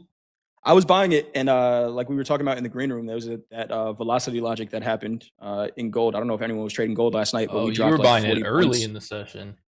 Yeah. Buying it way too early, and I kind of felt that just the way the market was trading, I kind of felt that flush was coming before we caught a bid, and I just decided to buy it before it, and caught up in that move, and then kind of back and forth from there. But it's one of those where when you review it in hindsight, you're like, yeah, I kind of knew that was coming, and I decided to take the trade anyway. And that's why we can't over leverage any trade, right? Because we want to think that every time we're clicking the button, we're acting in our best interest, but sometimes you're not. Sometimes you're not. So yeah, I took a short there last night on gold on that break into these high 20s, 30s. Nice. That was a much better trade than this. That's a great trade. Also, the market structure was set up a lot better. There's more opportunity in that setup, right? Very extended from the VWAP. I mean, this continuation move was very extended with not a lot of structure formed kind of during it, right? So it's a really extended directional move. Decided to fade the highs and took it back down to like 815. Not quite that low, but caught a nice chunk.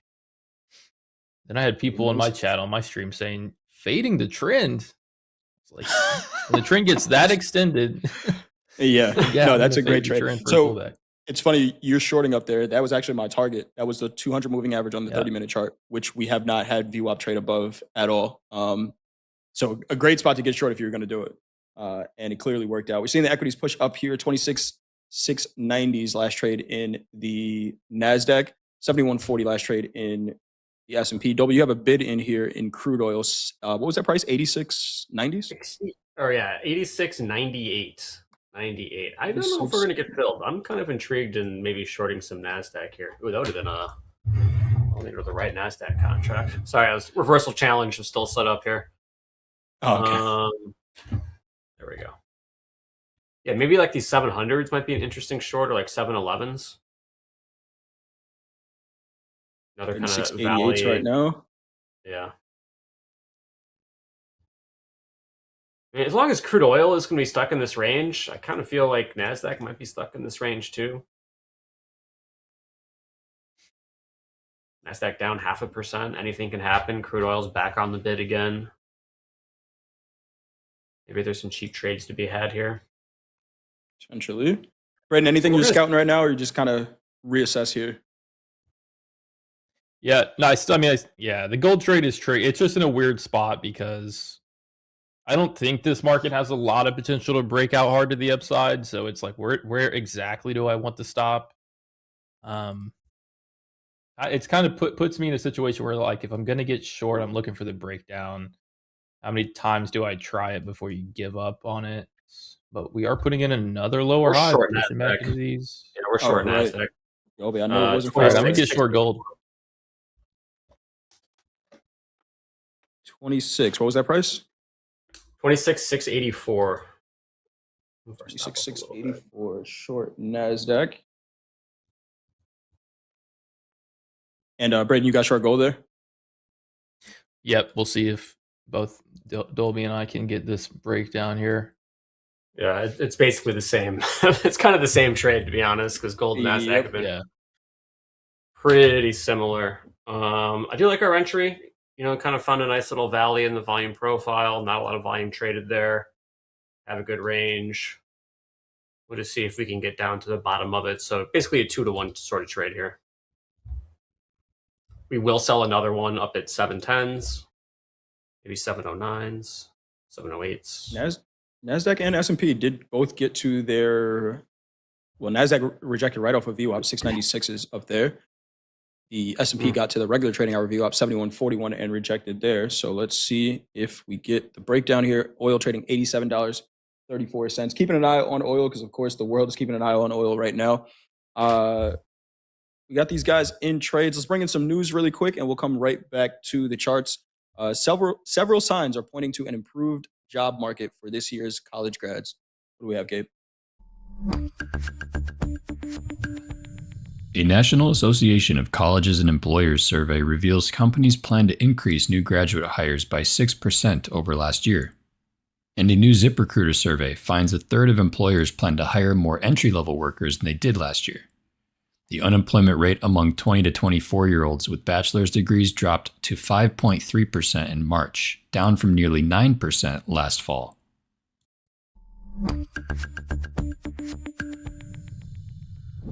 There you have it. So all of our college kids out there, labor markets may be improving. Trade's improving. Short right now from 684s in the NASDAQ. Was that, you had another one there? Yeah, I doubled the position. I'm in 4 micros at 19. Tighten the risk up. Let's go. I need to get my trader tone set up. Chat, what should my trader tones be? Should it be like drums? I can definitely do drum sounds for trader tones. That'd be pretty easy. That'd be good. That would be good, Dolby. That would be pretty good. You got different fills for different different fills for different fills? Yeah. Right? Mm-hmm. I've been down. You like descending, let's get a sample. Let's get a sample. Order fill, Dolby, on a profitable trade. What do we get? Oh, I don't know. I gotta pull up my superior drummer. Okay. I'll work on it. I'm gonna work on it. I'm gonna work on it for lunch. No one wants to hear drum sounds right now, because it'd just be pads. I got you. That makes sense. I got you. Cat noises also. You got to get Gus in there somehow. Yeah, I mean, how do you record a cat? Like, what are we talking about here? I mean, we got enough clips of him on air. I'm sure we can find one. I'm sure we can find one. I'm so sorry. Just rewatch any Power Hour segment. And, yeah, I know, dude. Right? I could do that, or I could do like a Honda revving extension or something. I'm gonna pick up my other one. That's the market open sound. Time to go. It is. Time to go. 48.20s last trade here in gold. We got Braden short 4 now. Yep. Short 4. Tilt building heavy to the positive side in the S&P. It was 50-50. Now it's 62% long. Average price right here, right now, 71.35s, sitting right at VWAP. So, I mean, crude bouncing a little bit, but still stuck in range. You know, I had like a nice little maybe 20-cent bounce. Speaking of the Honda, it's out there right now. Up about 30 cents off of 87.10s. Ooh, maybe a little wiggle here. Maybe another one. I'm trying to bounce here. Yes, sir. Nice. So we got 50s. Right short 6. Is this aggressive or is this not aggressive? Oh yeah, no, it's aggressive. But I'm tightening the risk on it. Yeah, this is being aggressive. Okay. What's your methodology for adding into a trade? I find it one of the most difficult things to do because it messes up my average. So what's your secret sauce? Well, right now I'm adding in. I mean, the entry is the same. It's still 19. Just trying to kind of preempt this breakdown as we continue to reject. But this market does not have to break down. We could just continue ranging and ranging. The best strategy for scaling in is it's. I mean, if you're going to do it like for you, Dolby, as a range trader, like, yeah, get in the lowest possible point on the bottom of the range or the highest possible point at the top of the range. Maybe add it like the midpoint. I got stopped out of that. But I find it best when you're looking for like trend reversals. And trying to get in at, as close to the spot of where you're going to see some type of rejection or reversal.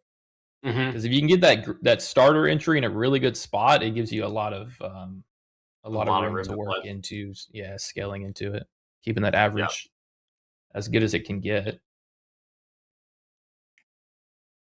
All right, I think we just have a little bit of a bit here. 690s. Yeah, that's what it's feeling like. We're still going to offer up 705s. Okay. 694s last trade here. Oh, there you go. Oh, Gus. There you go. So you want a sample? I got one for you right here. It's literally right there. Yeah, thank you so much. Finally. And if you're wondering what we're talking about, you can use code TONES to get $20 off of a Topstep combine. No activation fee only. Yep. And set some trader tones in the Topstep X platform.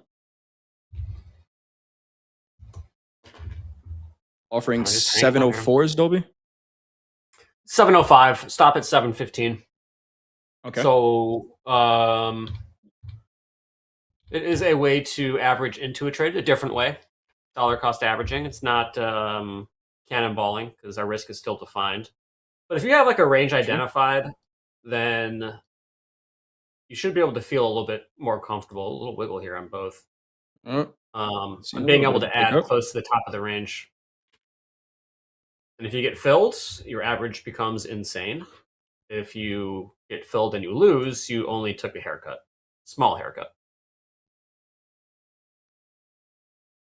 Maybe something's going to happen here. Dome just got a little bit wiggly. ECB's President Lagarde speaking right now. The economic situation is highly uncertain and energy markets are volatile. We are determined to achieve our inflation target. Need to gather more information before drawing firm conclusions for our monetary policy.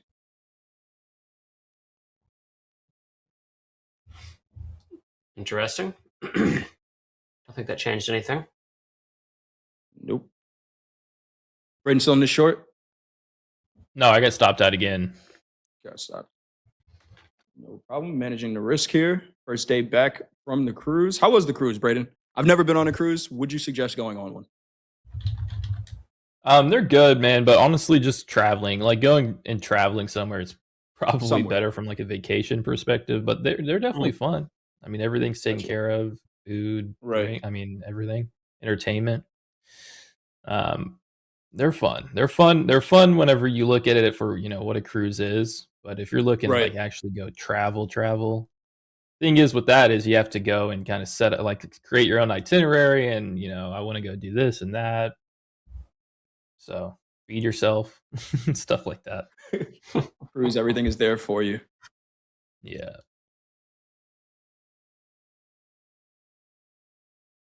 26,687s here, Dolby. Didn't get that ad just yet, kind of hovering right around our entry. Oil pulling back just a little bit here, 87.38 trade. Oh, it's back up again. Back and forth. And back to break even. This would be great for our hold times. Oh, yeah, this is amazing for a hold time. Be great for the hold times. Getting a trade, it doesn't go anywhere. All right. Yep. I'm giving this gold short one last try. One more. I'm gonna hard stop myself out at. If I go down more than 600 on the session, I'll be done for the day. Okay. Good risk management there. Market's not really giving us a whole lot to work with right now. So, take a couple opportunities, and this is why we say don't over leverage in them. put something on and see if it works out. And if not, say, hey, you know what? There's always another day. I think I looked the other day and there's 176 trading days left in the year. So is that it? That's a lot, man. It's 250 to start. Oh, okay, that's true. That's true. That's true. I'm not good at numbers. Yeah, I think we're in the 170s. I think we're in the 170s. 170 days to be the best you can be, chat. Be the best you can be. Perfect discipline for the next 176 trading days. Let me get that exact number. I'm gonna look it up. What is that exact number? Also, while I'm doing that, let's get a little vibe check in the chat. How is everybody doing out there? Are you up in the day, down in the day? Anything that you learned from the day? Are you following your plan? Are you managing your risk? You just heard Braden talk about risk management here. Seeing these markets kind of decide what they want to do. How do I get a free reset? Mahad, you can keep tuning in if we ever do them, but you can use the code TONES right now to get $20 off of a combine.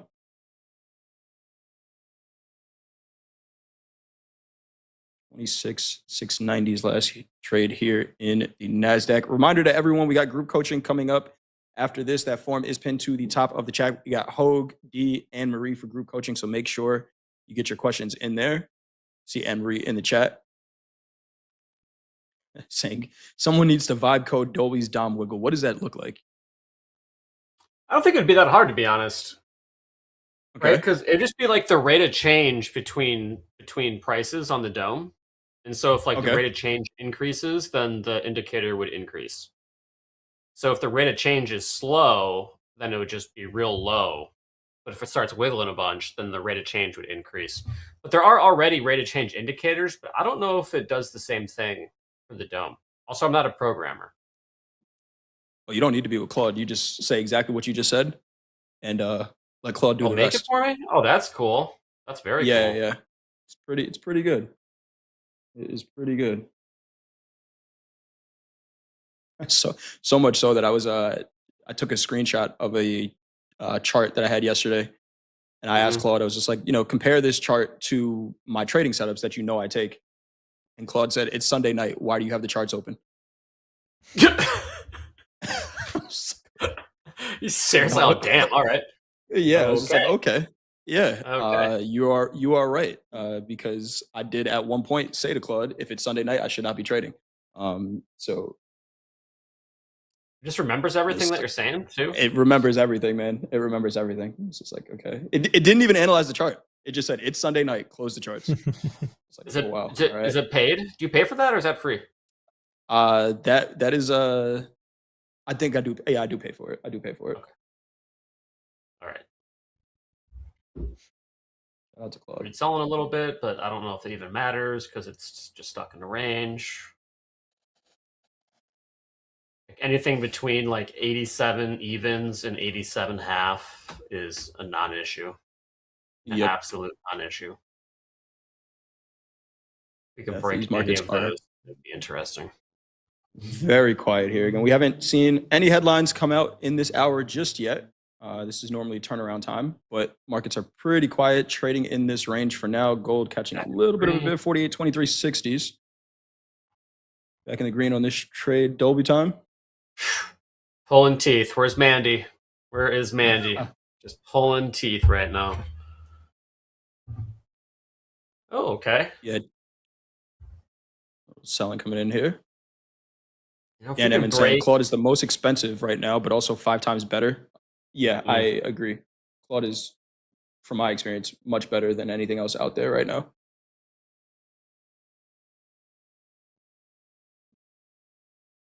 Good to know. What's your target to the downside here on this short, Dolby? 634s, 640s. Nothing crazy. It's basically just 2-to-1. Risk 50 to make 100. Makes sense. I mean, that's kind of if you look at the volume profile, of where we're short, that's kind of just the bottom, where it gets into another little valley in the volume profile. So I think that'd be a reasonable target. Crude selling a little bit here, but NASDAQ also selling. Dude, what's going on? What is going on?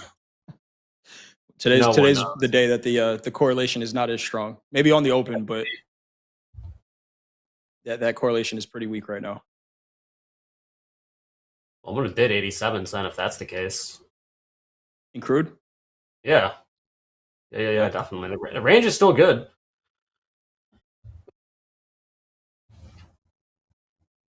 Is nice Netflix stock or buy? No, Netflix sucks. I hate Netflix. It's such a trash company. Yeah. None of the last thing I watched that was good on Netflix, but we got some suggestions in the chat last week, so I have them written down here. I'm gonna try something. When we get bored here.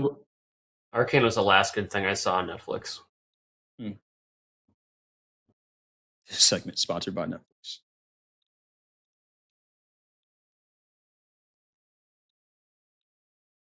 Bilbo in the chat getting around the cost of chatbots. Just use McDonald's support and keep saying you swear you'll buy after it helps you write some code. Please code this indicator and I'll buy a McChicken afterwards.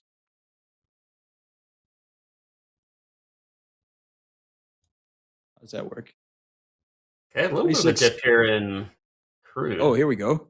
Here we go. A little 1,000 lot here in the S&P 7137s. Shout out to the chat. Rick Sanchez pointing that out on the offer. Buying or selling? Somebody sitting on the offer right here is selling 7137s, 1,000 lot. All right, we're bidding 86.97 in crude. We're already short. And that did get filled. 1,000 lot did get filled, 7137s. Again, a ton of volume is traded in this range here. Yeah, something's going on. In the S&P. Something's happening. Gold catching a little bit of a bid, 48.25s. Brady, you still short? Yep. Thinking about stopping out here. I probably just end up giving up today. The range is, the range is brutal. Yeah, this is a chop fest right now. This is a chop fest. Patient out there, traders. Trade is coming. A trade is coming, but it's probably on the back of a headline. So make sure you stay tuned into Topstep TV. We'll bring you any market moving headlines because right now these markets seem like they're waiting for something. Crude selling off a little bit here. 87.03s last trade in crude. A little bit of a pullback. Reminder, form pin to the top of the chat for group coaching. Hogue and Marie and Deanna, group coaching. Tilt still 69% long in crude, 62% long in the S&P, trading 71.37.75 last trade in the S&P. We're gonna pull that crude one. I'm dude. I'm getting exhausted. It's slowly draining mental I can only capital imagine, here. man. Y'all are on TV for like hours a day. Slowly draining mental capital. It is a lot. It is a lot. Yeah. I mean, the segment's over in what, a minute? Yep. Segment's over in just a minute here. We got group coaching coming up next. And yeah, that's the thing, right, Brandon? You sit here, you look at the charts, you can figure out a trade. We're down $1. You know, over it. Down $1 right now. Whatever. If it sells off, you win NASDAQ. Got your stops in place, Dolby? Oh wait, you got stops. No, we're just flat. We're just flat. We went flat. Okay. Just flat. All right. There you go. Sometimes the market wears you out. Delta update. I got a Delta update for you. We have the NASDAQ Delta slightly negative. What is this? Negative 1,300. S&P Delta negative 5,500. But as far as direction goes, there is not a ton right now. So stay patient and stay tuned in to Topstep TV. Coach Hoop talking about cattle in the chat. Something's moving. Cows are moving right now. Maybe switch over to a cattle chart. Trade it in a practice account. See how that market moves. It's pretty clean. We saw some traders talking about wheat as well. But right now, the equities, oil, metals are in a range until they're not. Again, stay tuned because there is a headline coming around the corner. I'm sure of it. We got group coaching coming up next here. Braden will catch you back on Topstep TV sometime soon. Are you going to join Dakota for Slow Markets tomorrow? Yeah, I should be there. Awesome stuff. So we will see Braden I'll let back you know how for this Slow trade Markets. goes. Yeah. Are you in a trade right now? Yeah, I'm still in that short gold. I didn't get stopped. Oh, I'll nice. let you Let's know. go. Oh, nice. Okay. Braden's still short. Let us know in the chat how that trade goes. Dolby time, we'll see you a little bit later. We got group coaching coming up next. Do us a favor if you haven't done so already, hit that thumbs up button. Tell your friends and family to like and subscribe, and we will be right back. This is Topstep TV. Let's go.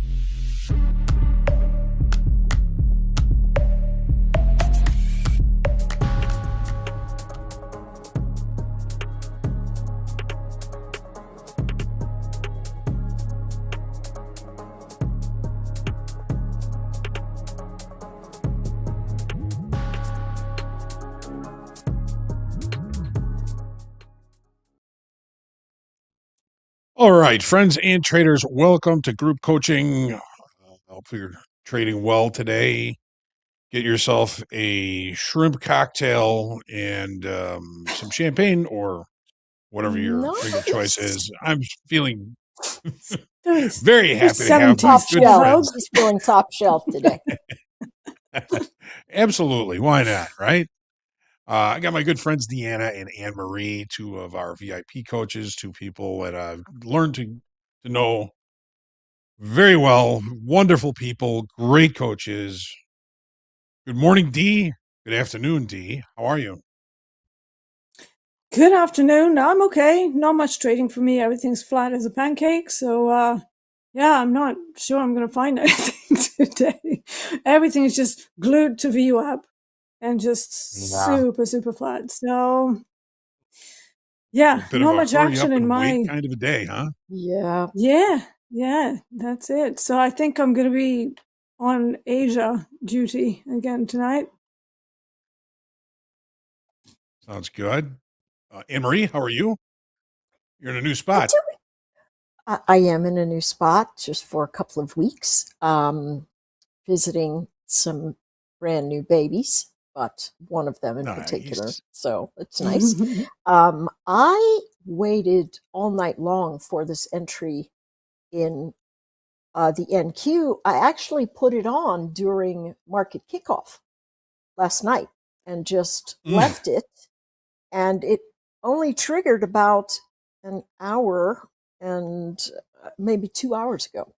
And so I'm just going to let it dribble up. Let's see if it gets back to the top of the range.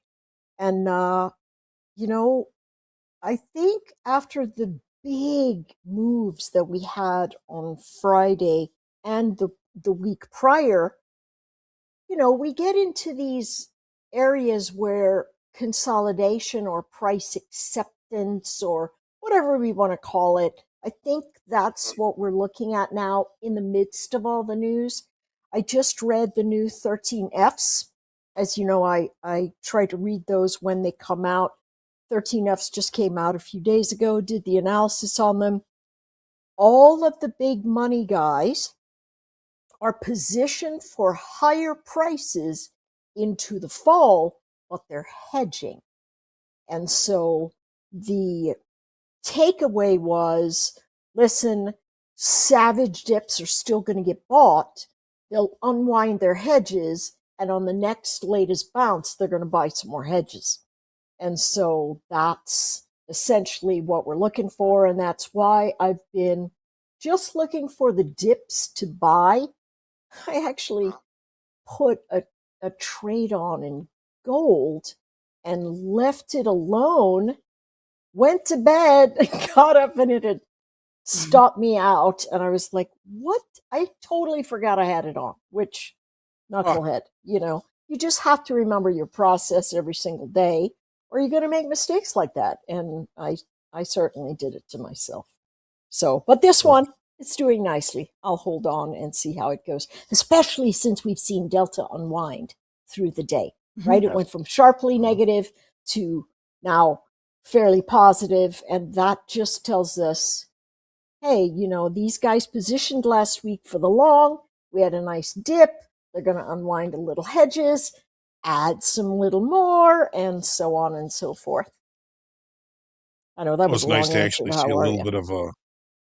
bit of a dip to buy today, then, wasn't it? Yes. Yeah. Yeah. The lockout rally And has good thing been engaged all week. Good thing you had to stop it on that gold trade. Never know what's going to happen. Well, it was the stop that was 100 miles away, so that sucked. Anyway. Well, Let's go. that happened. Yeah. That happened. So Emery's got a trade on. It looks like we're still short in the house account 3 ES at 71.35 half, I believe. We are still in those, still valid. So hey, why not? D, any trades on right now? Any trades you took today? Anything you want to tell us about? So last night in Asia, I was looking at longing copper in my Asia XFA. But then I got so tired. I waited and it kind of started moving. Then it went down and then it kind of came back up again. So I'm like, okay, let me wait for like maybe an hour and a half to see what happens. But it just wasn't moving. And later when I got up, so I killed it for like minus $94. And that was pretty much it. It eventually moved, but by the time that it moved, I was like fast asleep. It was like 2:30 a.m. over this end. I could not stay awake. Like there was no chance. And, since then, I looked at the market during London and during my show. It wasn't moving. It wasn't moving. Like I was looking at the tape and it was just like, oh, some orders, nothing. Oh, another order. And I'm like, I'm not trading that. That sucks. So I went and I did other things. I went and did a bit of grocery shopping earlier, had a nap, woke up, and I saw that nothing really made any sort of significant movement. So crude oil gave it a good go to try and fill that gap, but then they pulled it back up. And since then, it's just barcoding and then some. So yeah, for now, I don't really see anything. I was looking at either a test of 85 in crude oil or a test of 90. We didn't get any of that. And, I'm not really keen on getting involved in the middle of the middle. And I kind of feel that both of the attempts of the move, they just missed my areas of interest. And when that happens, I can't chop myself up in the middle because that's then sets a terrible precedence, especially on a Monday. So I just decided to do something else. And then I looked at gold. Gold looked a bit spiky, and it has a bit of a fight on the daily chart between what's happening on the daily and what's happening intraday. So that didn't look great either. Yeah. I looked at copper. Copper is in rollover. So it's like, and there was just, I really tried to find something, but I'm just not liking anything today. So I think I'm just going to sit it out, see whether we can get to some of those more relevant prices during Asia tonight. Silver might be interesting. Silver, I would maybe consider some shorts. It's closer to 81. But yeah, again, it's kind of middle of the middle, and everything's trying to decide where they're going to go, but nobody is actually putting any money on. So until they do, I have to sit on the sidelines as well. Yeah. Well, and good job not, trying to just like dig in and find something to do, because we all know if we go looking for trades, we're going to find them. And as our good friend Eddie Horn always reminded us, there'll be another bus coming down the pipe in no time. Yeah. So excellent patience. Just taking a look at where the markets are right now, there hasn't been a lot of movement of late. Crude oil trading 87.23 right now, pretty much right in the middle of the areas where D's going to be interested in it. We got 71.30, 71.40 in the S&P is currently last. We got NASDAQ 26,693 last, and gold continuing to kind of grind higher over a period of time here, up at 48.29. All right, we are going to be, let's take a look at some of the questions. There's a question here from Heather, and Heather's been providing wonderful questions, and I like this question.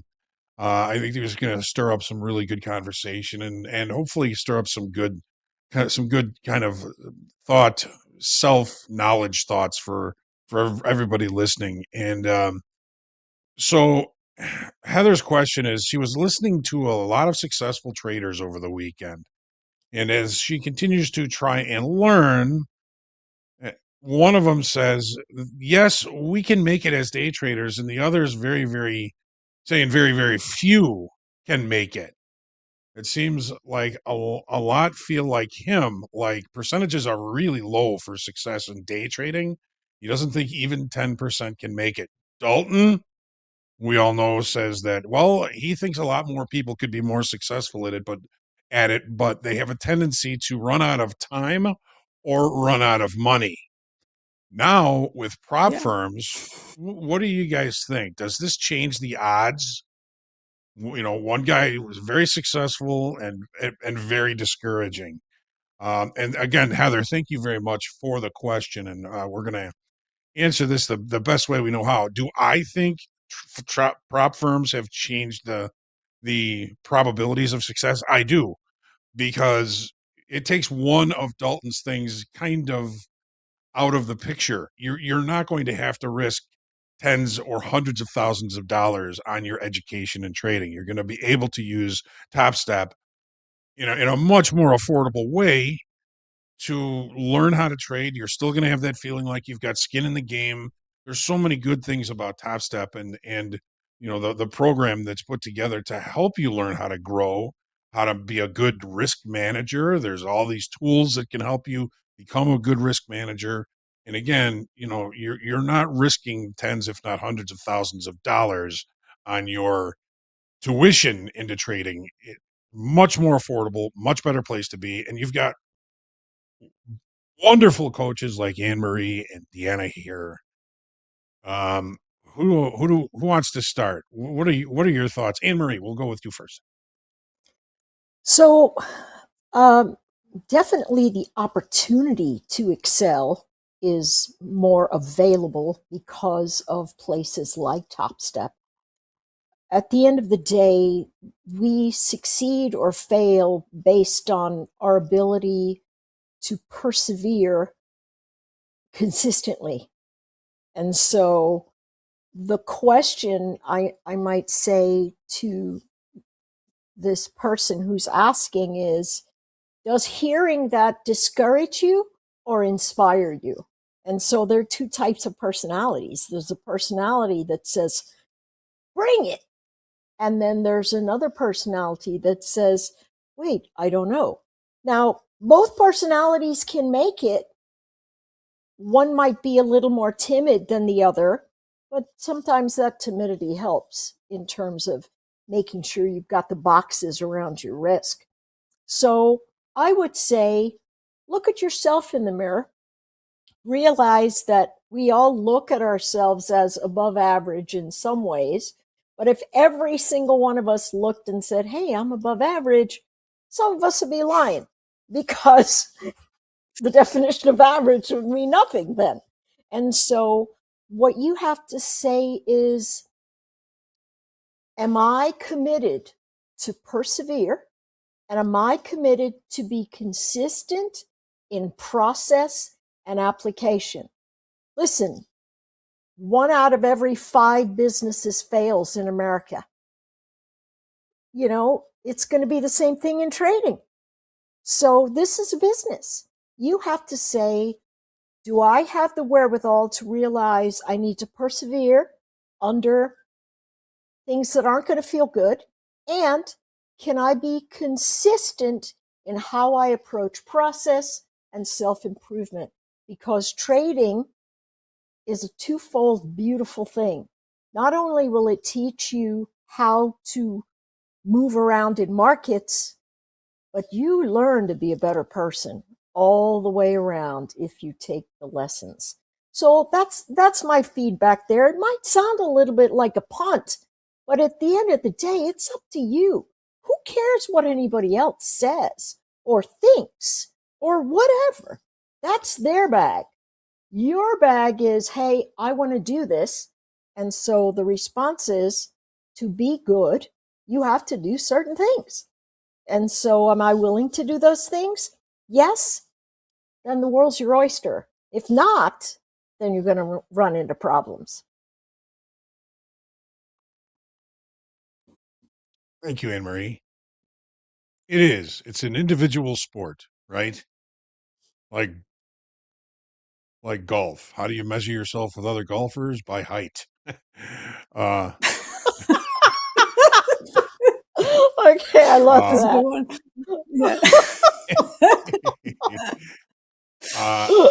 Yeah. Dee, what do you think? This is it's such a Yeah. good question.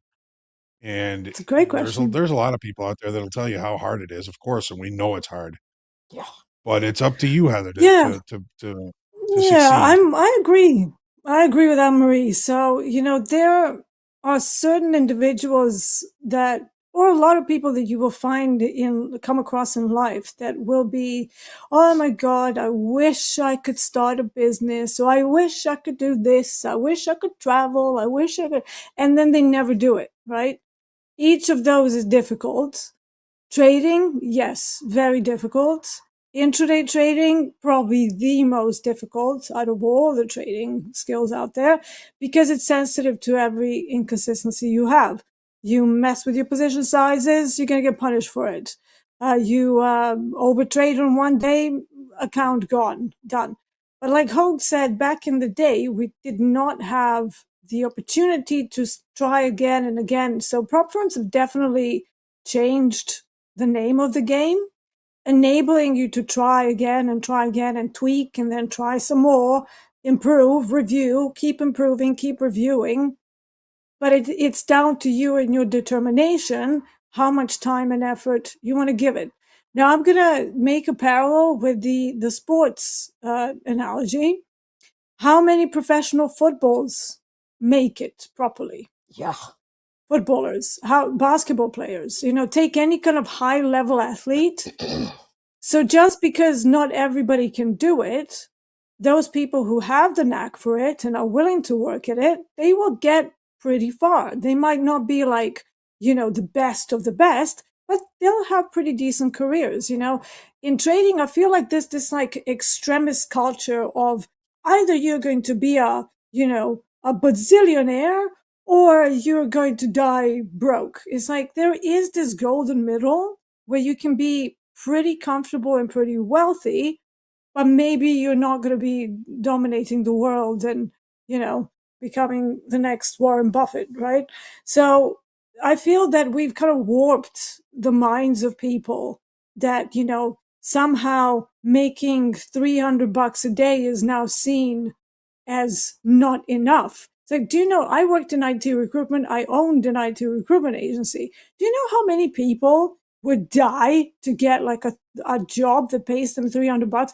I had one lady who was traveling every day. She was traveling like 2 hours to work for a really kind of bulge bracket bank.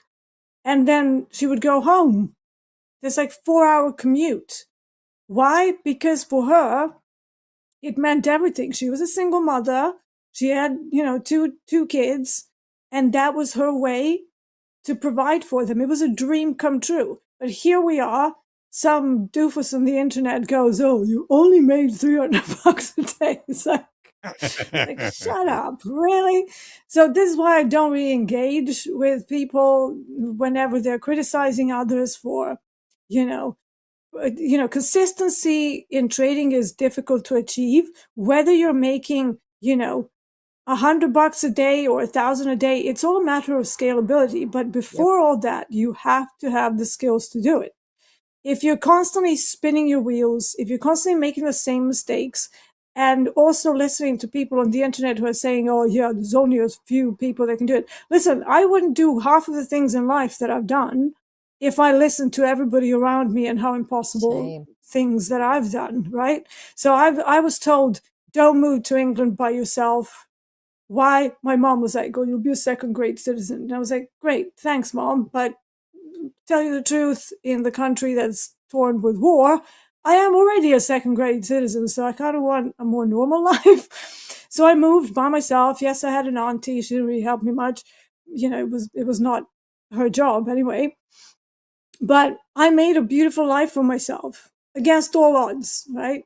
I, went into trading after being a session musician for 20 years. And traditionally, musicians are, we're not considered the brightest. And, I personally am, I'm gifted in many ways. But I've got to say that math, especially geometry and stuff, that was not my thing at all. So when I announced to my family that I'm going to become a day trader, my own parents laughed at me. They're like, "You? A trader? Really?" And I was like, oh, gee, thanks for the vote of confidence, guys. That's great. But I got their like where they were coming from, because, I never really got interested in anything numbers wise. And then so, but I like money. that's one thing about me. So I was always very good at music, and, I was always very good at finding gigs that paid more. And I kept pushing and pushing. So I always had that drive. So Heather, you have to ask yourself, what sort of a person are you? Are you somebody who, who crumbles when somebody else tells you, hey, that's impossible, you can't do that? Or are you the one who goes, ooh, so you mean I'll learn something that only 10% of people in the world can do? Exactly. Bring it. Exactly. It's kind of a weird flex, isn't it? Doing something that so few people in the world can do. Yeah. Awesome. That's what I love. Me too. Especially all those naysayers at the beginning. You'll never be able to do that. And then, You'll and then you do never it. make it. Yeah, it's impossible. Don't do it. It's like, yeah. Just what? Yeah. Well, dude, I love the comment that you said, everybody thinks that everybody that trades is rich or is of the elite abilities to trade. And there's so many different layers and so many different levels of success. I mean, I remember sustaining an account for a year, not even taking money out of it, just sustaining an account for a year made me feel like $1 million. I was like, oh my God, I can probably actually do this now. And exactly, making $300 a day, Dee just pointed out the fact that there are people that would be their dream job, is to make $300 a day. And even if you do know somebody or see somebody who is, highly successful in trading, they didn't start that way. Yep. And they had a lot of bumps along the way. So one of the things that Tom Hugard reminds us, and right at the beginning of his book, he says, normal will not work. Normal will not work. You have to change the way you think if you're going to be a successful trader. And, there were a lot of traders that taught me a lot when I was just getting into it. And you guys have probably all heard me say 100 times, one trader I was like, God, how did you make so much money? How do you trade so big? And he said, Hogue, that's the wrong question. I said, what do you mean? He says, well, when I first started, I was flipping one lots like everybody that just gets started. But my goal that I kept in the forefront of my mind every day was to learn to be a good trader, learn how to make good trading decisions, learn to develop intuition, learn to get really good at reading what the market is telling me. And as I, progressed and got better and better at it, the focus was always being a good trader. The money started coming, and I consider it a byproduct of being a good trader. So all about the process, consistency. There's going to be bumps. I mean, everybody gets a slap across the head once in a while, sometimes 2 or 3, but being able to withstand that, thicken up the skin a little bit, keep working on a daily basis to improve your process and your mindset. And I believe anybody can do it. And the last thing I just wanted to say about this, I mentioned it last week. Everybody comes into trading to change, right? They want to change their job. They want to change their life. They want to improve their life. But most people, maybe they don't realize it, but change is scary. Of course, any bad changes, of course, those are scary. Nobody wants any bad changes, but the good changes can also be scary because you're entering into the unknown, right? And anytime we're entering into something that we don't already know and understand, there's a little bit of fear to it. And if you're into this for changing your life and improving your life, you have to be willing to accept those changes and want those changes. I mean, want those changes with every cell in your body and every hair on your head, and from the head to your toes. You have to embrace the idea that things are going to change, because that's what trading is all about. It's about change, and it's about prices changing. And you don't know, do the right things, get the right mindset, and your life can change as well. There were a lot of people that I've seen make a lot of money, and they've sometimes, that changes people, but that's a choice. You don't have to change. And when you make a lot of money, it's going to change people around you as well. A Yeah, lot of that's these people have more kind of started. more the issue. Yeah. Yeah. Yep. Yeah. Because suddenly I had a situation where I was a musician, I was doing pretty well. Then I went to trading, started making a fair chunk more. And then I wanted to go to a slightly better restaurant. It's not even like, like extravagant. No, just like slightly more upmarket.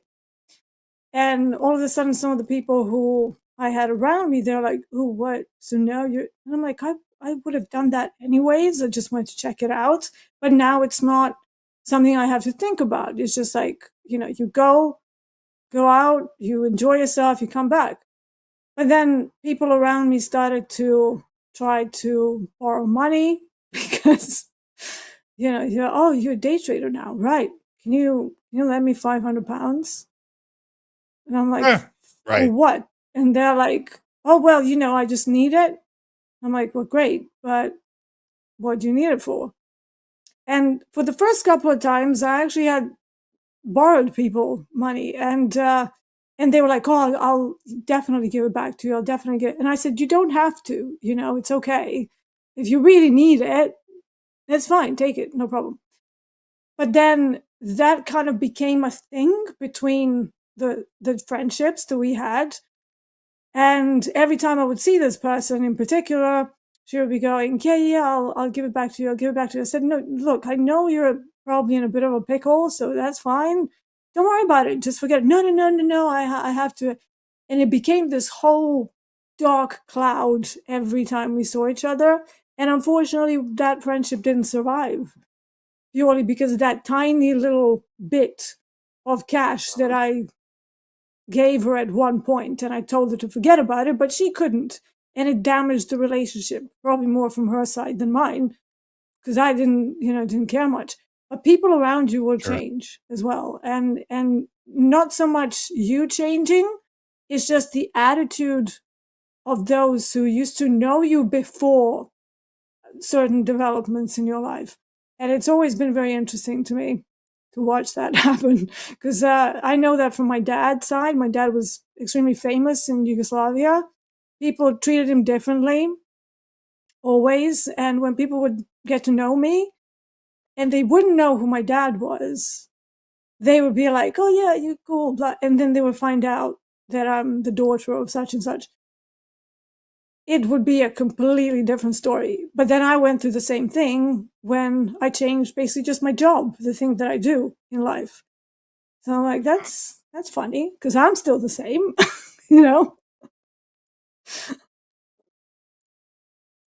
It's very tricky. So, Heather, Positives and great negatives. question. Yeah. It was a great question. I hope we've helped as many as we can dealing with the same question. There's a question here from Mike. Wondering when will there be another VIP coaching session? Yes, there will. I don't know when. I can't give you a timeline on that, but we are working on it. So hopefully you'll get lucky and you'll get recruited, and you'll have the opportunity to work with one of our great coaches. Couple of questions similar. Nicholas and Dave are asking, what is a good news source? A good source for news? Maybe free, maybe the best free one, maybe the best paid one. Oh, he always feels like he's manually scanning big news sites when he sees a pop. Well, a lot of us look at Financial Juice because you can get a subscription for it. There's also a free version. The free version is going to be a little bit later than the subscription model. So that's really kind of the one that I'm looking at here. And I think Anne Marie, Dee, you're probably looking at that as well. But do you have any other suggestions for paid or unpaid news sources? There used to be Rand Squawk, but I don't know whether they're still going. I think they're still around. Yeah, but they are paid for service. Last time I checked, so I used to have that. Not anymore because again, Financial Juice is pretty good. I'm not somebody who's rushing to trade news. I'm okay with 20 30 seconds of delay. So Financial Juice is. Anna Marie? That was my initial response to the original question. What do you think news will do once you see what it is? Meaning, does knowing what the news is allow you to position better in a trade? And I would argue that potentially it does not. What actually gives you the opportunity to trade from the news, especially since, we don't want to be part of insider trading because that's illegal. When we do find out what the news is and we go, oh, that's a fade, but trend is up. So let me see if it recaptures my last important level of support. Oh, trend is down and this spiked down. Well, maybe I won't try to buy a dip here. Maybe I'll just look for a minor bounce that allows me to continue into the short. It's much more important, in my mind, that you understand how the traders are responding to the news rather than knowing the news itself.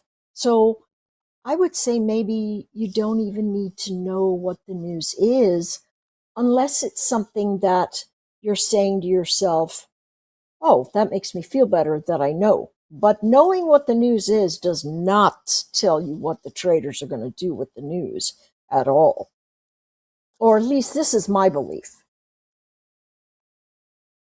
There's a lot of folks that I would believe the agree with same that. thing. Yeah. Yes. By the time we know what the news is, it's already in the market. Yeah, I mean, there's algorithms out there that will scan the news, and they pay an extraordinary amount of cash to get first and foremost preferential fills.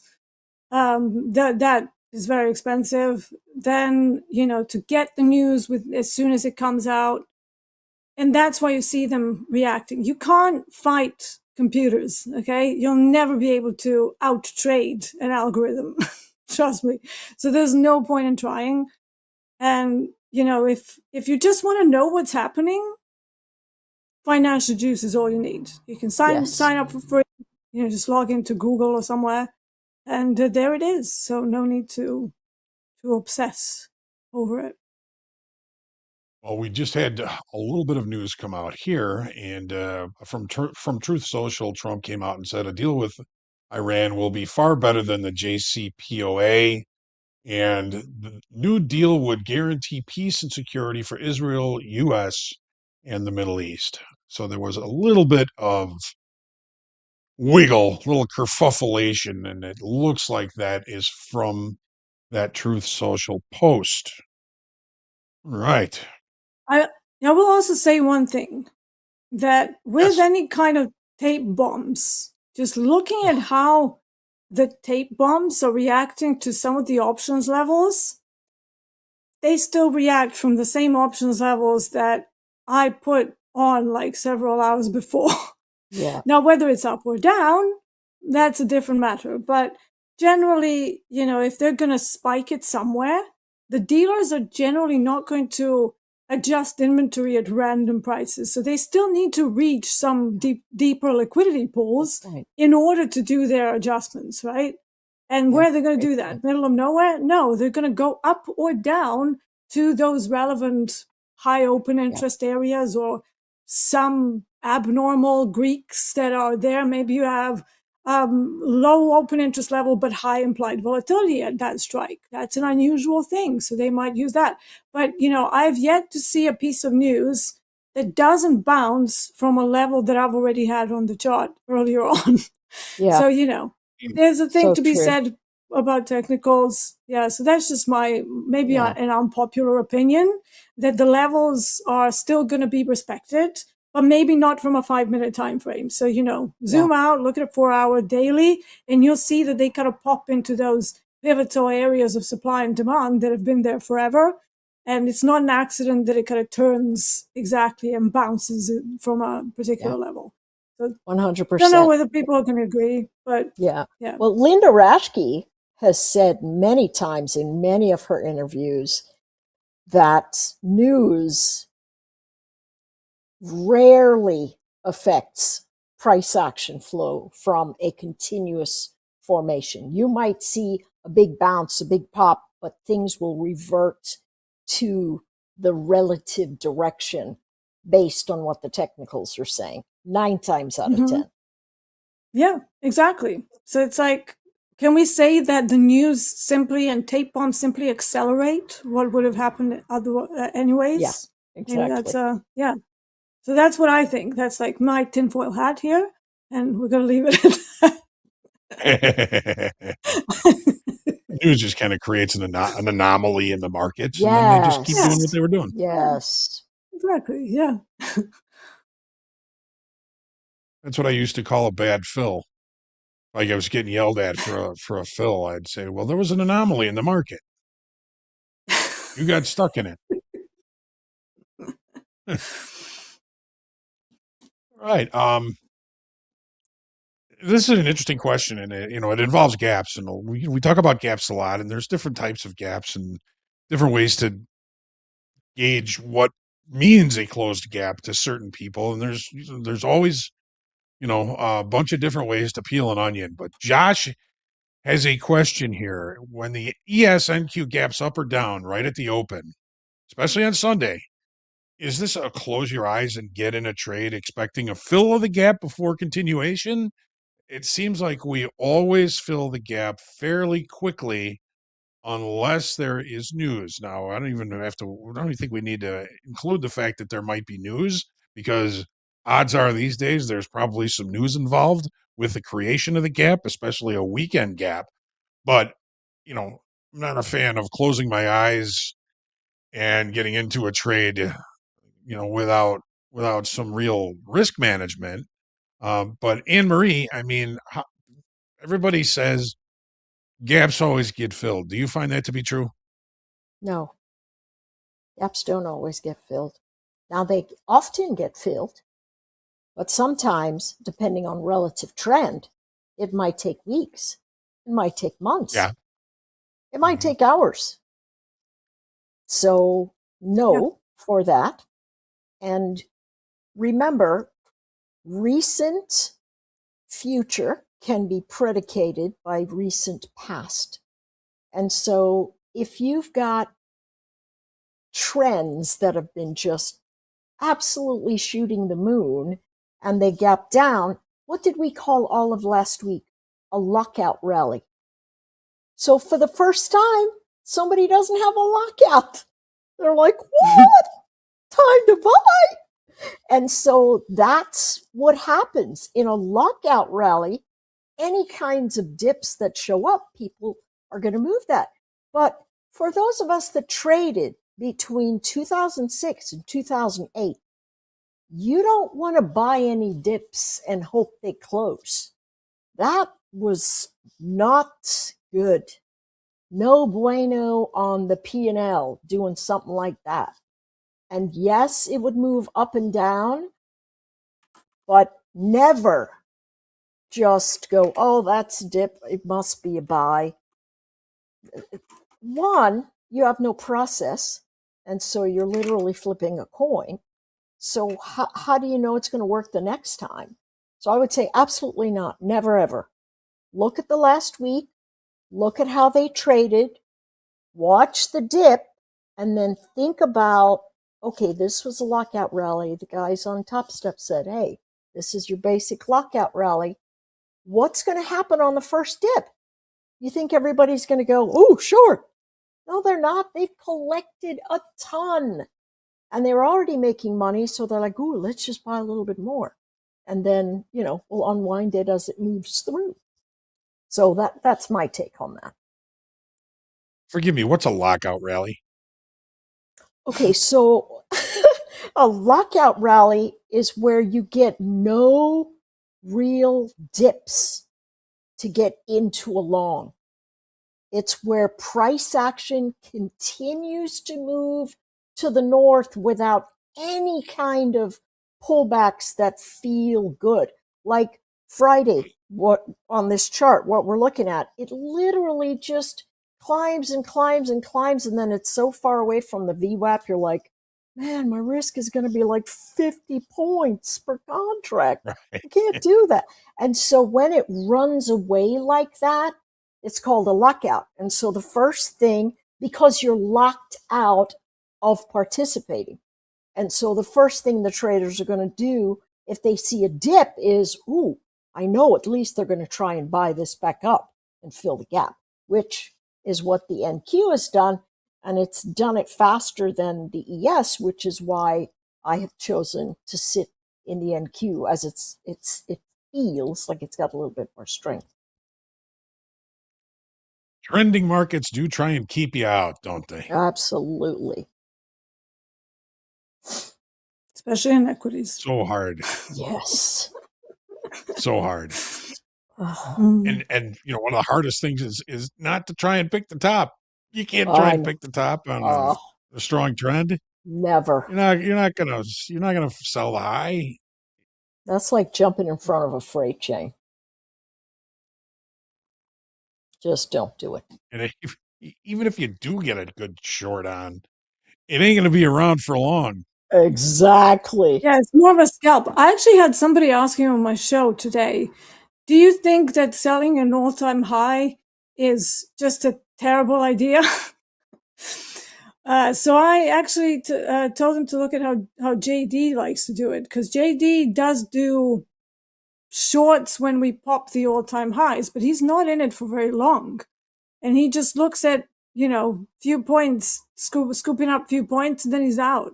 But if you're expecting that you're going to, sell the pop off the all-time high, and then it's going to turn into some beautiful swing that carries on for days and weeks, and you're going to be the king of trading, just forget about that idea, because those pops, they're just literally breathers so that the buyers can recharge and, try to build the power back up so that they push it into yet another all-time high. But if you're very good at reading the dome and tape, yeah, you can skim a few ticks to the opposite side, a few points as well, but it is a dangerous sort of counter trend thing to be doing. So what we see people do, it can't go any higher. Oh, really? Who says who? And then they keep trying to sell it every time it does a new all-time high. They try and sell it, and then it comes back to their entry, then they get stopped out. Then they try again, and it's like, how many times does it need to smack you? Do you need for the price action to smack you in your face to go, Yep. all right, this is still an uptrend, I'm not doing that to myself anymore. Yeah. But we love to get a bit burnt, don't we? Yeah, we love to torture ourselves. Yeah, It's like- exactly. Yeah. Dalton And I'm a mean tells that. yeah. Go ahead. No, go. No, nothing. Well, I just Dalton said I'm a says it- mean reversion trader. So yeah, I need Yeah. to stay away from trying to pick the tops, especially in equities. So Mhm. yeah, Picking up pennies in front of a steamroller. that's exactly it. Yeah. And I've Dalton done says that it way well. too many times. Sorry, Dalton Yeah. says. It's okay. I was just going to say Dalton says it well. He's like, most newer traders, retail traders love to try and pick the high on directional markets or Yes. pick the low on a directional market to the downside. And it's just, how many times you put your hand on the hot stove before you figure out it's Yeah. a bad idea. I did it a lot, but Yeah. now I know. Same. Yeah. Yeah, there is a Now I way know. to figure out whether it's going to roll, but there's always extra time that the price starts spending in a particular area. You can't just go, it's going to an all-time high, let me short it. Yeah. That's like, don't do that, right? But let's say that we are popping an all-time high, and then for whatever reason, you see the price not being able to go higher for like an hour, hour and a half, and then you see some sort of a very strong reversal that doesn't have a buying wick as the end of that, as a resolution of the consolidation, let's call it. So that might be a slightly safer way to run a short in a trending market, but it still requires patience, skill, and slightly larger time frames so that you figure out that, okay, well, if they were going to push it higher, it would have happened already. And then all you're doing with, let's call it a bearish engulfing without a buying wick, because you don't want to see a wick that is pulled back up. You want to see almost like a Maribozu after the resolution to the opposite side. Then you can maybe look at the time of day. Maybe you're in the last sort of 30 minutes of trading. Maybe you can say, all right, is this maybe a take profit move now? So again, let me maybe skim 1 hour multiples on that and get out. But you're still not going to be going, yeah, I'm going to capture, a swing trade for a gazillion ticks. Yeah. I just sold the. So that's kind of one of my ways. Just sold the everlasting high. Not going to happen. Generational high. That's it. It's never going to happen. Famous last words. The generational high. Yep, absolutely. Yeah. All right.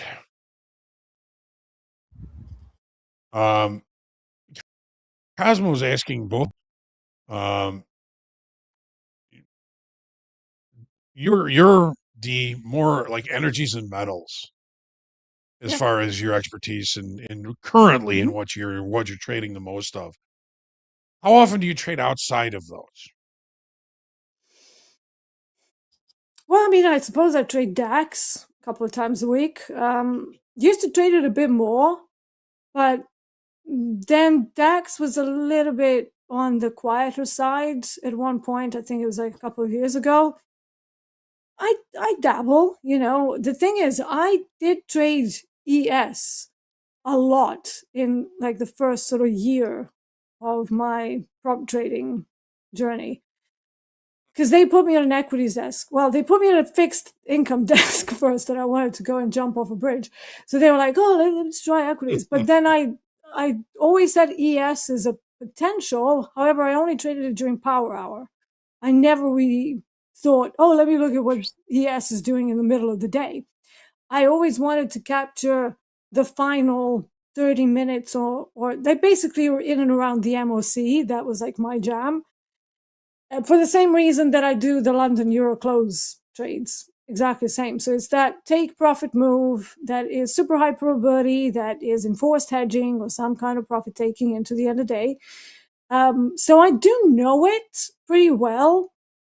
It's just that for some strange reason, I don't gel with equities. I think I find them a little bit single directional, because it's like, I've been trading for almost 20 years now.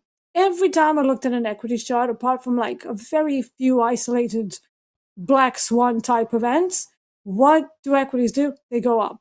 So it's like, oh, it tries to extend the auction down, then it fails the auction. You go long. Whoopee, failed auction the downside. And it's like, to me, that was just like jarringly boring. I want something that is challenging. And this is me. This is not like everybody. The reason why I gravitated towards gold and silver and crude oil and RBOB and a whole bunch of weird products is because you have to like play detective. They can change every single day what they're doing. One day they're going down, the other day they're going up. Then a lot of the times in the middle of the day, you can find opportunities on both sides of the story, and not by a little bit. We're talking like crude oil going up like 300 ticks, and then you get to a certain part of the day and it just throws up like 400 ticks. And it used to happen all the time. I like those markets, right? So that kind of warms my soul. Yeah. But I love the fact that if I miss one setup, these products that I'm involved in will offer you about 3, 4, 5 opportunities to still get a really good trade out of it. But yeah, it's maybe me being a contrarian my entire life. I'm left-handed through and through. I go against the grain all the time, and I do everything backwards. So mean reversions, that's both a good thing and a bad thing, right? I like it. Well, normal doesn't work, right? Normal doesn't work. Yeah. Normal doesn't always Henry. work. Who wants to be normal anyway? Exactly. Right? Henry, you've traded pretty much everything. Are there any Yes. things that you've only traded just a little bit of, kind of outside of your normal realm lately? I tried a trade in lean hogs about 6 months ago, and I said, Ooh. I'm never going back. And so, I know the rhythm of it. I was just sort of, the move was obviously it wasn't in the direction I was looking for, and then all of a sudden it was. So I did try that. I tend to be a little bit of a one-trick pony in terms of sticking with things. So, I look at about 5 of them and I don't look anywhere else. And maybe it's because I'm lazy, because I know the ES, I know the NQ, I know Bitcoin, I know gold. And so those sorts of things make me go, I'm in a comfort space. I love boring. I love boring because if I don't sit in a place where it reliably tells me over time what's going on, I begin to doubt. And self-doubt is a problem I probably will have my whole life. And so I love boring because it leads to less self-doubt. Sure. All right. Well, thank you Transparency. both very, very much for your wonderful questions for your wonderful answers. And of course, thanks to all of you for the wonderful questions. Always feel blessed when I get to spend an hour with you guys. The only thing I complain about is that it goes too fast. So we've got Trade with Topstep coming up here. Jack and JD are going to be joined by Michael B. It's his first time here. Looks like a very interesting person, musician, singer-songwriter, silver trader, NQ trader, G gold trader, trades the ES as well. Pretty much a master of everything that he surveys. We're looking forward to seeing again Dee and Marie. Thank you very much, folks. Thanks for joining us on Topstep TV today. Stick around. We'll be right back. Let's go.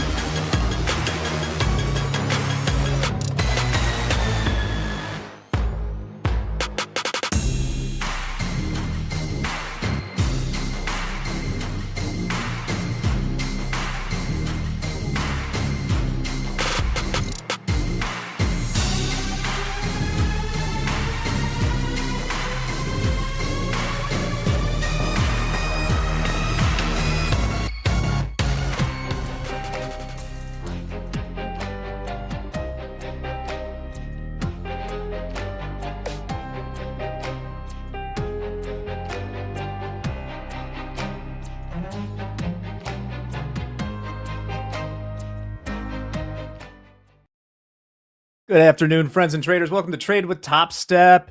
JD is here, but we got a new guest today. Live phone trader, Michael B. Michael, how you doing today? And tell us a little bit about your yourself. Michael on Michael. I've always loved the markets, but I've had a marketing career that kept me from really trading it seriously. With a good income, I just donated to the market for 15 years, basically. And long story short, COVID hit. My marketing career was focused on movie going. So I worked with Hollywood, tying into brand. So you walk down the grocery store aisle, you see a cereal box with a movie character on it, and it says, buy 3 of me and get a free movie ticket to go see this movie. Copy that. Okay. I did those. Not very many people did those, so it was likely that I did that, if you see that. But when COVID hit, movie going completely took a 180, and everybody stayed home, watched their content there. When movie theaters opened again, nobody really went back to the movies. So brands stopped participating in promotions, and It's the best way to do was that. done. I was a new Blockbuster Video or a travel agent. My career was over, and loving the markets. They're down, and made an enormous amount of mistakes up until last May, and changed a lot of things around, and I've been profitable and consistent ever since. I've been live before, but I blew it up. And there's a funny story with JD. I faded you live, and you found out who I was. And needless to say, that's the last time I'll fade you. All right. I got wrecked. You did not. So I never fade anybody anymore. But anyway, I've been watching you guys. I've been part of Topstep for 3 years. If I keep my head on straight for the next 2 weeks, I'll have 12 months in a row of profitability and 51 out of 52 weeks of profitability. So pretty cool stuff. That's awesome. All of that. Love. You'll have to tell us by the end what the most unusual cross promotion you did between, I don't know, like granola and paranormal activity or something. I got to know that. But awesome. So what are you trading now? I think you might be in a trade at the moment. Yeah, I'm in 2 micros NASDAQ, and I'm right in the middle of the range right now.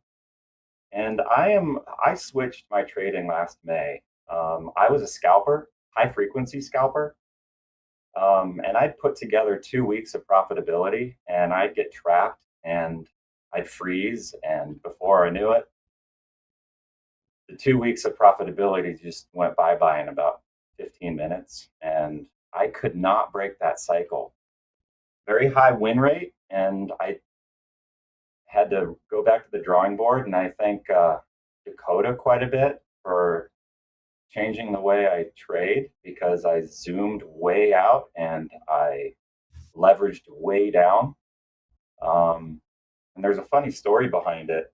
He was trading one night in slow markets, and his stop was $3,000 in the negative. That's where his stop loss was marked. And I'm like, how could you possibly do that?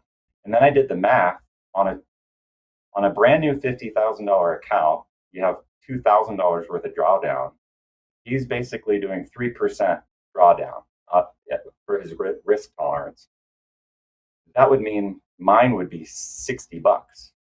So clearly I was over leveraged and blowing myself up. So I ignored minis entirely, and I made it live almost exclusively on micros, and now I just trade micros. No, that's awesome. I think it's very common for, folks to kind of not totally understand the leverage of just like trading these things on the screen, like an NQ mini. JD, what price is the NQ at right now? Let's take a look. We'll do some team math here. At the micro S&P up 26,722. 26,722, call it. Okay, so one NQ contract is giving you about $530,000 of nominal exposure to the NASDAQ 100. One. Yeah. Yeah. What if you put on 15 as people? That's 8 million. 8 million all things bucks. being equal, Dakota had $100,000 of equity in his live account when he marked, 3% being his threshold of his stop loss.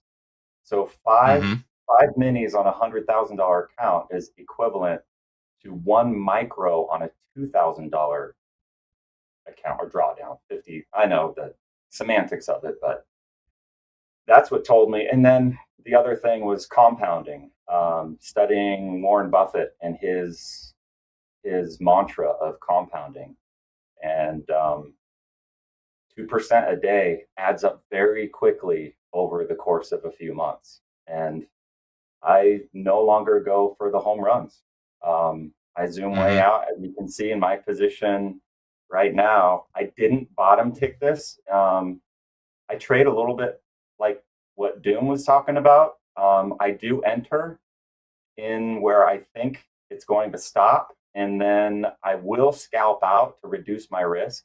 And so my last 2 buys on this position were almost bottom ticking it. I did book some profit, and I'm going to let it run. I think we're going to see some green at the end of the day today. And if we do, that is day number 14, which it will only be the 4th day in NASDAQ history to reach 14 or more green days in a row. So I'm kind of rooting for the NASDAQ right now. Well, you might get your wish. Just an update. I am still in this interminable MES short from back on fast markets. I did a really good job at picking out what became the support here around 7,100 in the SPX. But we will see. Crude oil, I just sold off a little bit. It's been kind of living in this 87 handle. Anything you're looking at here, JD? You mentioned maybe just playing the range or something. Yeah, I'm looking at the E-mini, the micro E-mini S&P 500 futures, and we are just range bound for the last 3 hours now. So unless we get a significant breakout, I think the safe play is to play this range. We are seeing a bit of a boost in micro Bitcoin. Just popped a few minutes ago, 375 last in micro Bitcoin. Little pop in gold also, but sort of just back to ranging again. Crude's gone sideways, Dow's gone sideways, NASDAQ sort of creeping higher just a little bit. But I'll take a look at the micro S&P. I love what you said about Buffett too, Michael. Compounding. He spent so many years. He's been buying Coca-Cola stock for, 60 years now? He's been slowly investing into that company to the point where he now makes, or Berkshire Hathaway now makes $900 million a year just on Coca-Cola dividends. Oh. Wow. That single stock, nearly $1 billion. Well, I've heard him say before his biggest mistake in investing was not buying more insurance companies early in his career. So worked out okay for him. Anyway, a little bit of a sell-off there. This trade will never end. Let's see. Silver is really weak right now. We're getting some action here. There's a little we got a headline out. Senior Pakistani government source: Pakistan is confident it can get Iran to attend talks with the U.S. Pakistan. Well, that was from about 3 minutes ago. I think that's what kind of got us going a little higher. But crude is on the move up towards the 87.70 right there. Yeah. Where's our old friend, the VIX? VIX is trading 1907.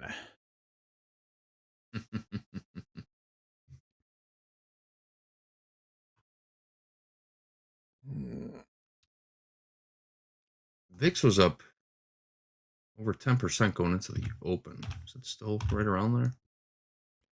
True, but you know my feeling, JD.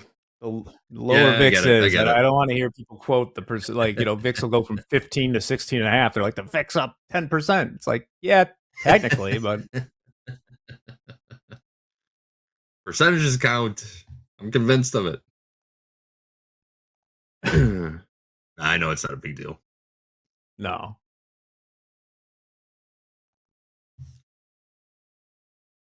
Well, Still we tested got the low of the S&P range on that last little dip. It was getting a little shaky for a minute, but slowed down again. Now we're at the upper end of that range one more time. Yeah, the bears weren't convinced on that news. still maybe a little bit of a disconnect today. The oil's been rising pretty good since the open. We were down to 85 handle, we're about $2. Stocks have not really taken too much interest in that.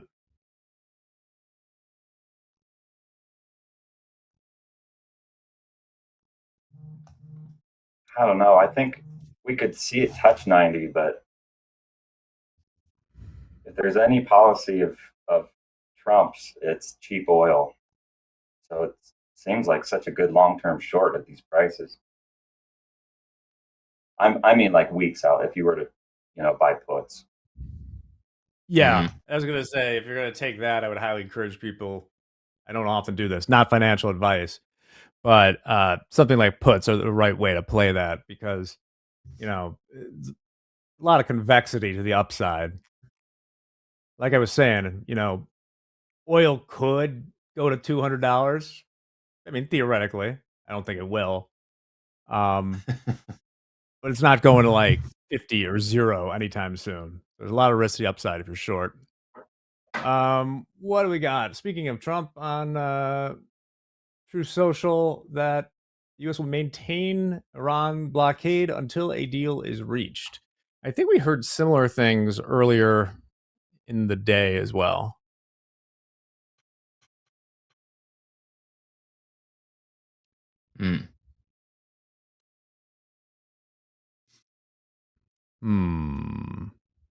We are back towards the upper end of this range in the S&P. Yeah, that candle looked like a recharge and bounce. Yep.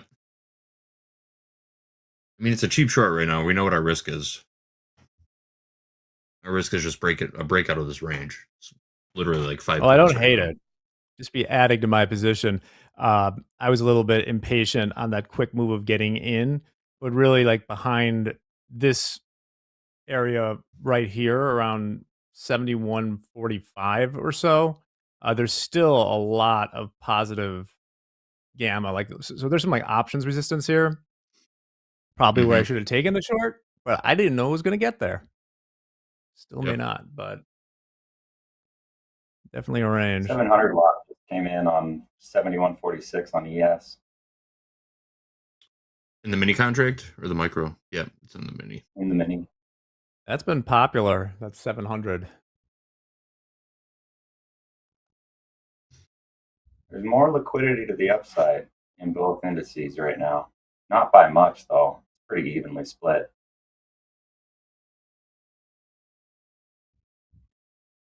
So do you mostly or almost exclusively trade the metals, or do you kind of dabble in some other things as well? NQ mostly between all the indices, but okay. I've been trading silver since it was in its 20s. And then I really found my legs trading gold. This is when gold was about $1,400 an ounce. And I bought 10 contracts on my birthday because I was a penny trader at the time that I had a really good win. So I had enough equity in my account to start trading futures. Got accepted in futures, and I woke up 20 grand, and I'm like, I'm the best trader ever. This is great. And I just happened to start trading gold on a 3-month bull run. And I couldn't lose. I really thought I was the best trader ever until the bears took over. And Were you at the 3 point where months. you're considering starting your own stream at that point? Well, streaming That's a wasn't question, really a thing back when gold was at $1,300-$1,400, but I really thought I had it all figured out. And I gave it all back over the course of 6 months, every single penny. I won't divulge what that total was, but it was significant. Understood. And that Understood. hurt.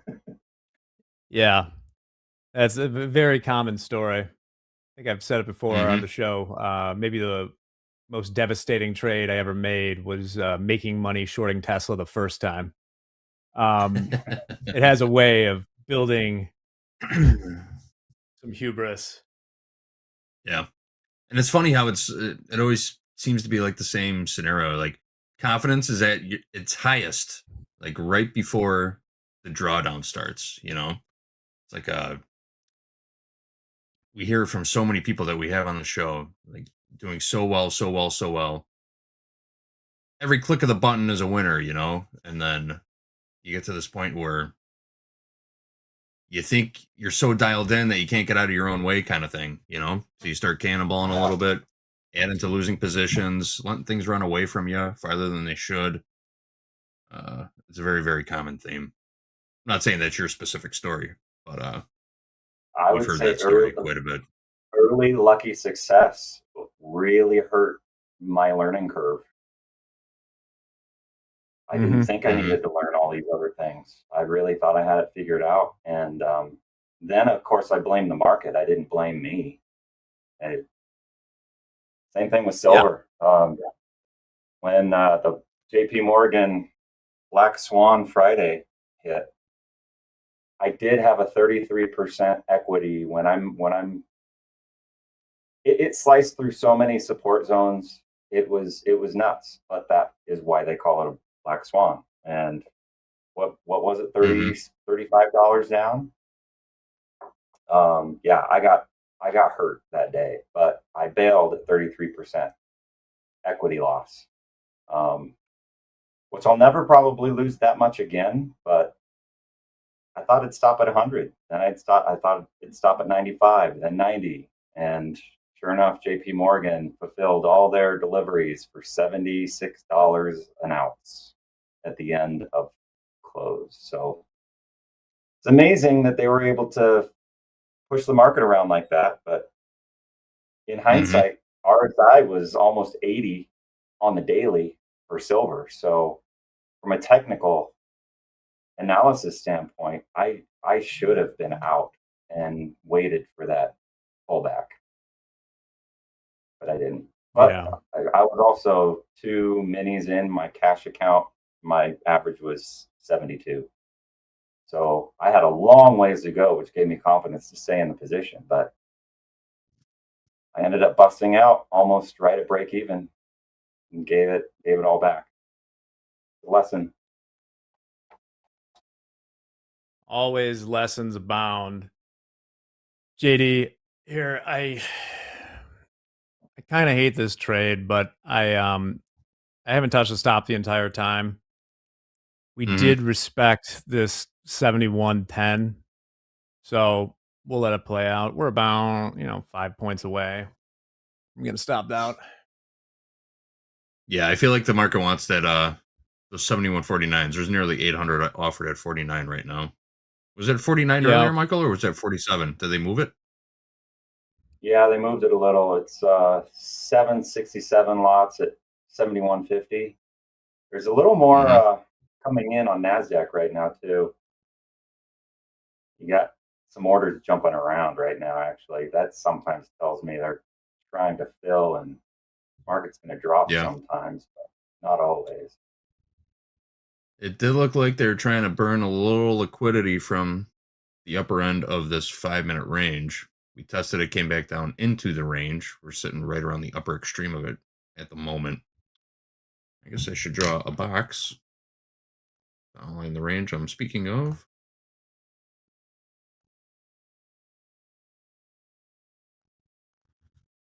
We'll call that our little 5-minute range.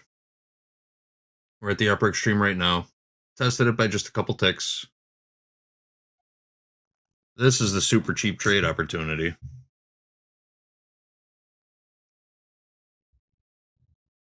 Yeah, the noon hour definitely reacts different to these orders than it does at the opening hour. I'll see it completely ignore orders more often than not at noon. So while I don't usually trade at noon, but I see why you would be looking for short.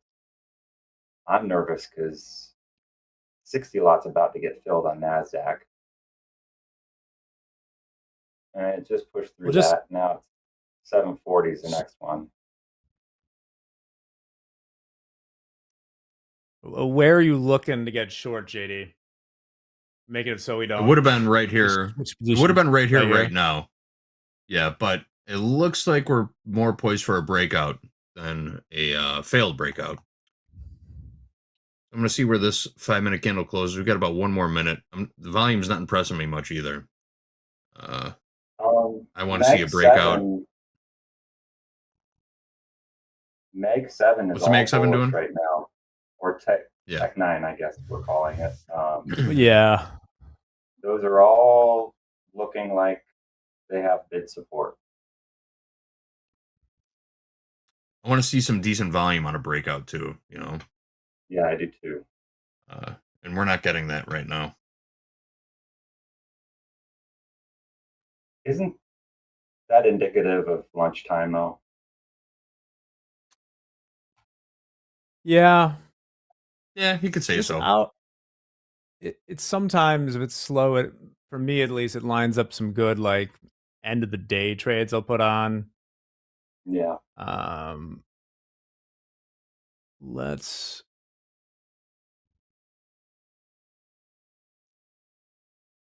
just see what happens. So less than impressive. Not gone away. It's still there, trucking towards it.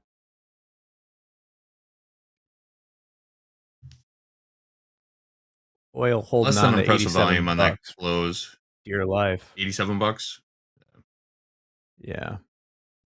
87. Tilt moving at all? Yeah. We got building a little bit. We got 66% long in the S&P and 66% long in the NASDAQ right now. Pretty decent. 69% long in gold. Shout out Eddie.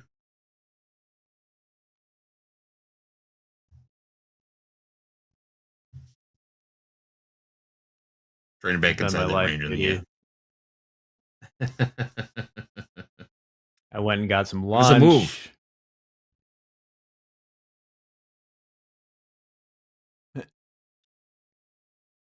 Did you go out for lunch?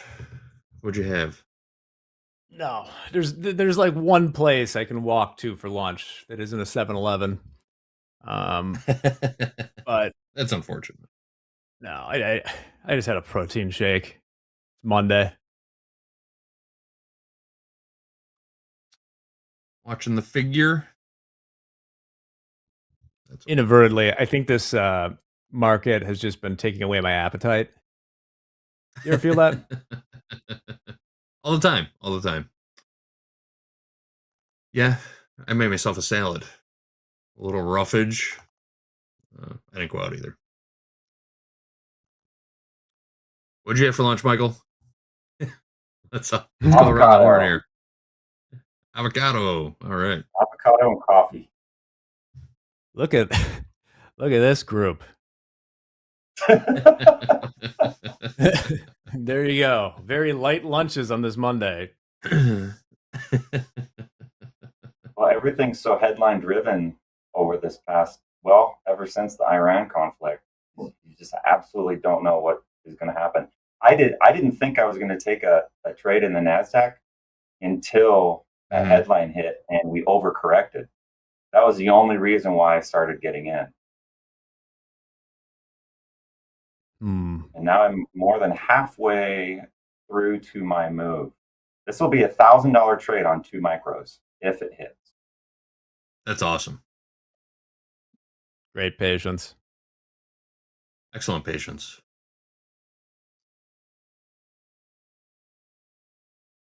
I think I was forced into it. I was tired of losing. Feels good. I will still gunsling a little bit, but I've had to have booked a pretty good day and figure, okay, I'll give up 500 and I'll see what I can do, scalping size. And I'll significantly add to it, or I'll hit that loss limit and then I'll call it a day. It is fun to gunsling. That's a good day. Once in a while. Yeah. It is sometimes. Leave a few for the auto liquidator. I like doing it myself. I have had 23-hour trades. Yeah, something. A little tape bomb right there. Little yeah, wiggle. Oil's been rising in the background, back up 50 cents off that 87 level. Let's take a look.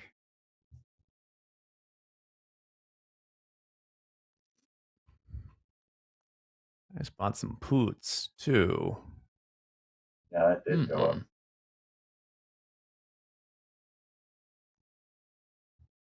Ain't shaking NASDAQ social out. post. I'll read you the first couple words of. Oh, that's an old one. Never mind. Yeah. Cashmere, Here it auto is. liquidator is not a rule break.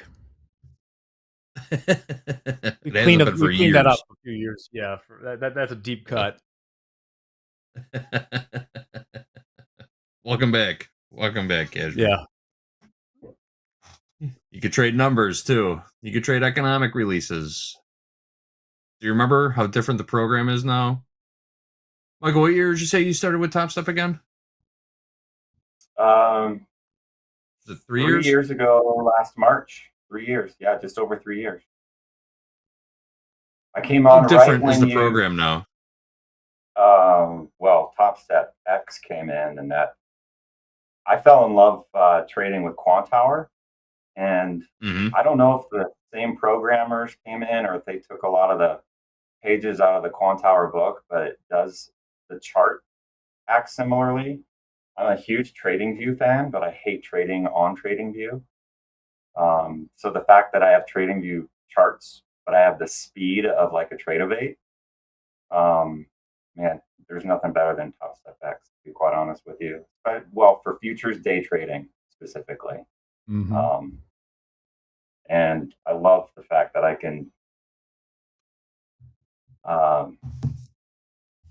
drag my TP and SLs so quickly and then adjust them. Right now I have a break-even stop, but some of this action's starting to make me think the shorts are coming in. I don't want to give it all up. There was a Truth Social. The Iranian leadership has forced hundreds of ships towards the United States, mostly Texas, Louisiana, and Alaska, to get their oil. So yeah, we saw oil spike a little bit on that. Specifically, remember when we're trading oil in Topstep X, that is WTI crude oil, the exact oil that Trump is talking about increased demand for. West Texas Intermediate. The benchmark here in the United States. Delivered to Cushing, Oklahoma.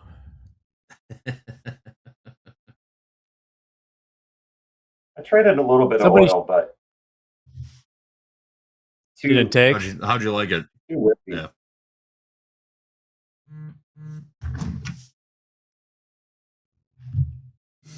Here come the shorts. Yeah, we got some sellers stepping in there. So that short at the upper end of the range was the play, it looks like, for the moment at least. We're not even close to halfway through the range. I'm on the 5,000 tick chart, so my Dorito pattern is kind of very zoomed out. But it is respecting that wedge right now. Why the 5,000 tick chart? Is that your chart of choice? It is. It used to be 1 minute when I was a scalper, but I think being a musician, I'm not that quick or smart, but being in marketing and being a musician, it's all about pattern recognition. So I can just see where there's exhaustion and otherwise on a much bigger time frame. And since I'm playing micros, I can scale in. Watching Dolby trade, I started putting buy orders where typically where my stop would be. So that has helped quite a bit. Yeah, and if it takes off and I only got 1 or 2 micros on, but I was trying to scale in 5 or 6, then I will ride 1 or 2 micros, and that's the trade. I won't add all 6 to 10 micros just because it didn't give me the dip I was looking for. And it's kept me out of trouble quite a bit. Very good. Very good. So pushing a wee bit higher here in the oil. Michael, when did you have you been in Colorado the whole time, or did you? Because you're wearing a Cubs hat. We discussed this backstage, but we hadn't put it out yet. You're just a fan of Wrigley, or you lived? Yeah. Okay. Cool. I moved around a ton. I grew up in Seattle, so I'm a Mariners fan still, and a Seahawks fan. Moved down to LA, and that's where my marketing career took off. But I was actually going to be a musician, and I was a better marketer than I was a musician. So I stuck with marketing, and from there, from LA, went to Nashville, became a Titans fan, and then went to Chicago, became a Cubs fan. I really wanted to be a Bears fan, but I ended up being a Green Bay fan instead. Oof. Which I know is probably Michael. You'll never invite me back to Topstep TV again. Now that I said that. Then I moved to Lake Tahoe, and then Phoenix, and then finally Denver. And I kind of have taken hometown teams. I love watching the Cubs, the Diamondbacks when I was down in Arizona, but I hit those really lucky. I had really lucky timing because when I was in Chicago, it was during the whole Sammy Sosa Mark McGwire face off, and that was a really cool time. Yeah, and then Arizona was Randy Johnson, Kurt Schilling.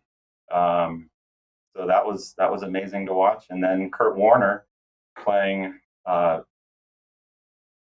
the Cardinals. And then moving to Denver, right in the middle of the whole Peyton Manning rebirth. And that was a ton of fun. Trying to become a Rockies fan. It's really hard. I will say that. It's really hard. But it sounds like you're not going to be there long enough to be a Rockies fan anyway. Where are you going to next? What's the next move? I've been here for 11 years. So I think my roots have dug deep enough to where I'm gonna stay. All of those moves, corporate moves, the company moved me. This moving to Denver was a personal move. I really needed out of. Oh, Arizona. okay. It was good context. Mm-hmm. Actually, love Arizona. Love the Phoenix area, but it was too hot. Not for me. It does get hot. My mother-in-law lives in Tucson. Yeah, hoops right outside of Phoenix. I visit Tucson a couple times a year, see the in-laws, and it does get, I won't say miserably hot, but it gets hot for sure.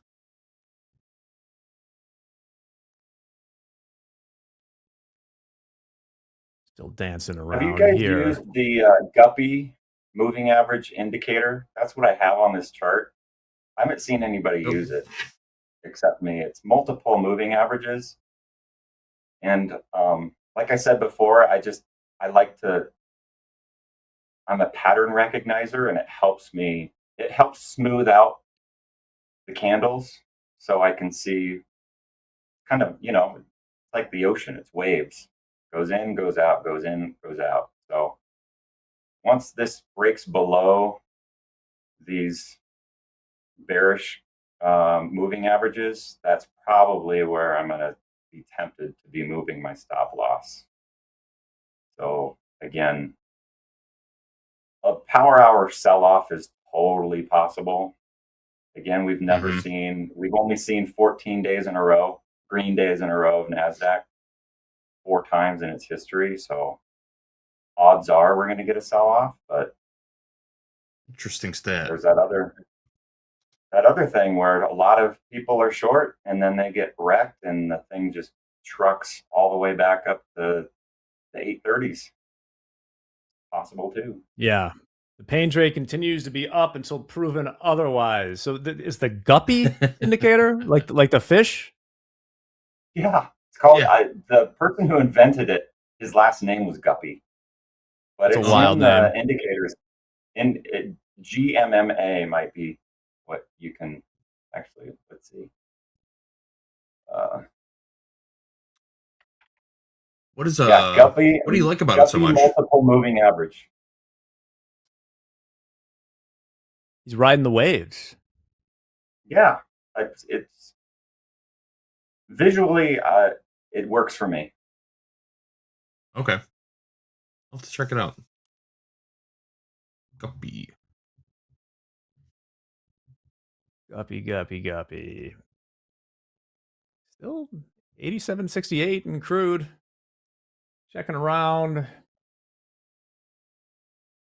A few more pieces of news out. Looks like they're still trying to get this meeting. Iran's foreign minister tells Pakistani counterpart. This is confusing to read. I'm going to read it before I read it. Well, that doesn't sound like much. Sorry, I wasted 10 seconds for everybody there. I was about to answer a question in the chat while you were reading, Jack. Do you My see favorite that? restaurant in Tucson. Okay. Go ahead. I was going to say, try and diagram. If you're on Financial Juice, try and diagram that sentence of the last headline. I'll send you an award.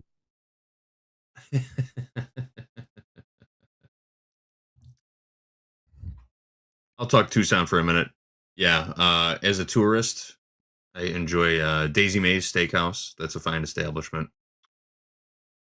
Old school Tucson Steakhouse, and also my favorite tiki bar on the planet is in Tucson. It's called Kontiki. I recommend checking that place out too. They have a 5-drink maximum. The drinks are so stiff there. They'll only let you have 5, and they kick you out. Did you go to U of A? Or no, you said your parents live there, right? My wife's mother lives in Tucson right now, so we've spent quite a bit of time there the last couple of years. You imagine JD at U of A? I just can't see it, JD.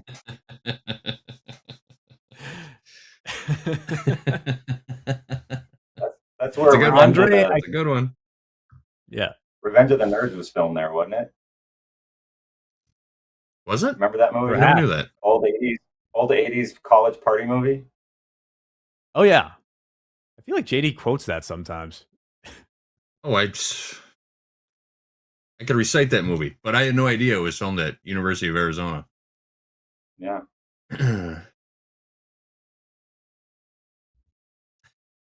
Well, Fires came back in. You got me thinking about the nerds. A little break in crude as well.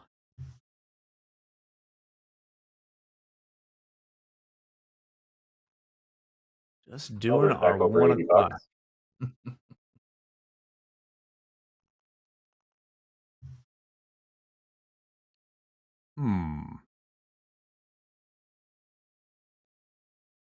You have silver running in another account.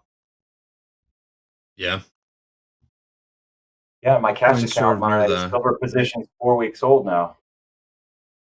Ooh. $67 That's a hold. is my average. Very nice. Very nice.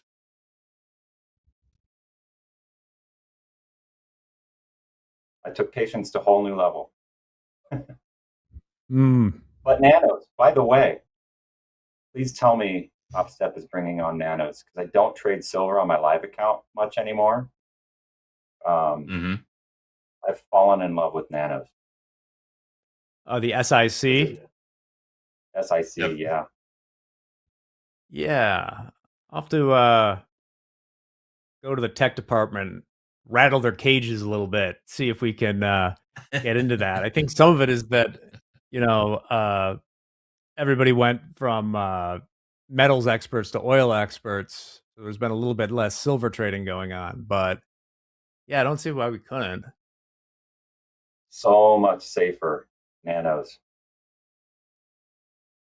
And back in the day when I was trading silver, when it was in its 20s, I would trade 3 to 5 lots at a time because it was moving so slow. A 30-cent day was a huge day for silver. Right now we're down $1.82. That's $5,000 per dollar on the mini contract. Are single stock futures going to be on your radar? We got a couple months till they come out, Michael. Is that something you're looking at? Oh man, I don't think so. I really enjoyed trading the NASDAQ, and I watched the Tech 9 as if I trade them. But the vehicle in which I trade them are NASDAQ and ES futures. Fair enough. Fair enough. Looking forward to seeing how they perform. I'd be very interested in them. Yeah, me too. I think I want to see the volume first. They're definitely going to be on the roadmap if they're liquid enough. There's enough volume rolling through them. There's a good chance we might offer them here at Topstep. I'm not gonna. Don't quote me on that, obviously. But now those futures will trade just very, like very close look at them. Stock futures. Those stock futures will trade. So you can't buy a put and buy a call during earnings and straddle it. It doesn't work like options, right? No, they'll look just like futures. You Yeah. have to be careful about what the specs on. I'm very interested in them for spreading, like the idea of being able to trade, say, NVIDIA one way versus the NQ in sizes like that to do like some spread trades is very appealing to me.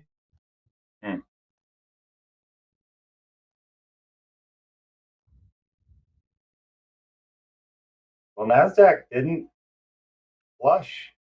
I thought it was going to grab some orders, but it's hanging in there. Same with S&P. Just kind of petered out again. Oil didn't have the juice to take it to new New York session highs. Everything looks the same on my chart. I've got 6 different markets up, and they're all just barcoding sideways right now. That's okay. Silver just broke through a support zone, a 3-minute ATR support zone that I follow. Gold's moving too. Sneaky. Relatively. Oh, yeah, a little pop in gold. Moving.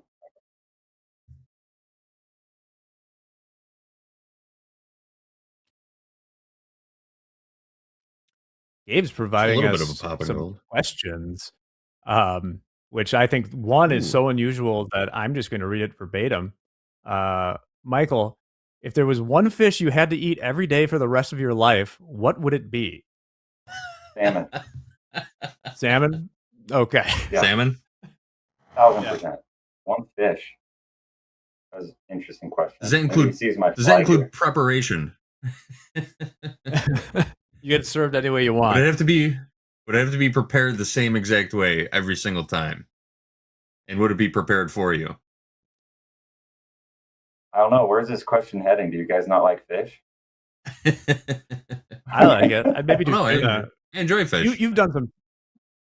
You do some fishing. You're in Colorado, right?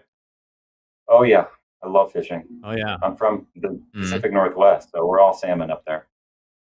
Oh yeah, my my wife is from Seattle and her family.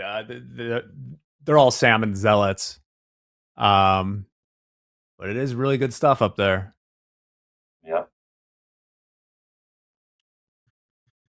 I'll be in Minnesota over Memorial Day. That's when we start ripping the walleye out of the river. That'll be a fun time. Never fished walleye. I'm a fly fisherman for trout, and then ocean fishing for salmon. My two favorite things.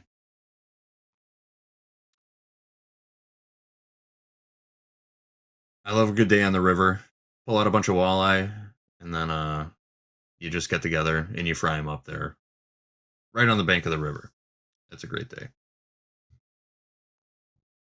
That's funny you say that. I have a picture of my grandfather and I doing that exact thing, only with trout, on my wall. With trout? Yeah. Yeah. Man, I think NASDAQ's gunning to try to be green at the end of power hour. I was really thinking we were going to see a bigger dip. Me too, Michael. Me too. Mm-hmm. Someday it's coming. Heading back towards the upper extreme of this range in the ES again. Let's see. Is that 700 lots still in there? 25 points away from the top of this wedge. That 700 lot moved down to 46 in the ES, by the way. Yeah, it did. But not good Couple ticks away when it does that. Yeah. And oil retreated about 30 cents.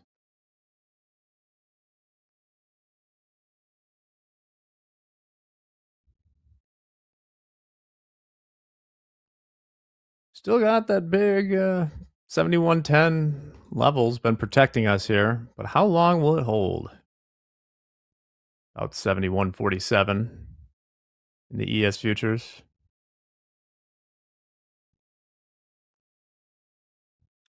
$700 lot pulled. 700 at 146 is not there. Yeah, they moved close to 700, but say again, Michael. They moved it to 7150 on the ES. Yeah, I'm looking at 49.75, 700 offered there, 694 offered there. I'm surprised how often that happens, because when I don't have my Series 3, but I was reading through it, and spoofing is a major no-no, but it just seems like they do it all the time. Mm-hmm. Well, it's very difficult Depends. to prove what constitutes it. Because, like, for instance, what I think often when we're looking at it and saying spoofing, I know because I was often on the other side of this, is if somebody is running some sort of spreading algo against another product, their reason they're not spoofing is that they want a spread between something else, and if it moves a little bit, they don't want it anymore. They want it now, right? And it looks like they're pulling these orders. People do it. People have gotten in big trouble for it. Yep. Define spoofing. It's tricky. It's well, yeah, because they can move it 10 times. It's adding and canceling an order many times. Spoofing, right? Yeah. Yeah. If it gets filled, it's not spoofing. But say you want to buy 45s and you keep offering 46s very heavily so that the 45s sell out so you can buy them and then you cancel your order. That's a spoof. Yeah, you're not allowed to try and push the market around with orders you don't intend to have filled. Like, the basic rule is any order you put in, you have to have the intention of being filled. Now, proving that your intention is, tough. It's why we joke sometimes when, like, we do a demonstration in group coaching of, like, that we're in the live market right now, because I could put in an order right here. And you'll see on your screen in the live market, you'll see the number offered changed. But I always preface it by saying, I fully intend to be filled when I put this order in. I'm not just doing it. Cancel. Hey, Jack, I was curious. Do you have a video out there that explains you're the only futures trader I know that uses that looks at bonds and 2-year and 10-year notes, and all that's a bit foreign to me, but you seem to talk about it a lot. Yeah, old habits die hard. In my professional career, that's what I was trading. I was trading treasury cash versus futures. So that was pretty much all I did. And you could trade bond futures in Topstep and Topstep X. I'm not allowed to. I got to talk to Michael You about that seem at to some use it point. as an indicator. Like I'll use the dollar, the DXY as an indicator. Lately, I've been using oil as an indicator for it to move the metals and the indices, but I don't use like the SPY options. You seem to look at a whole other bucket of assets that also indicate where direction Yeah. might be heading. Well, they can definitely provide context. Like, I think that bonds are the truth, right? Very And true. so, like right now, it's like if bonds aren't moving, then I find it hard to believe there's a real signal there. Like, you'll see days where the stocks are up or down a couple percent and like the bonds hardly move. It's like, well, can't really be that important because bonds kind of rule everything. They kind of are. And also, it's like with this rally, something that keeps me, I know I happen to be short right now, but keeps me honest is that the bond yields have come in a little bit, and that's going to be supportive of equities going higher. They're not something like last couple of weeks we've been able to use crude oil there's a pretty good inverse relationship between crude and stocks right now. Can't use them like that. But historically, no the video relationship is inverse also, isn't it? Yes, but I don't think you want to do that on like a day time frame. Like if yields are rising, it's not great for stocks. Well, Michael, do you have anybody watching today? Any shouts you want to make? We're actually almost finished with this hour. Oh, look at that. How about a shout out to my family? My wife has been very supportive of this journey. I went full time, I would say about 1.5 years ago. And it got a little freaky once I moved full time because my mentality changed. I couldn't trade loose as I did before. And she stuck with me, and I'll be watching the charts for 10 hours, and it really helps to have her support. But I'm paying the bills too, so it really helps. If I can't pay the bills, I'm sure her tune would change. That's awesome. Half of my success is because of her support. Awesome. Well, that's lovely to hear. Maybe a little bit noise in the background right now is messing with us, but that's okay. Michael, pleasure having you. Hope to have you back sometime. Glad to see it's going. I think you're in a better position on this trade right now. And we hope to see you soon, man. I'm going to hang on to it. All right. JD, thank you as well. Arizona alum, JD. Stick around because we got Power Hour coming up next. Ted's in the house. He's getting ready. I can see in the background, he's got his notebook open. He's scribbling down furious notes. He's going to be joined by Andre and Dolby for Power Hour. Stick around. We got 1 hour left. This is Topstep TV. Let's go. Thanks, guys.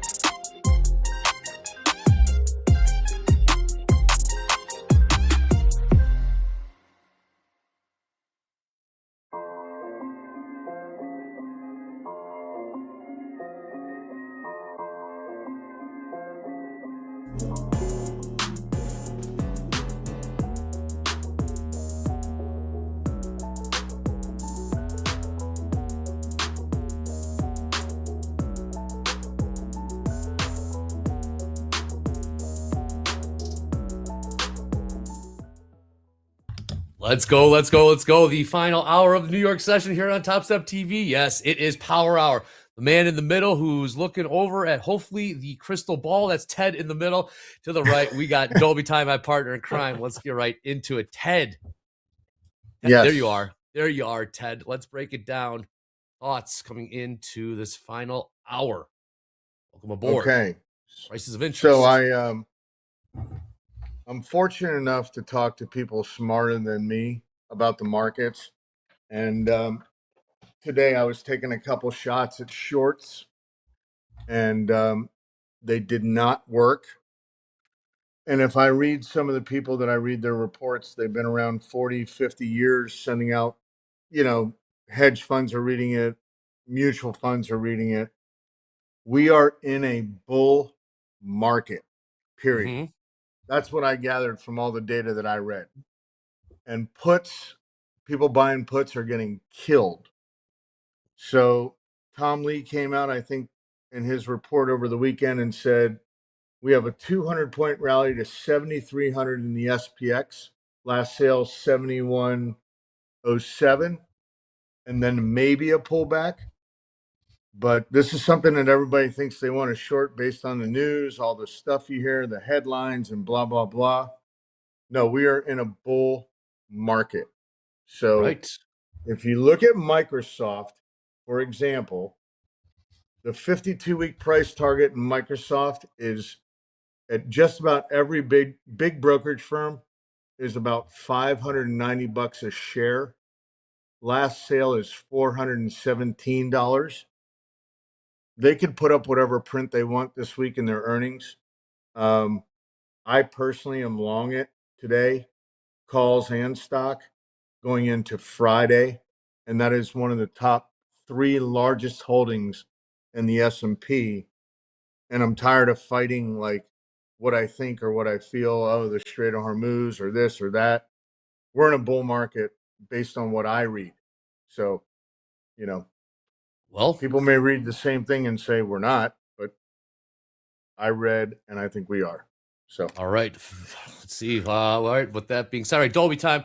Let's break down what we're seeing here in the NQ. Also, real quick, Ted, would you mind sharing your charts while Dolby breaks down what we're seeing here in the NQ Dolby Time? Last trade, 26,732. Let's break it down. I don't think I've ever seen such a orderly climb in the NASDAQ before. I mean, it is just the most perfect channel you've ever seen. And it really hasn't made for great ranges today, to be honest. I'm not really seeing a ton of stuff unless it's like on the 4-hour, maybe 26,580s up to these like 800s. We had that gap down because of the news on Sunday with the Strait being open, Strait being closed, yada, yada, yada. And it's made for a very sort of lazy bid in the NASDAQ, but we're not really seeing a lot of ranges. For a range, we got 3 candle bars. I want to be able to draw a line between kind of the middle of the candlesticks, and I'm on the 1-hour. It's not really there. We sold off huge. It's just been a casual bid to the upside. 30 minutes, kind of the same way. So it really has not been a great day for range traders unless you were involved really, really early in the morning. And that's kind of all I'm seeing. It's been a very kind of lackadaisical bid. I mean, JD, if he was on, I'm sure he talked about it. He loves drawing channels. This is about the cleanest channel you can possibly get. It's just been a consistent slow grind to the upside. Oh, here's a little 5-minute range, but that's about the cleanest one right there. Mm-hmm. All right, very good. Good. Crude's been a great range. Crude's perfect. Crude. Well, all right, let's take a look at these prices. Last trade crude, $87.32 now. Gold catching a bit of a bid, $10 off the session highs. Last trade gold, $48.38. ES trading $71.43. And NQ trading $26,731. You see the countdown clock in the lower right-hand corner. 54 minutes till the closing bell. So what I'm going to do now, we're going to play a game around here called Above Below. those that are new, first of all, welcome aboard. How we play, I'm going to ask Ted what he thinks the price in the NQ will be on the close. And we're going to put it to a poll. Will it be above or below said price? Ted, last trade in NQ, 26,734. What will the price be on the close? So the gap fill in the NQ, 26,840. We got as high as 26,8250-ish. I think we close above 26,82 spot 50. E2. Is that 26,820? All right, just put it up there. Yeah, 26,000. 825. We're at 26,735. So it's another 100 points up from here. All right, well, we close above or below 26,820. Quick Delta update. We're seeing minus 4,500 in the ES, minus 2,500 in the NQ. Pull is up. I'll say above. I'll say, oop, should have said that. Dolby time. What do we also? I like your trade, Dre. It's just you got to be a zombie to trade the zombie rally, right? That's what we've been saying. Yeah, pretty much. Along from 731 NQ. Ted, any prices of interest levels that you got your eye on here in the ES? 7147 coming in was my second major level below, barring the news overnight. 7153. So I'm a buyer at 47 if we hold. And the other observations would be the VIX sells off and the equities that I'm looking at, Mag 7, are trending higher. So let's wait and see. Okay. I think no news is bullish. No news is good news for the NASDAQ. And if Wednesday is going to be the deadline for Iran, then I think we're just going to be probably violent on the open and rage bound for the rest of the day. For today, tomorrow, maybe Wednesday. We'll see. Depends what tweets come out. Got some red folder events coming up. Nothing today. I mean, if you looked at the calendar today, there was no reason to really expect anything crazy to happen unless it was all news driven. Retail sales tomorrow, 7:30. We got on Wednesday, we got Tesla earnings, and then Thursday you got a bunch of stuff. U.S. S&P services, manufacturing. So slow open to the week. That's okay though. That is okay. Indeed. Slow. NQ right back to entry right now. Let's take a look at the ES. 7144. 7145 will print. What's going on in gold? Gold grinded higher, about $9 off session highs. 50-50. Crude's at point of control. Crude's much more range bound than NASDAQ is. It's just been stuck. It's been super stuck between 87 and 87.80 since about 10:45 Central. So that's about 3 or 4 hours of range right there. Great if you're a range trader, if you want to grab, 50 cents in crude each way. Dome feels like it's on summer break already, Dre. Summer trade? Summer doldrums? Hope not. I hope not either. Something tells me that won't be the case. We got more earnings coming out this week. Tesla later this week. Some of the industrials. We got Boeing, IBM, I do believe, tomorrow. Just the pullback. Ted, question for you. If you like longs, it's 7147.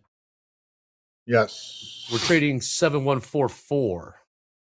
Yes. So I'd like to see, if I get the chance, I'd love to see get to 7147, hold it. If we could get 10 minutes, great. But you may not. It can shoot right through 47. There's nothing in the way until 52 and then 55. So that would fill in the left side of the cup as of today at 10:30 a.m. this morning.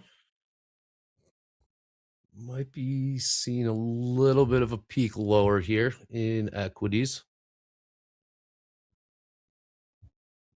There is a short setting up, kind of. Is there? Yeah, I mean, if you're looking at like volume profile,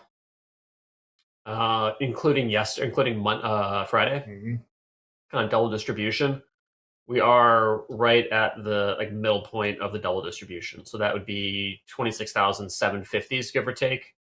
So we did a nice consolidation on Friday, and we're kind of like right in between both of them. So if you believe in it, then maybe this sells back off again into the 700s. But it's only like 30 points. You know what I mean? It's nothing crazy. Right. Nothing crazy is happening. Yeah, and even that trade, if you took it, you're good for what, 15 points. I mean, that's like nothing in NASDAQ. Yes, definitely see money, take money. Get those votes in. Poll is up. Will the NQ close above or below 26,820? Last trade, about 90 points lower. NQ ain't exactly ready to rip higher. I mean, look at those trend lines. What do you got? Are you sharing your charts, Ted? There you are. Yeah, it's got charts up. I think it's up. Yep.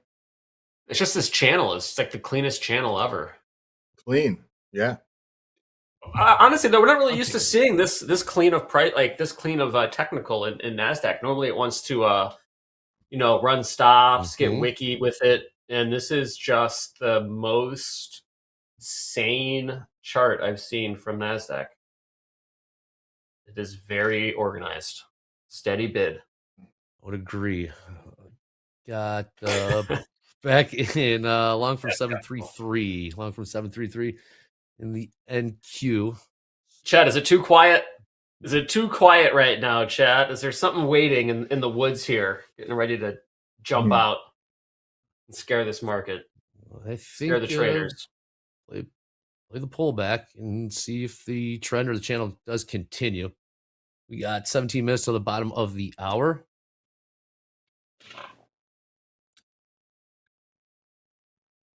Quiet on the headlines for now.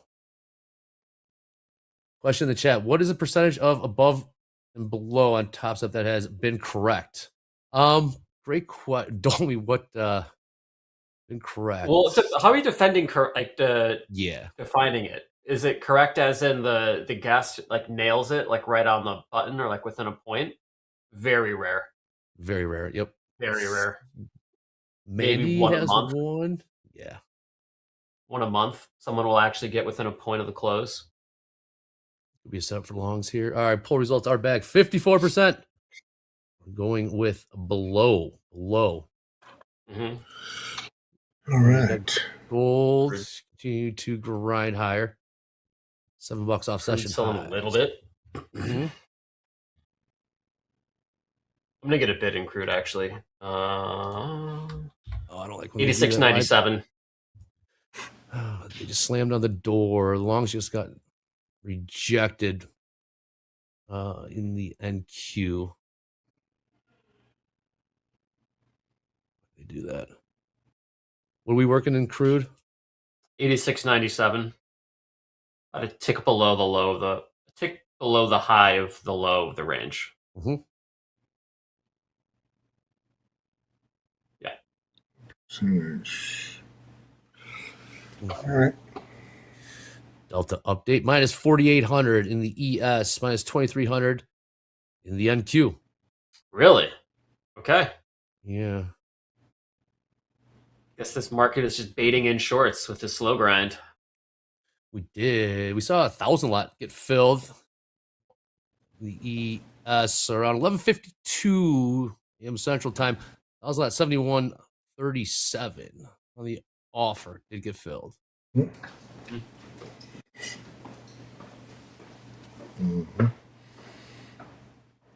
Are you still long? Yeah. 33. Seeing if this trend does continue. However, there was some selling.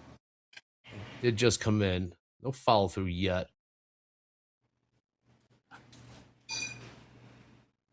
I just gotta wait. I mean, I like longs at 700s would be nice, but a 40-point pullback feels nigh impossible right now, considering a 10-point move feels like it's just never going to happen. Agreed. 702.50. I see it. A little pop here in crude. Uh-oh. Yep. Got out of 1. Nothing. Actually, no. Stick to the trends. All right, got out of 1. Okay, nice. Low profit. See if the trend does continue. We got here using that level 2 data on Topstep X. Yes. All right, we got 700 offered at 71.49 in the orders. About 3.5 points higher where we're at right now. On the hour, 13 minutes to the bottom of the hour. An eye on crude here. A little bit of a bid. Tight stop on this long, these longs. NQ. Perhaps could be another pullback to buy. And how long have we been in this 5-minute range? It's been about 20 minutes, and the range has been 1, 2, 3, 7, 30 20-point range, 20-point pool party. Here we go. I'm about to cut this. Yep. About to cut this. Getting close to cutting this long here. All right, see if I can get out. Oh, shoot. Cancel. This is like one of the hardest markets. I heard. By far, one of the hardest. Oh, sorry. What'd you have, Ted? Yeah. I said just something I heard from, a smart guy I talked to. He said that Iran is sucking on oil. They're producing and they can't get it out of their country. That's how they make their money. So I think the guy in control is who. We heard from the guy in control. No, not much. Yeah, that deadline is what, Wednesday? Yes. The deadline? Okay. Yeah, I mean, they got to I'm getting back in.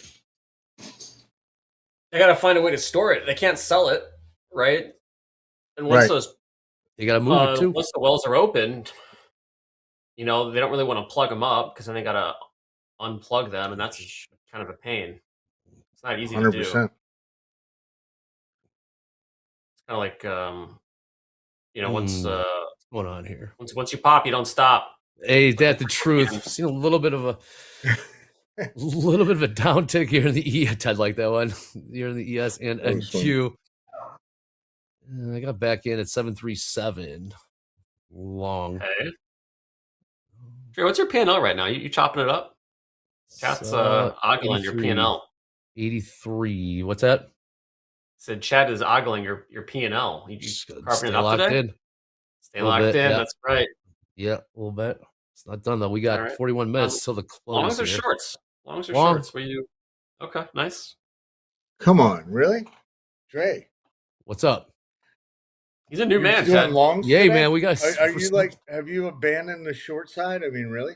No. Yeah. When I got smoked for like 35 G's a couple Mondays ago, by getting short. Yeah, I'm done getting short. Even with all the news, again, I'm trying to dig myself out of a hole here. Keep an eye on it's having a tougher time staying bid. The NQ. What's going to move this market, Trey? What's going to move it? Just quiet. Quiet. Never short a dull market. That's exactly right. Yeah, that's true. Right. That is the truth. These longs ain't going. What we got? 10 minutes to the bottom of the hour. It's hard to even get long. Because you want like a pullback typically to see if you can even. This looks like pullback. Is this it? 5 points, Trey? Look at what's been happening. Is that it? That's it. Yeah. Risk 5 points to make 10 points? I mean, maybe. Might get back in. 26,740 last trade. And QES just finding Nice range right now. Will that be the case for the rest of this power hour? Yeah, I don't know. These are hard markets. When you get like that really volatile open and you kind of get the expectation the rest of the day is going to be a party and then it ends up being a total dud, it can really bait a lot of traders. Yep. And Cut you've been this sitting long, on your cut this- doing I'm nothing all cutting this long. weekend, so you're like, I gotta trade, I gotta trade. Yeah, right. You're excited to come back and you skip the first hour and you got nothing for the rest of the day. Just get your P&L carved up. Mm-hmm. All right, cut the long. That's Topstep TV tip of the week. Cut losses early. Certainly did that.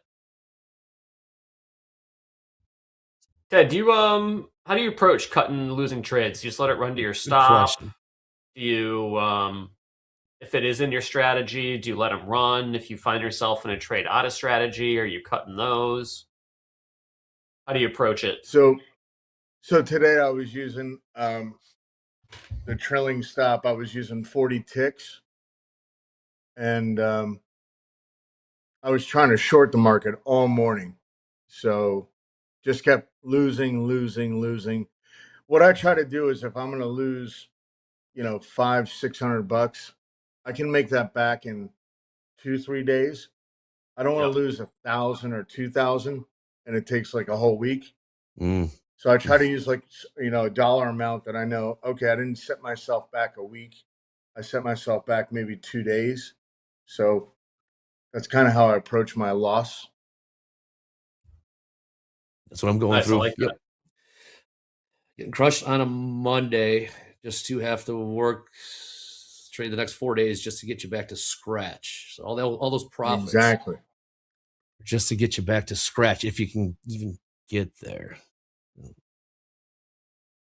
All right, crude appears to be grinding lower. $87.16 last trade.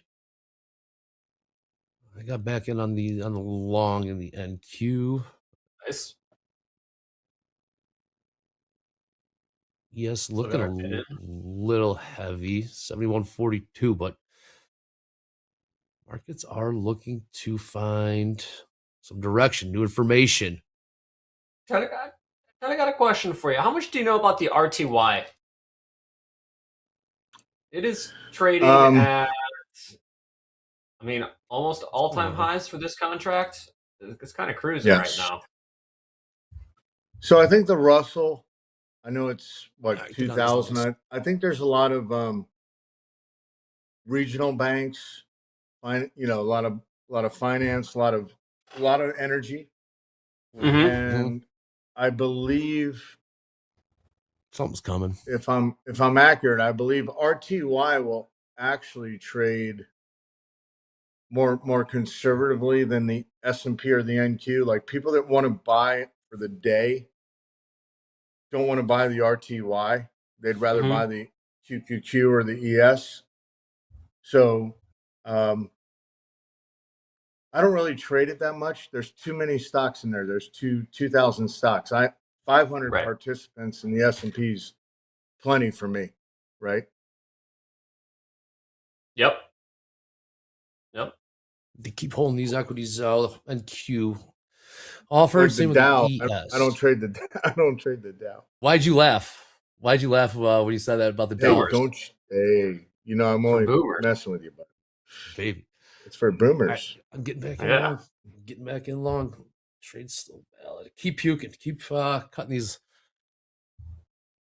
longs quick. Okay. There's a little bit of a wiggle in crude. A little something happened in crude there. Yeah, something's going on with the ES also. And Q. Yeah, so ES level down is 7139, 7125. Big level 7120. So if you're going to flush, you could flush to 2-0.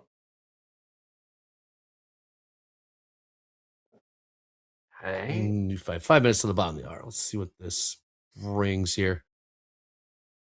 How many people in chat are in a trade right now? Gosh. What is your position? What are you looking for, chat? What's the scarier trade, long or short, or just being in a trade period? Just being in a trade right now, it feels like it. In the chat, I screw this, me long. I just can't see a world in which either position is really happy right now because you're not really getting any momentum on either side. Unless you're long from like 26,600s, then you're probably doing just fine because you're up 100 points. But if you're in a trade recently, why do they keep selling this? Oh, there we go, chat. Let's go. Why? Might be altitude sickness, Trey. Might just be a little bit too high. Maybe opportunity to buy, though, to be honest. Oh, yeah. 26,724. Nothing's starting to pick up some steam in the downside in the ES ever so slightly. 50-50 tilt. Maybe the delta as well. 3 minutes till the bottom of the hour.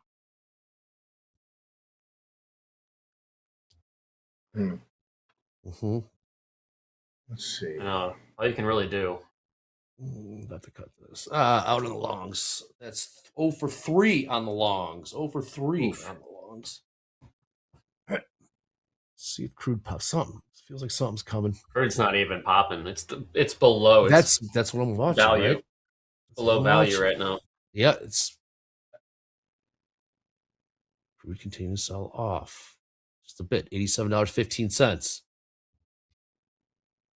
I mean, crude is doing nothing unless it's under 87 or above 87.80. Crude might pop here. What's going on? Ted, were you seeing this? We're just grinding lower the ES. Down about 5 points in the last couple minutes. Trading 71.40. Yes. So the VIX popped from interesting 2070 to 2075. I think, and we've talked about this before, like 331. Sometimes you get, vol sellers will come in and you get a bounce in the ES. Yeah. I'm actually looking for a long at 3.5 or 2.8. 3.5 or 2.8. Yeah. Yep.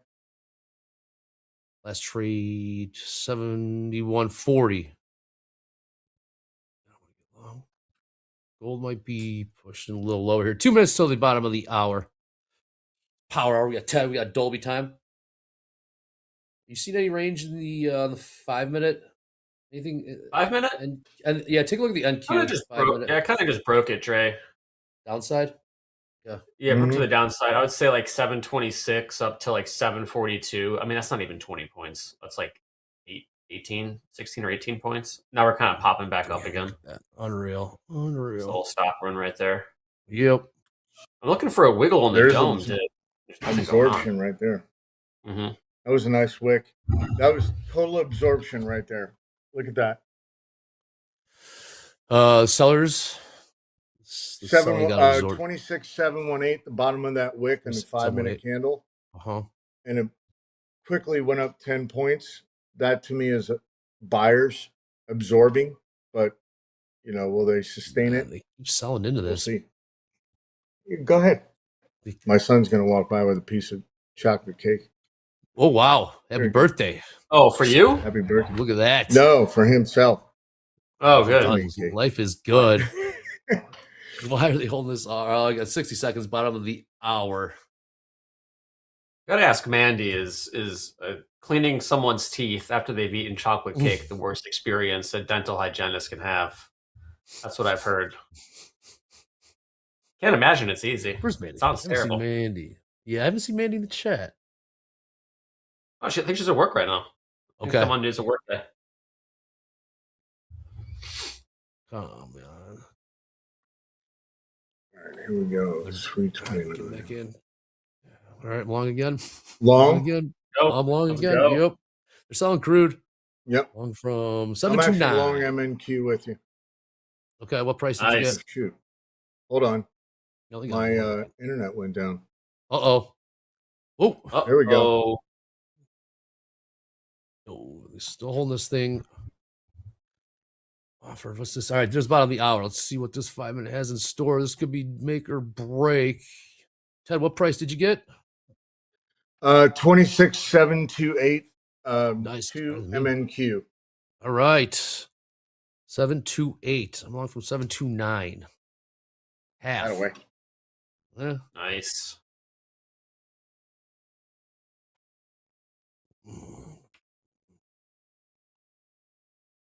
Now or never. Now or never. Now or never, Dre? Really? This is it? Yeah. It's just feeling heavy. It's just feeling heavy. It does. It's not Totally catching does. the bid. It's not catching the Crude's not bid. doing anything either. There you go. It's grinding lower. Gold is also grinding lower here.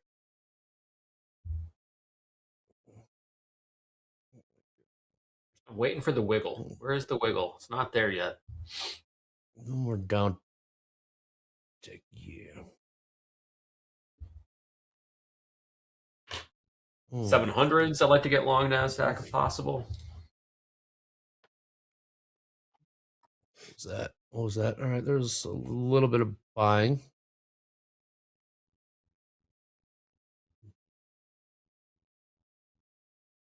Back up to 26,731. Crude. All right, a little downside momentum Might here. get filled. Might get filled in crude here. Might jump on some more. If gold can bounce or catch a bid, I'll get long some more. Thank you. Pretty close. Top to hit first hands. Okay. Nvidia's popping. Is it? VIX sold off. Yep.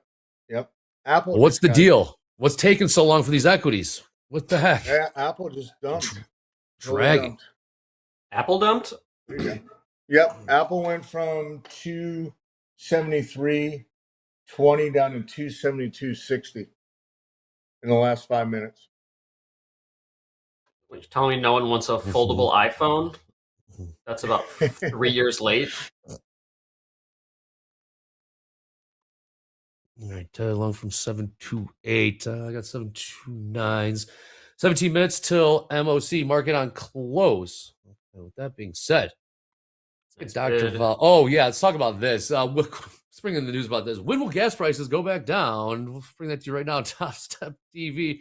We've got crude oil in the 80s. When will gas prices go lower too? Markets opening Monday with oil prices rising, following news that Iran has once again declared the Strait of Hormuz closed. Maritime traffic through this key waterway has virtually halted, further disrupting global oil production. The longer we wait, the longer flows are restricted from Hormuz, the less supply we have in the market. Amina Baker, head of Middle East Energy and OPEC Insights at Kepler, says oil traffic will remain impacted. We are not seeing a resolution to the situation despite all these headlines. The good news is U.S. gas prices are coming down. As of Monday, the national average for regular gas was $4.04 a gallon, according to AAA. That's already 13 cents below the peak of $4.17 we saw earlier this month. Prices have likely peaked, and they'll start going down. But before the war began, gas prices were below $3 a gallon.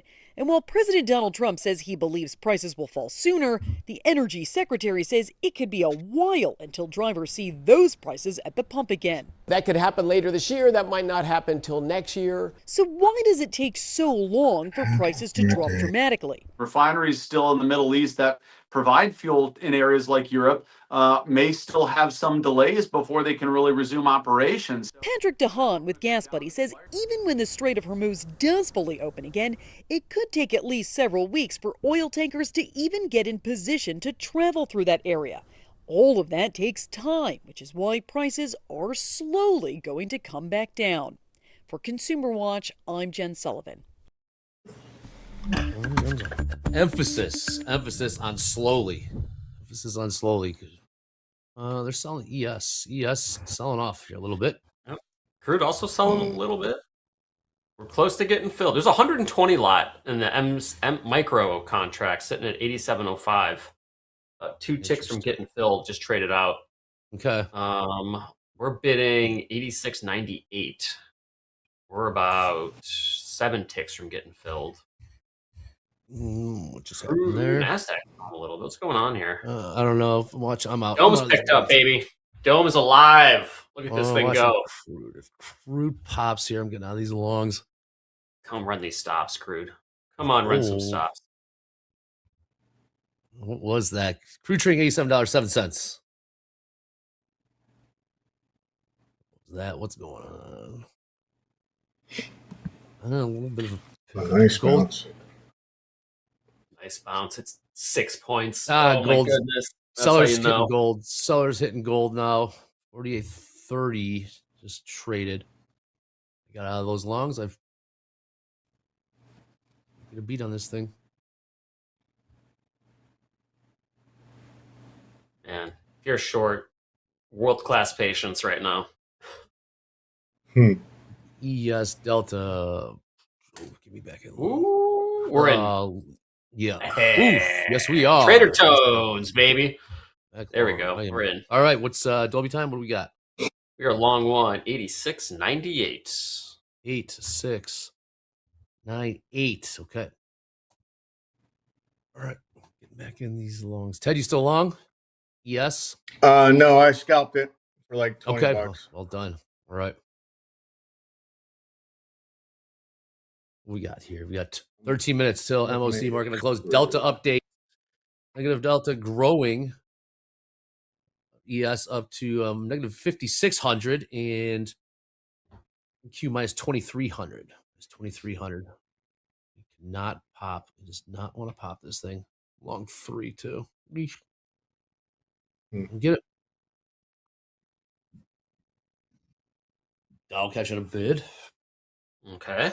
Crude down taking here 86.87 with gold. Yep. Gold seeing some sellers. Not the momentum that we really want to see, but we'll give it a little bit more time here.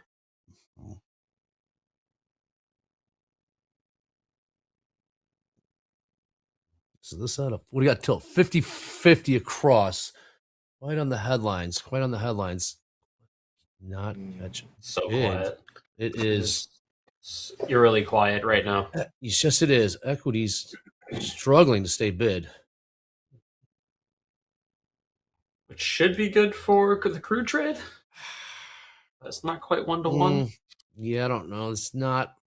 VIX is jumping up here. Is it? Yep, 2080. Above 20? It's above 20. It was at 2070. Now it's up 10. 10, 15, 20 cents in VIX is a lot. So yeah. What do I got? Huh.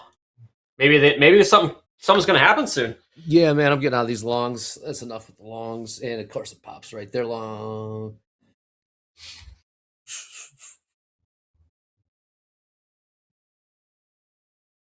All right, how's it going to Dolby time long 1? Yep. Micro crude from $86.98. Nice scalp there, Ted.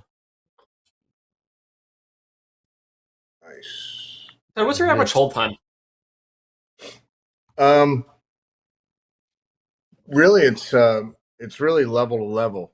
So if it takes, a minute or 30 seconds, it doesn't really matter. It's my level. So if we drop to 71.20, I would buy ES all day.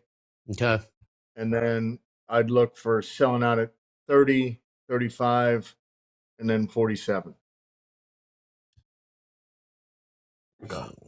Yeah. So hold time is not something that's important to your trading. It's not indicative of anything. Right. Yeah, it's all price. All about price.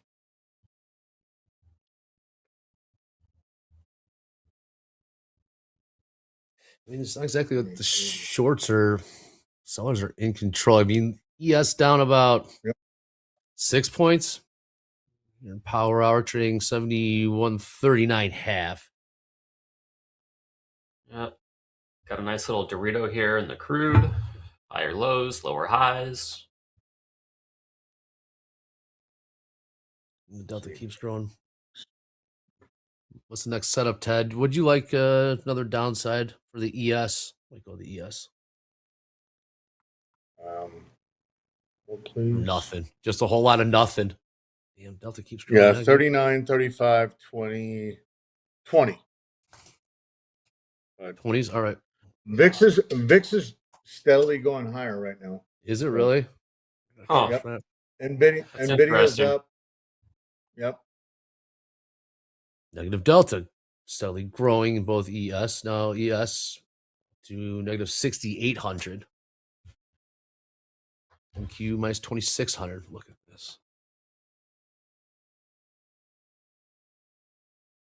It's kind of weird that, Crude made that little push to the downside and NASDAQ didn't really follow, and now they're both kind of bidding back up again. So yeah, it's over, Dre.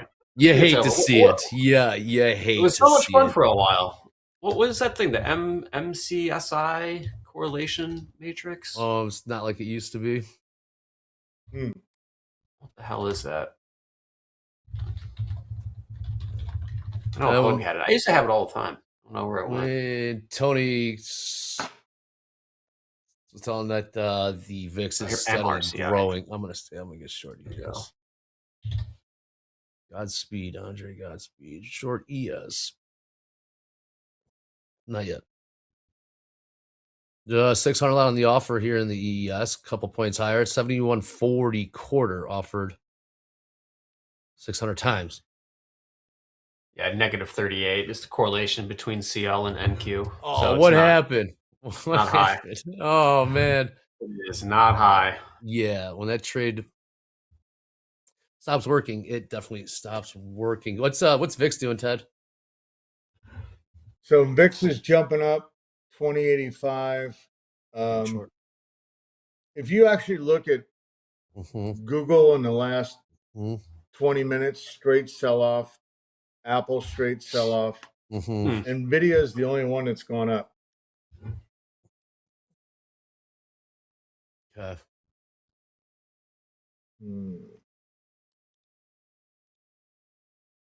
Oh, I got short. Short ES 71.39. I don't know, man. I don't know.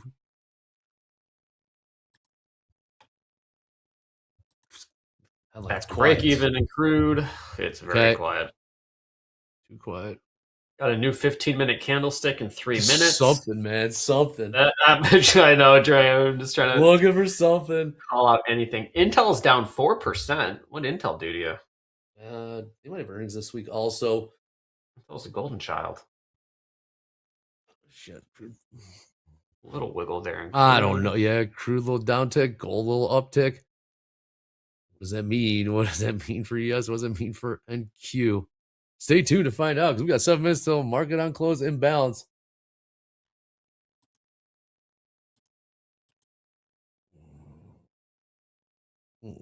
And we're back to green again in Crude. Or just right at break even. NASDAQ under 720 is maybe a thing. There's a little wiggle in the ladder there for. Yeah. You said you were never getting short again, Dre. That's true. Thank you. That's what happened. Okay, I'm getting out. You're right. You're right. We ain't going. I think the buyers might step in. I don't know. Just chasing my tail right now, Ted. Just chasing my tail. I am sending you something in email. All right. Would you mind doing that after the close, Ted? We're here live on Topstep TV, but Ted. Oh no, it's a screenshot. It's what I'm watching. Oh, gotcha. Ooh, yeah, I like it.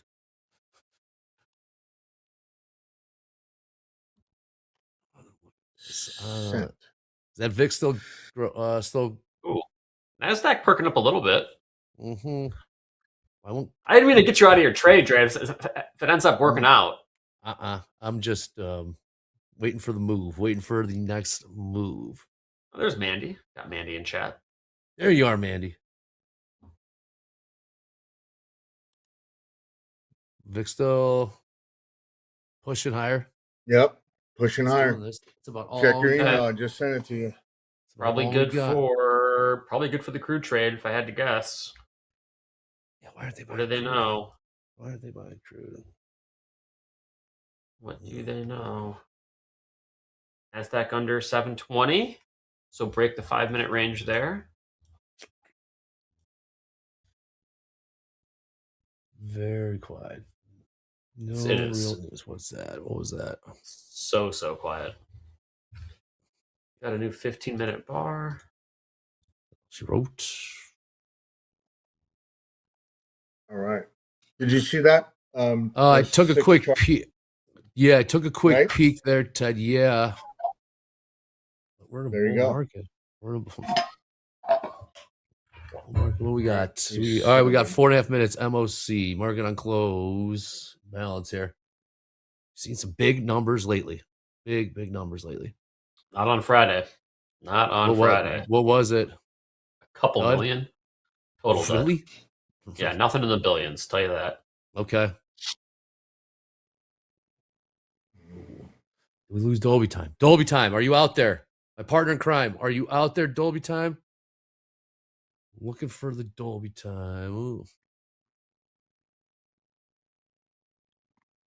Uh-oh.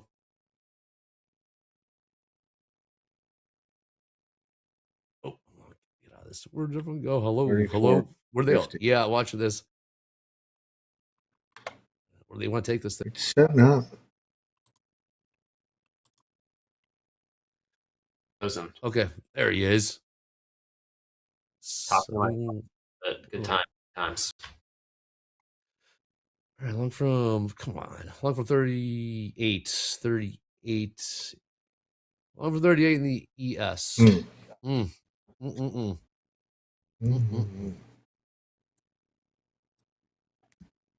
We got gold grinding higher. We got crude down ticking. Barely. VIX. It's the VIX. It's the VIX. And VIX the VIX is not stopping. Is it still really? It's closing on 21s? Yep. Yeah, that's what's going to do it.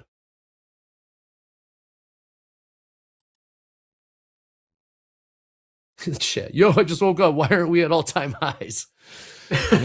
Still might. All-time highs in the this ES this contract 71.85 and 3/4. We got. There's still time.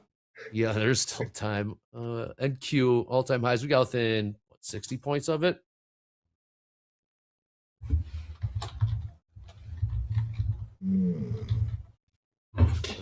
Barely going higher. We got 2.5 minutes. MOC. Market on close.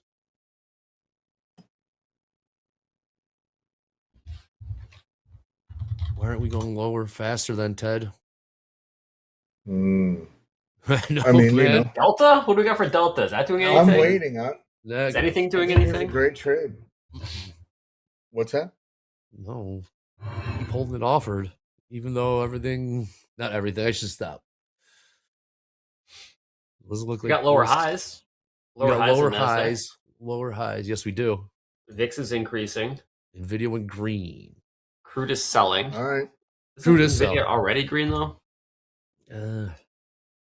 We're getting close to 7,100 in the SPX cash. We're at 7,101. Yep. Might hold. It may hold that. Nothing headlines. No headlines. 90 seconds. MOC. Back to break even. Yeah, I gotta get out. I gotta get out of these longs. All right, flat. MOC. Market on close coming at you.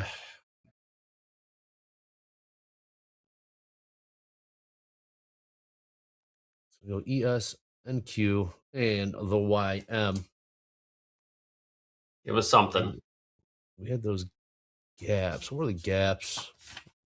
On the reopen, never filled the gap in the ES. NQ pretty much, yeah. All right. Dolby time long one. MCL $86.98. Last trade essentially right here. Mm-hmm. It's been within like -5, +5 for pretty much the entire trade. All right, let's get positive MOC. NQ staying offered. ES catching a bid. Gold catching a bid. What a weird day. What a weird day.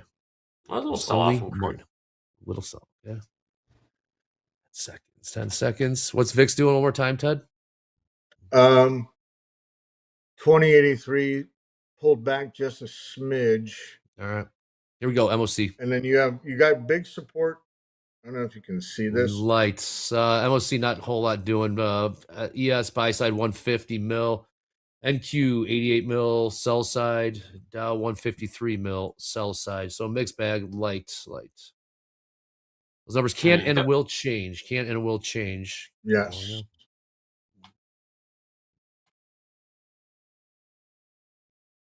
I can't find it. Google sold right off.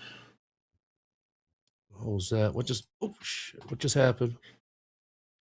Pressing some buttons over there, Dre? I'm just seeing the markets jump around just a bit. ES maybe looked like they wanted to pop it. They said nope. And Q, nope. Are the sellers going to do this? Are we going to go lower? Underneath 715s is 30-minute range low. Mm-hmm. Looks like they want to push this lower. Looks like they want to go lower. Ooh, spoke too soon. Buyers stepping back in. I have Google. No, what's Google doing, Ted? Give me something. It's just long I mean, like, I'm long if NQ. you're trading futures, just pull up a Google chart. I mean, it just keeps selling off. Google is? Yep. That's why these longs ain't printing. These longs ain't doing much. Nvidia's going up. Google's selling off. Microsoft is selling off. So, here's my dog. We need some dogs, man. This market's a dog right now, Ted. I'll tell you what. We got 8 minutes till the bell, and so I'm leaning long, but I'm waiting. You're being patient, right? You're letting the trade come to you. Leaning long, nice. We're starting to reduce our risk a little bit in the crude trade. Just moving our stop up a little bit. We're not taking the full 50. Starting to reduce my patience in this trade. I have no idea. Jesus. We need to get a higher high in crude. Can you? There we go. Out of these longs. No more longs. Dolby time. How we looking there? We got a little pop in crude. Bro, -5 +5. That's it. I got you. All right. That is it. There you go. All right. Let's take a look at some of our, let's do live leaders. Let's take a look at the live leaders. See, you've got Tyler A. We saw the same name. Yeah, Tyler A. King Way up 19. Tyler A. 33. Chris up almost 18. Blake, that's the name, up almost 11. Latika up over $10,000. Job well done. Even that green day, indeed a green day. And how you finding 30 G's in this market? In the open? It's got to be it, right? I mean, complete bad. Look at this sell off. Look at this sell off. This look is at crazy. that pop. 30 Look at the points pop. sell off. Whoa. Whoa. Hey, crude, we're green, and we're breaking. Wow. And we get a higher high. Where do they want to put this thing? Still. Oh, there goes that cake. Oh gosh. Yep. Oh. Well, that's how you get chopped up and catching, falling for head fakes. Nvidia ripping. Jesus. Higher? Yes. I mean, it's crazy. Okay, well, I got to get long in queue then. It's the high of the day. Really? Why aren't they buying this thing? Yep. Just getting chopped up being long, Ted. It's not working like it used to. Okay. Oh, you guys want volatility? Let's bring in the doctor himself. Dr. Volatility, come on in here. Let's do your trick. Do your thing. What's up, James? Alakazam, I am here. Market, wake up. I was going to say something else, but I'm not that sharp. Hey, everybody. Welcome to #Power Hour, #Fast Markets. Earlier in the show, we asked you to take to X and tag us at Topstep TV with your trader wins, your trader setups, and anything else you wanted to shout out today. And here is what you brought to the internet. Starting with Born Sinner, blew my first Topstep account, reset, and back at it again. I was $400 away from getting funded, not going to tilt again. Well, Born Sinner, I really hope you take those words to heart because tilt is definitely your enemy in these markets. When you're doing good, when you're feeling good, always remember to lock it up. That way you don't have to reset a trading combine or you don't have to pay for back to funded. But Born Center, it looks like you're making the moves that work for you. So keep it up, lock it up, and always trade for tomorrow. Next up from our friend Jake, it's been a minute since a decent scalp day on the MNQ. Priorities mixed with the diet and the lifestyle at the moment, but not a bad scalp for 5 minutes of trading. You tell me for 5 minutes of trading, you earned over $1,000. Yeah, that's not a bad trade at all. Remember, you don't need to sit in front of the computer for hours a day to make good profits. Just take a look at Jake earning $1K in just 5 minutes by scalping the MNQ. So Trade smarter, not harder. Moving on from Major K tips, almost blew my Topstep account today. Not sure why some days I force when I should chill. Got it back up, but taking a real hard look at my trading, need to do better than this. Now, sometimes I do like to bring transparency into Power Hour, and you guys keep on putting it out there. Now, it looks like you know what you did wrong, and you're taking a real hard look at your trading. Remember, just because sometimes your trading plan is working doesn't mean you don't need to reevaluate it. So always take a look at it and always trade for tomorrow. And last but certainly not least for today's Power Hour submissions, we're checking back in on someone we highlighted last week. This is Tyler G. Nice big payout on a Monday morning and done trading for the day. No better way to start your week than with a nice 4.6K payout with Topstep. You know, Tyler, I could not agree more. You know, sometimes we talk about ending a week strong, but you are starting the week strong by taking your payout of 4.6K. You did it. You're paying yourself. You're putting in the work. Now, I hope you are enjoying the rewards. Anyway, that's what we got today for your hashtag fast markets, hashtag power hour. We're only getting started this week, so tag us all week long on the X by tagging at Topstep TV. That's what I got, Andre. Let's throw it back to you guys. Have the markets woken up? A little bit. ES caught a bid. Dow caught a bid. NQ not doing too much. NQ pretty much stuck right here. 26,724. We got 4 minutes till the bell. We got update MOC. 600 mil sell side. NQ 500 mil sell side. ES. I'm long, Ted. Here we go. What's Google doing? Yep. They buying Google yet? No, it's just selling off, but Apple bounced. I'm long. MNQ. Let's go. From 724. You got 725. I got 72. You've been getting much better fills. I got 726s. What do we got here? GMTA, buddy. Let's I got 3 minutes. Less than 3 minutes till the closing bell. What's going on? Crude, yeah, $86.88. Yeah, our stop's at 86.78. We're cut our risk by more than half. We're just not getting the price action. Nope. Yes. Maybe pushing higher. 143. Wow. Tone today, the personality of markets has most certainly changed. I know it's Monday. Well, let's see what happens here. There's that negative delta. Oh, give me an update. Are they getting squeezed? Four. Which one I'm playing? 2 minutes. Yeah, 2 minutes. I don't see not giving us a whole. Well, ES catching a bit of a bid. 7144 delta, negative delta unwinding just a bit. ES pumping here. What do we got? Less than 2 minutes. Less than 2 minutes to the closing bell. I think you woken up. Still sell side. I should get out of one, shouldn't I? I should get out of one. Flip. Pop this thing. Ted, are you still in this? Or did you do one of those Ted specials? I bought it back. No, I bought it back. Nice rally. Nice rally. What do we got? Might be running out of steam here, Ted. We're about to get through 4-7. Yeah, I'm thinking about getting out of one here. I'm going to shave one, nice. Not long one. Yeah. Let's see where I'm going to take this. Here we go. Here goes. 60 seconds. 60 seconds. NVIDIA on the high, Apple buying up. What was your above below? 820. Oh, we're going at 820. I'm way out. We're going at 820. We're going at 820. Here we go. Catching a bid. I think you finally woke up. Yes, same story there. Let's trade 26,000. 748. 749s now. All right. 30 seconds. 30 seconds, Ted. It's the moment of truth. Moment of truth. Yes, of course. We're looking to see if we can get out at like break even. 15 seconds. Wow, what a pop. Look at this rally. Let's see. Look at this thing go. I'm getting out. All right. All right. Look at this pop nice here. Trade. Yeah. Thanks. Finally one more guy. Yes, let us on the bid here. 4 o'clock. Yeah, 4 o'clock. There is the bell. Ding, ding, ding, ding, ding, ding. Man, that was certainly different than what we're accustomed to. Ted, as always, fantastic stuff. Bringing the heat. Appreciate you. yeah, we're gonna have to adjust here. The markets aren't really doing what we've seen.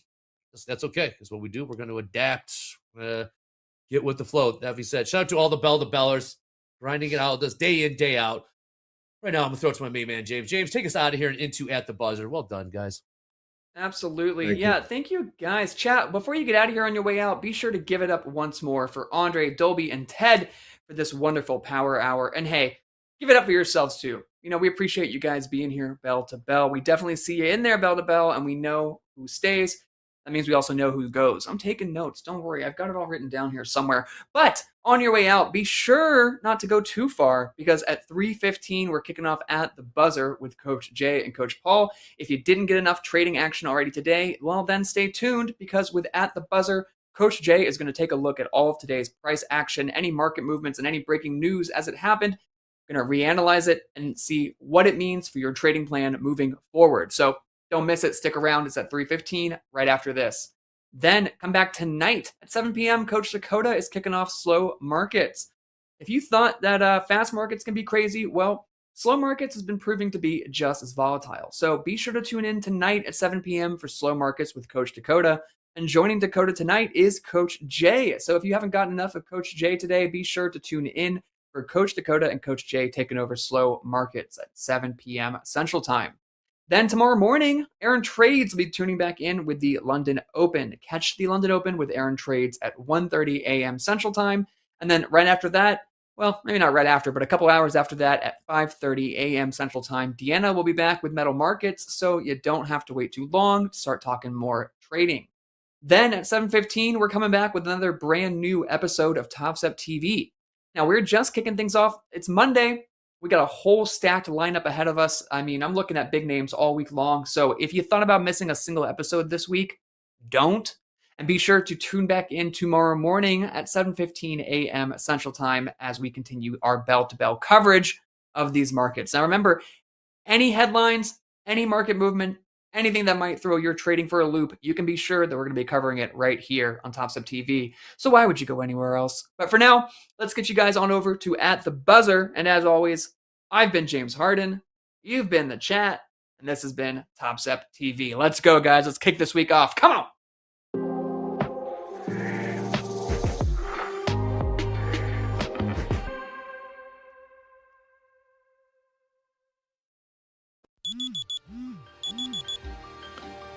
Most people won't see it. Not the wake-ups, not the weight of repetition, not the days that start cold and quiet.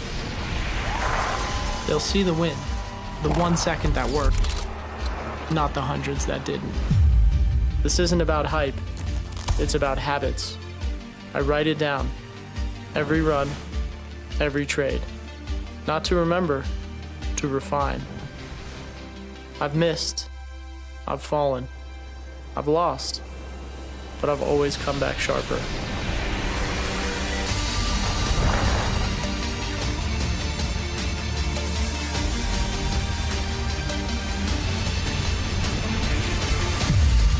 I don't train for motivation. I train for execution, over and over. Whether I'm in the pipe or in the market, I'm chasing the same thing.